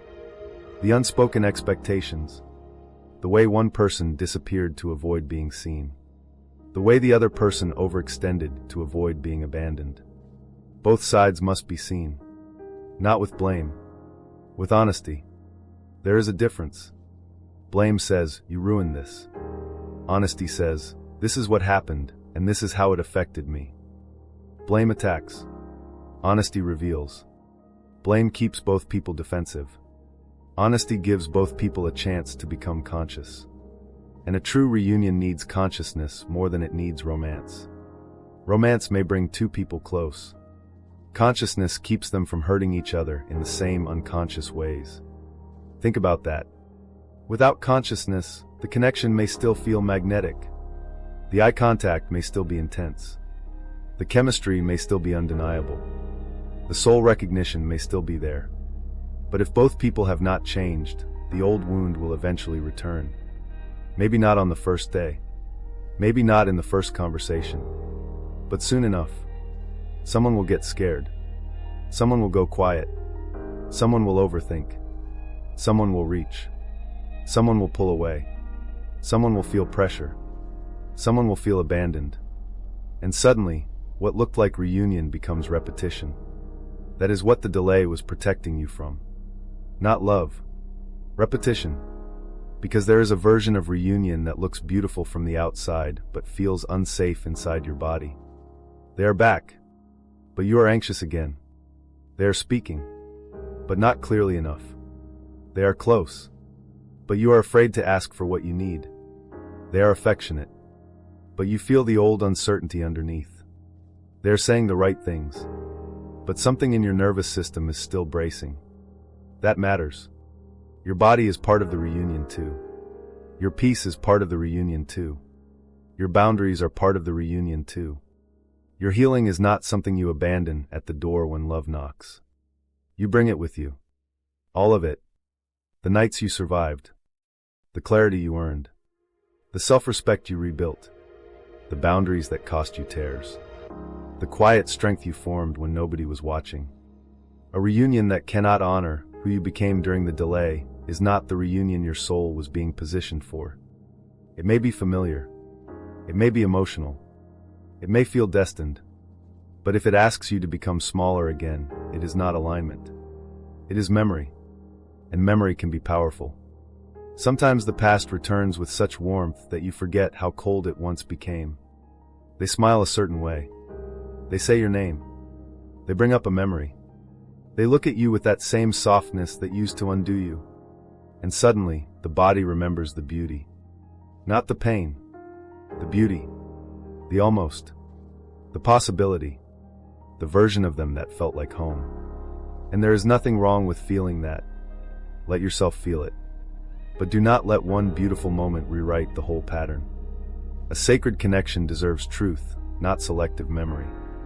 You can remember the good without erasing the harm. You can honor the depth without ignoring the damage.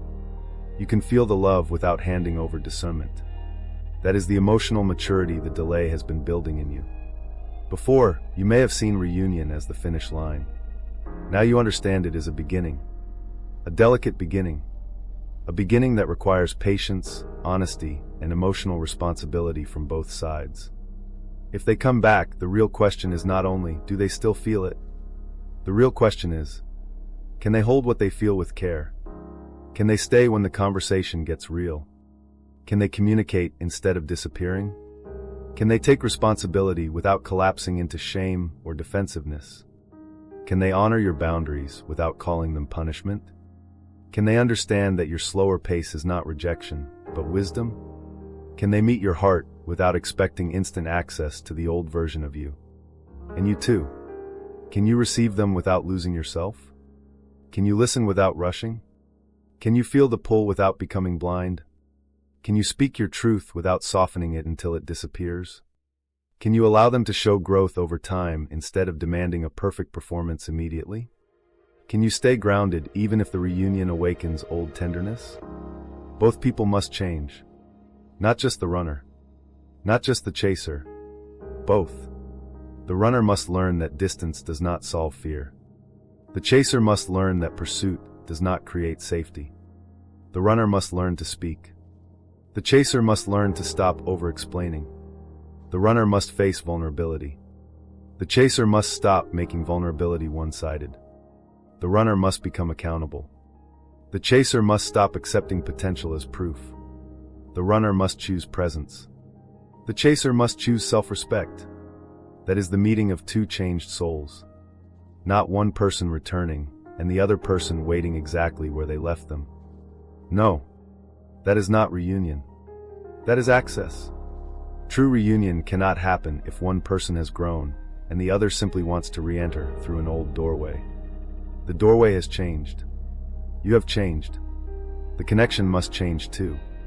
And if they are truly being positioned as well, they will sense that. They may feel that the old way will not work. They may feel that a vague message will not be enough. They may feel that if they come forward, they must come with honesty. They may feel your energy no longer opening to half-truths. Not because you are cold, because you are no longer available to repeat the wound. That is sacred. It may be the first time the connection has had a real chance. Because before, the dynamic may have been running on imbalance. One person holding too much. One person avoiding too much. One person sensing everything. One person saying very little. One person chasing clarity. One person hiding behind confusion. The delay interrupted that. It forced both souls away from the old roles. And if reunion comes, it must come without those roles leading. No more runner and chaser as identity. No more one person carrying the emotional language for both. No more silence as power. No more anxiety as proof. No more I know they feel it, replacing they are showing it. No more spiritual intensity without human responsibility. This is not less romantic. It is more loving. Real love does not need the old wound to stay alive.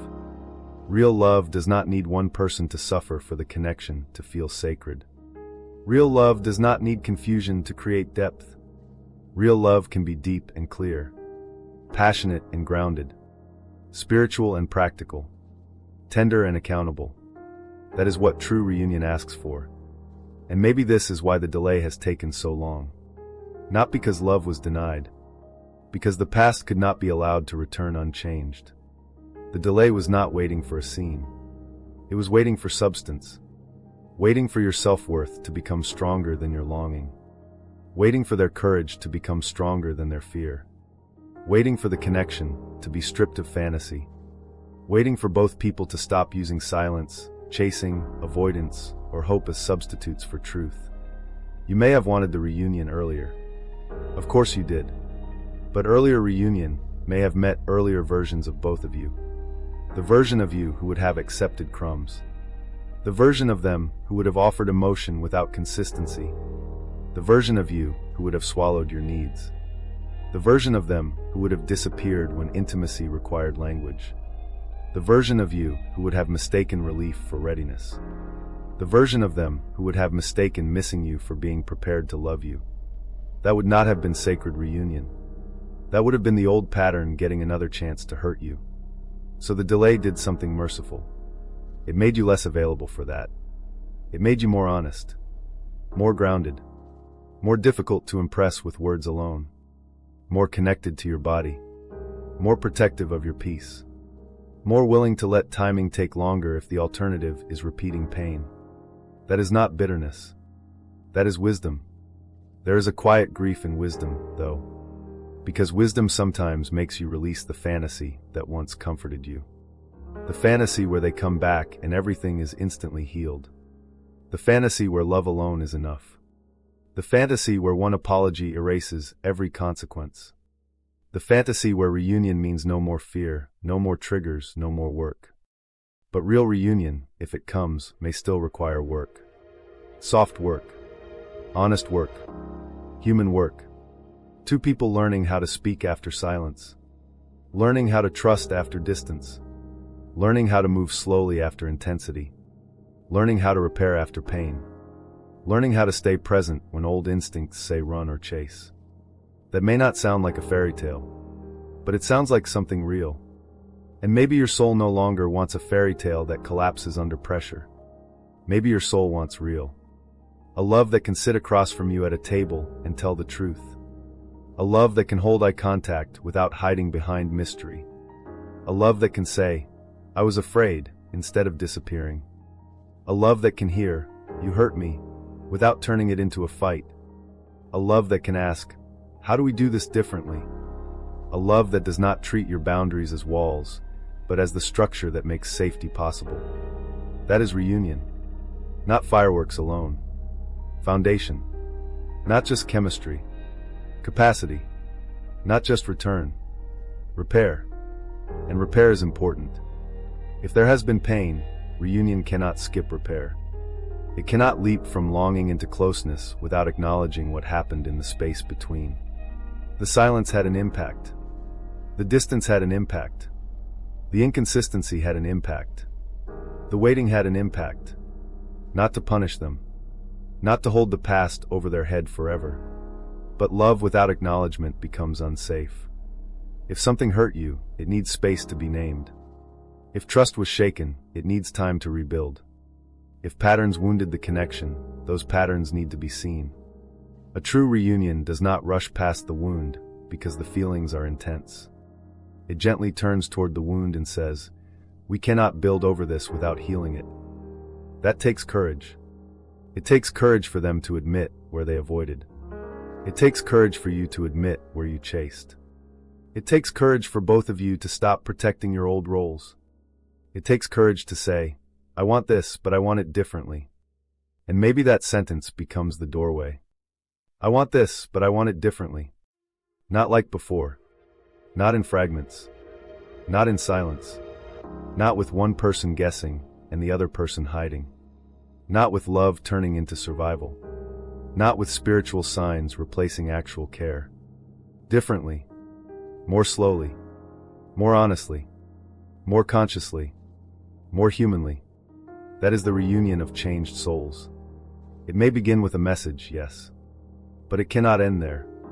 It must continue through behavior. Through patience. Through conversations. Through consistency. Through the willingness to face discomfort instead of escaping it. Through both people choosing presence repeatedly. Not once. Repeatedly. That is how trust is rebuilt. Not through intensity. Through repetition. Gentle repetition. Showing up. Speaking clearly. Respecting boundaries. Taking responsibility.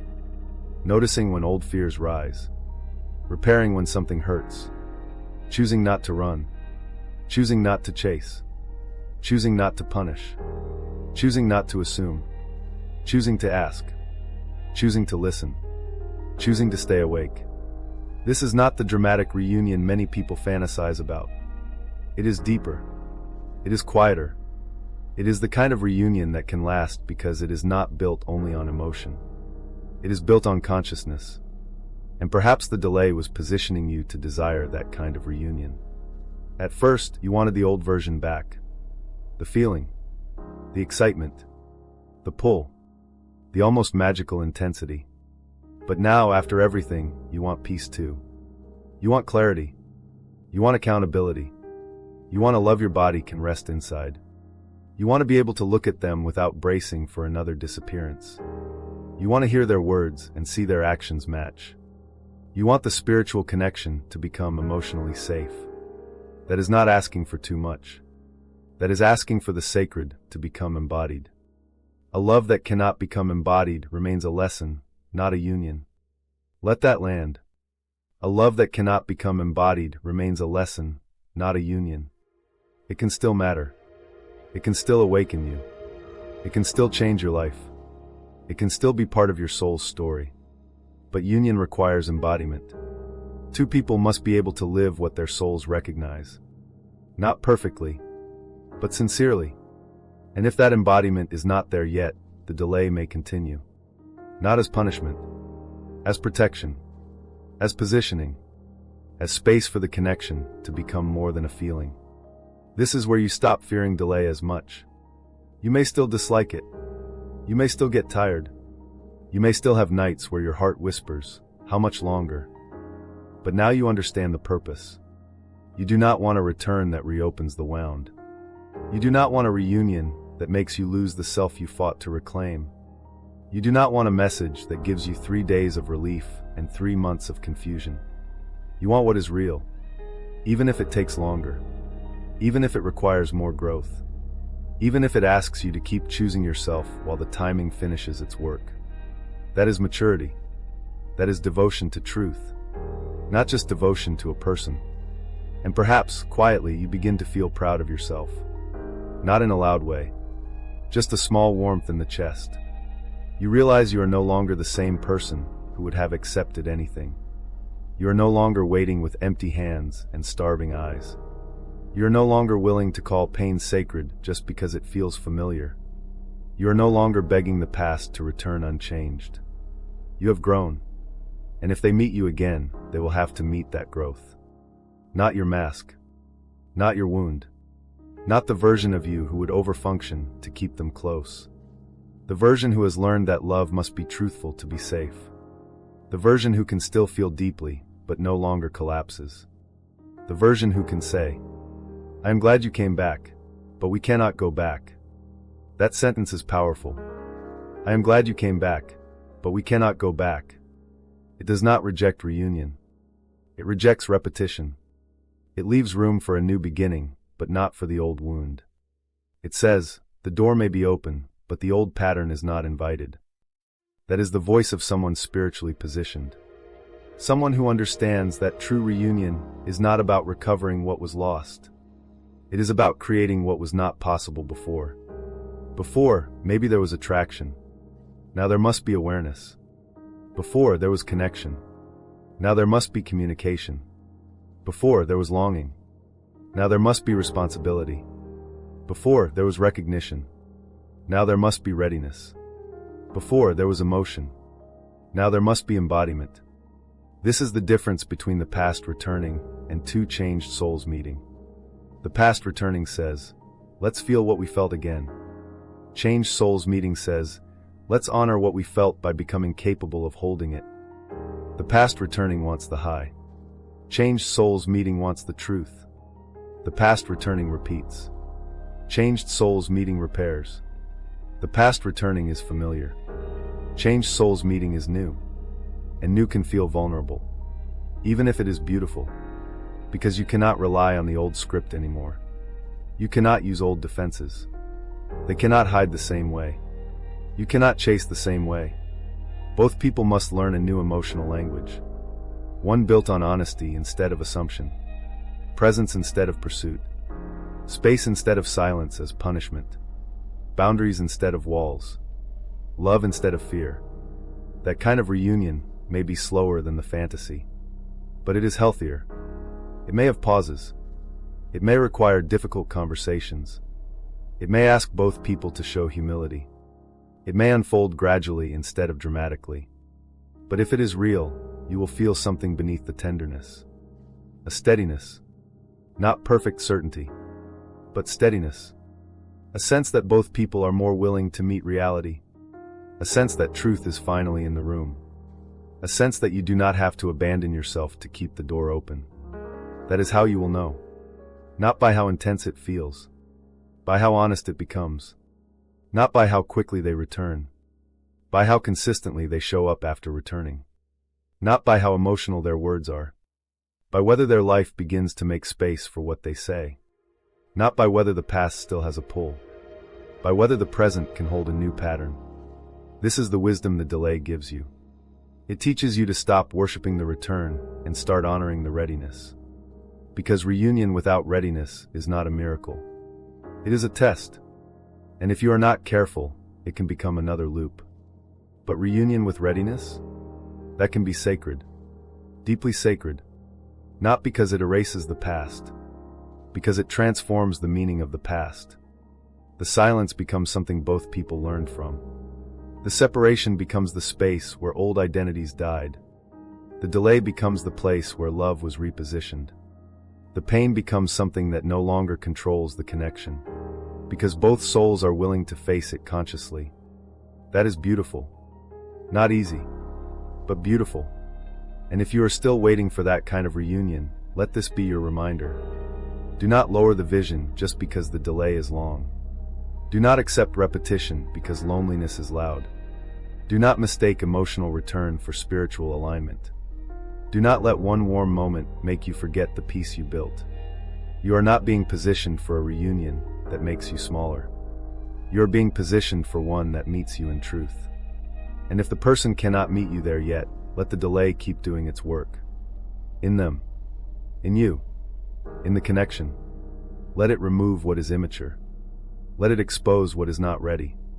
Let it strengthen your ability to recognize the difference. Because you are not here to be chosen by the past. You are here to meet what has been transformed. Whether that is them. Whether that is a new version of the bond. Whether that is a deeper reunion with your own soul.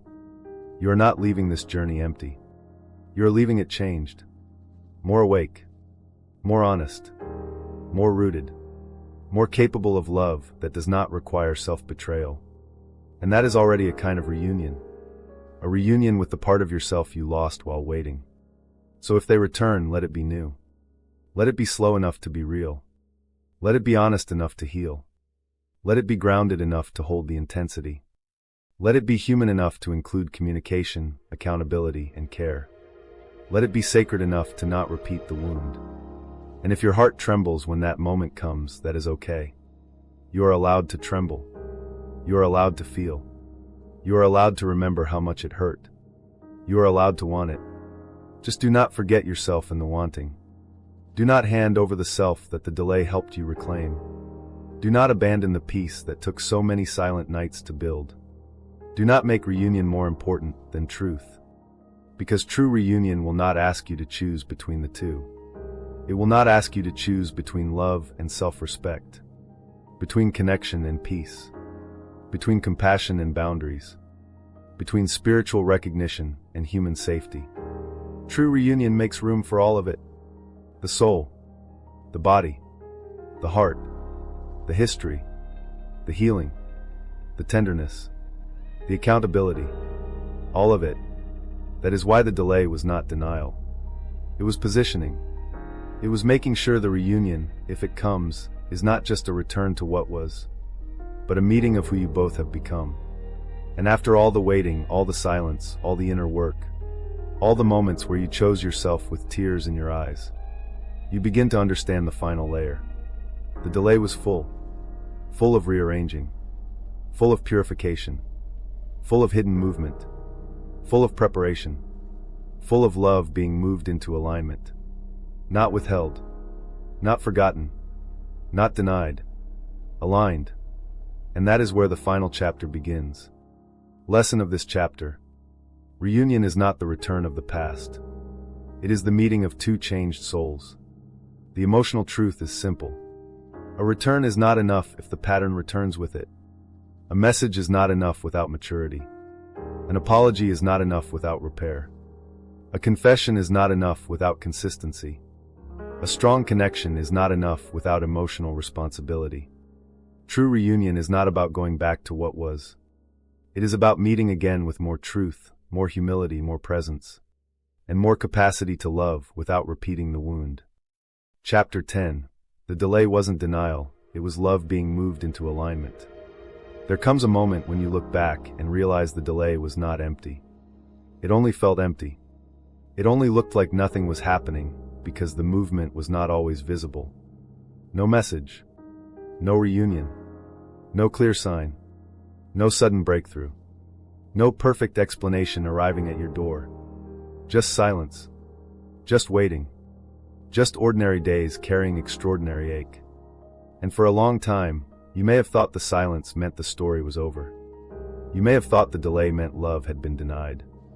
You may have thought the closed door meant you were being punished for feeling too deeply, hoping too long, believing too much. But now, after everything you have survived, after every night you almost reached out, after every moment you chose yourself with trembling hands, something inside you begins to understand. The delay was not denial. It was positioning. It was love being moved into alignment. Not rushed into another wound. Not pushed into another cycle. Not dragged back into the same pain wearing a softer voice. Aligned. That word feels different, doesn't it? Aligned means there was movement beneath the surface. Aligned means the timing was not ignoring you. Aligned means the silence was not empty. Aligned means your heart was being prepared for something your wounded self would not have known how to hold. And maybe that is the part that changes everything. The version of you who first wanted reunion may not be the version of you who could have survived it. That version was tender, hungry, exhausted, still searching for proof, still willing to accept fragments if the fragments came from the person your soul recognized, still mistaking relief for readiness, still asking, do they love me? Before asking, can this love meet me in truth? But look at you now. Not perfect. Still human. Still soft in places. Still moved by certain memories. Still capable of missing them when the night becomes too quiet. But different. You have been changed by the delay. You learned that love is not supposed to make you abandon your body. You learned that a return is not the same as repair. You learned that silence can hurt and still protect. You learned that potential is not proof. You learned that reunion without readiness is just repetition. That is wisdom. Costly wisdom. The kind you earned through the moments nobody saw. When your phone stayed dark. When your heart stayed open. When your nervous system wanted relief. When your soul whispered, wait, not like before. When every part of you wanted the old comfort, but something deeper chose the harder peace. That was positioning. Every unsent message was positioning. Every boundary was positioning. Every tear you did not turn into chasing was positioning. Every time you stopped asking the delay to prove your worth was positioning. Every time you returned to your own life was positioning. You thought you were waiting. You were being rearranged. Your energy was being purified. Your standards were being raised. Your nervous system was learning safety. Your heart was learning not to confuse longing with destiny. Your life was being rebuilt so love would have somewhere safe to land. And maybe they were being positioned too. Maybe their silence was confronting them in ways you could not see. Maybe your absence became a mirror. Maybe the connection followed them into quiet places. Maybe the memory of your eyes returned when they tried to forget. Maybe they had to face the difference between missing you and being ready for you. Maybe. But here is where your power returns. You do not need to know every hidden movement inside them to trust the movement happening inside you. You changed. You became clearer. You became harder to pull back into almost love. You became less available to confusion disguised as depth. You became someone who can say, I am open to reunion, but not repetition. I am open to love, but not self-abandonment. I am open to truth, but not fantasy. I am open to what is meant, but I will not betray myself to receive it. That is not bitterness. That is spiritual maturity. And if reunion comes, let it meet this version of you. Not the version who would accept anything just to stop the ache.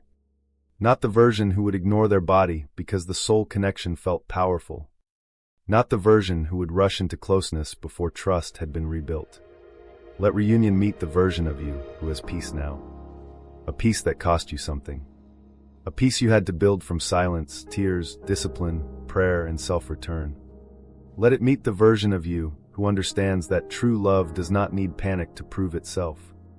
Let it meet the version of you who knows that sacred connection still needs communication, accountability, consistency, and care. Because the delay did not prepare you for a fantasy. It prepared you for truth. And truth may arrive slower than fantasy. But truth can stand. Fantasy gives you a moment. Truth gives you a foundation. Fantasy gives you emotional intensity. Truth gives you safety. Fantasy says, they came back. Truth asks, can love stay conscious now? That is the reunion worth waiting for. Not a perfect reunion. A real one. A reunion where two people meet with more humility than before. More honesty. More emotional responsibility. More willingness to face the patterns that once broke the connection. A reunion where silence is no longer used as a hiding place. Where longing is no longer used as proof. Where both souls can say, not just with words but with behavior, I am willing to meet this differently. And if that reunion is not here yet, do not call yourself forgotten. Do not call the delay failure. Do not call the silence proof that your heart was wrong. Sometimes the final stretch of positioning feels the quietest. Sometimes the deepest alignment happens right before movement. Sometimes the universe keeps the door closed just long enough for both souls to stop trying to enter with the same old wounds. Your task is not to force the door. Your task is to remain aligned with the version of love you are now ready to receive. Love that is honest. Love that is grounded. Love that does not ask you to abandon your peace. Love that can hold the soul connection and the human responsibility. Love that feels sacred, not because it hurts, but because it heals. So if you're still in delay, breathe. The delay was not proof that love was denied. It may be proof that love was being protected from arriving too soon. Protected from old patterns. Protected from emotional immaturity. Protected from becoming another cycle you would have had to heal from. Protected until it could become something more truthful. And maybe one day, when the timing finally opens, you will understand why it could not happen earlier. You will look back at the silence and see what it built. You will look back at the waiting and see what it strengthened. You will look back at the almosts and realize they were not failures. They were pauses, sacred interruptions, moments where life whispered, "Not yet. Not like this. Let this become ready." Chosen one, the delay was not denial. It was spiritual positioning for reunion. A reunion with them, perhaps. But first, a reunion with yourself. With your dignity. With your body. With your peace. With your voice. With the version of you who no longer begs love to arrive in a form that wounds. That reunion has already begun. And once you understand that, the waiting changes. You no longer wait as someone abandoned. You stand as someone being aligned. You no longer ask, "Why is it taking so long?" You begin to ask, "What version of love is this delay protecting me for?" And that question carries power. Because what is meant for your soul will not require your self-betrayal. What is meant for your heart will not need your panic to find you. What is meant for your future will not ask you to become smaller just to fit inside someone else's fear. So trust the positioning. Not blindly. Not passively. Trust it while you keep living. Trust it while you keep healing. Trust it while you keep becoming. Trust it while you stop accepting crumbs. Trust it while you protect your peace. Trust it while you let love arrive in truth, or not at all. And if this message found the part of you that has been waiting in silence, write this in the comments. I trust the positioning. Let it be your declaration. Let it be your reminder.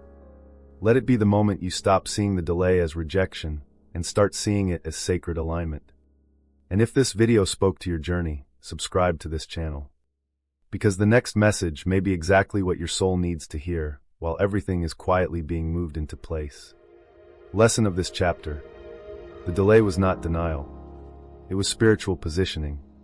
It was preparing your heart, your nervous system, your standards, your life, and the connection itself for a reunion that does not repeat the old wound. The emotional truth is simple. Love delayed is not always love denied. Sometimes love is delayed so it can arrive aligned. Not as another cycle. Not as temporary relief. Not as a return to the past. But as a meeting of truth, readiness, maturity, and peace.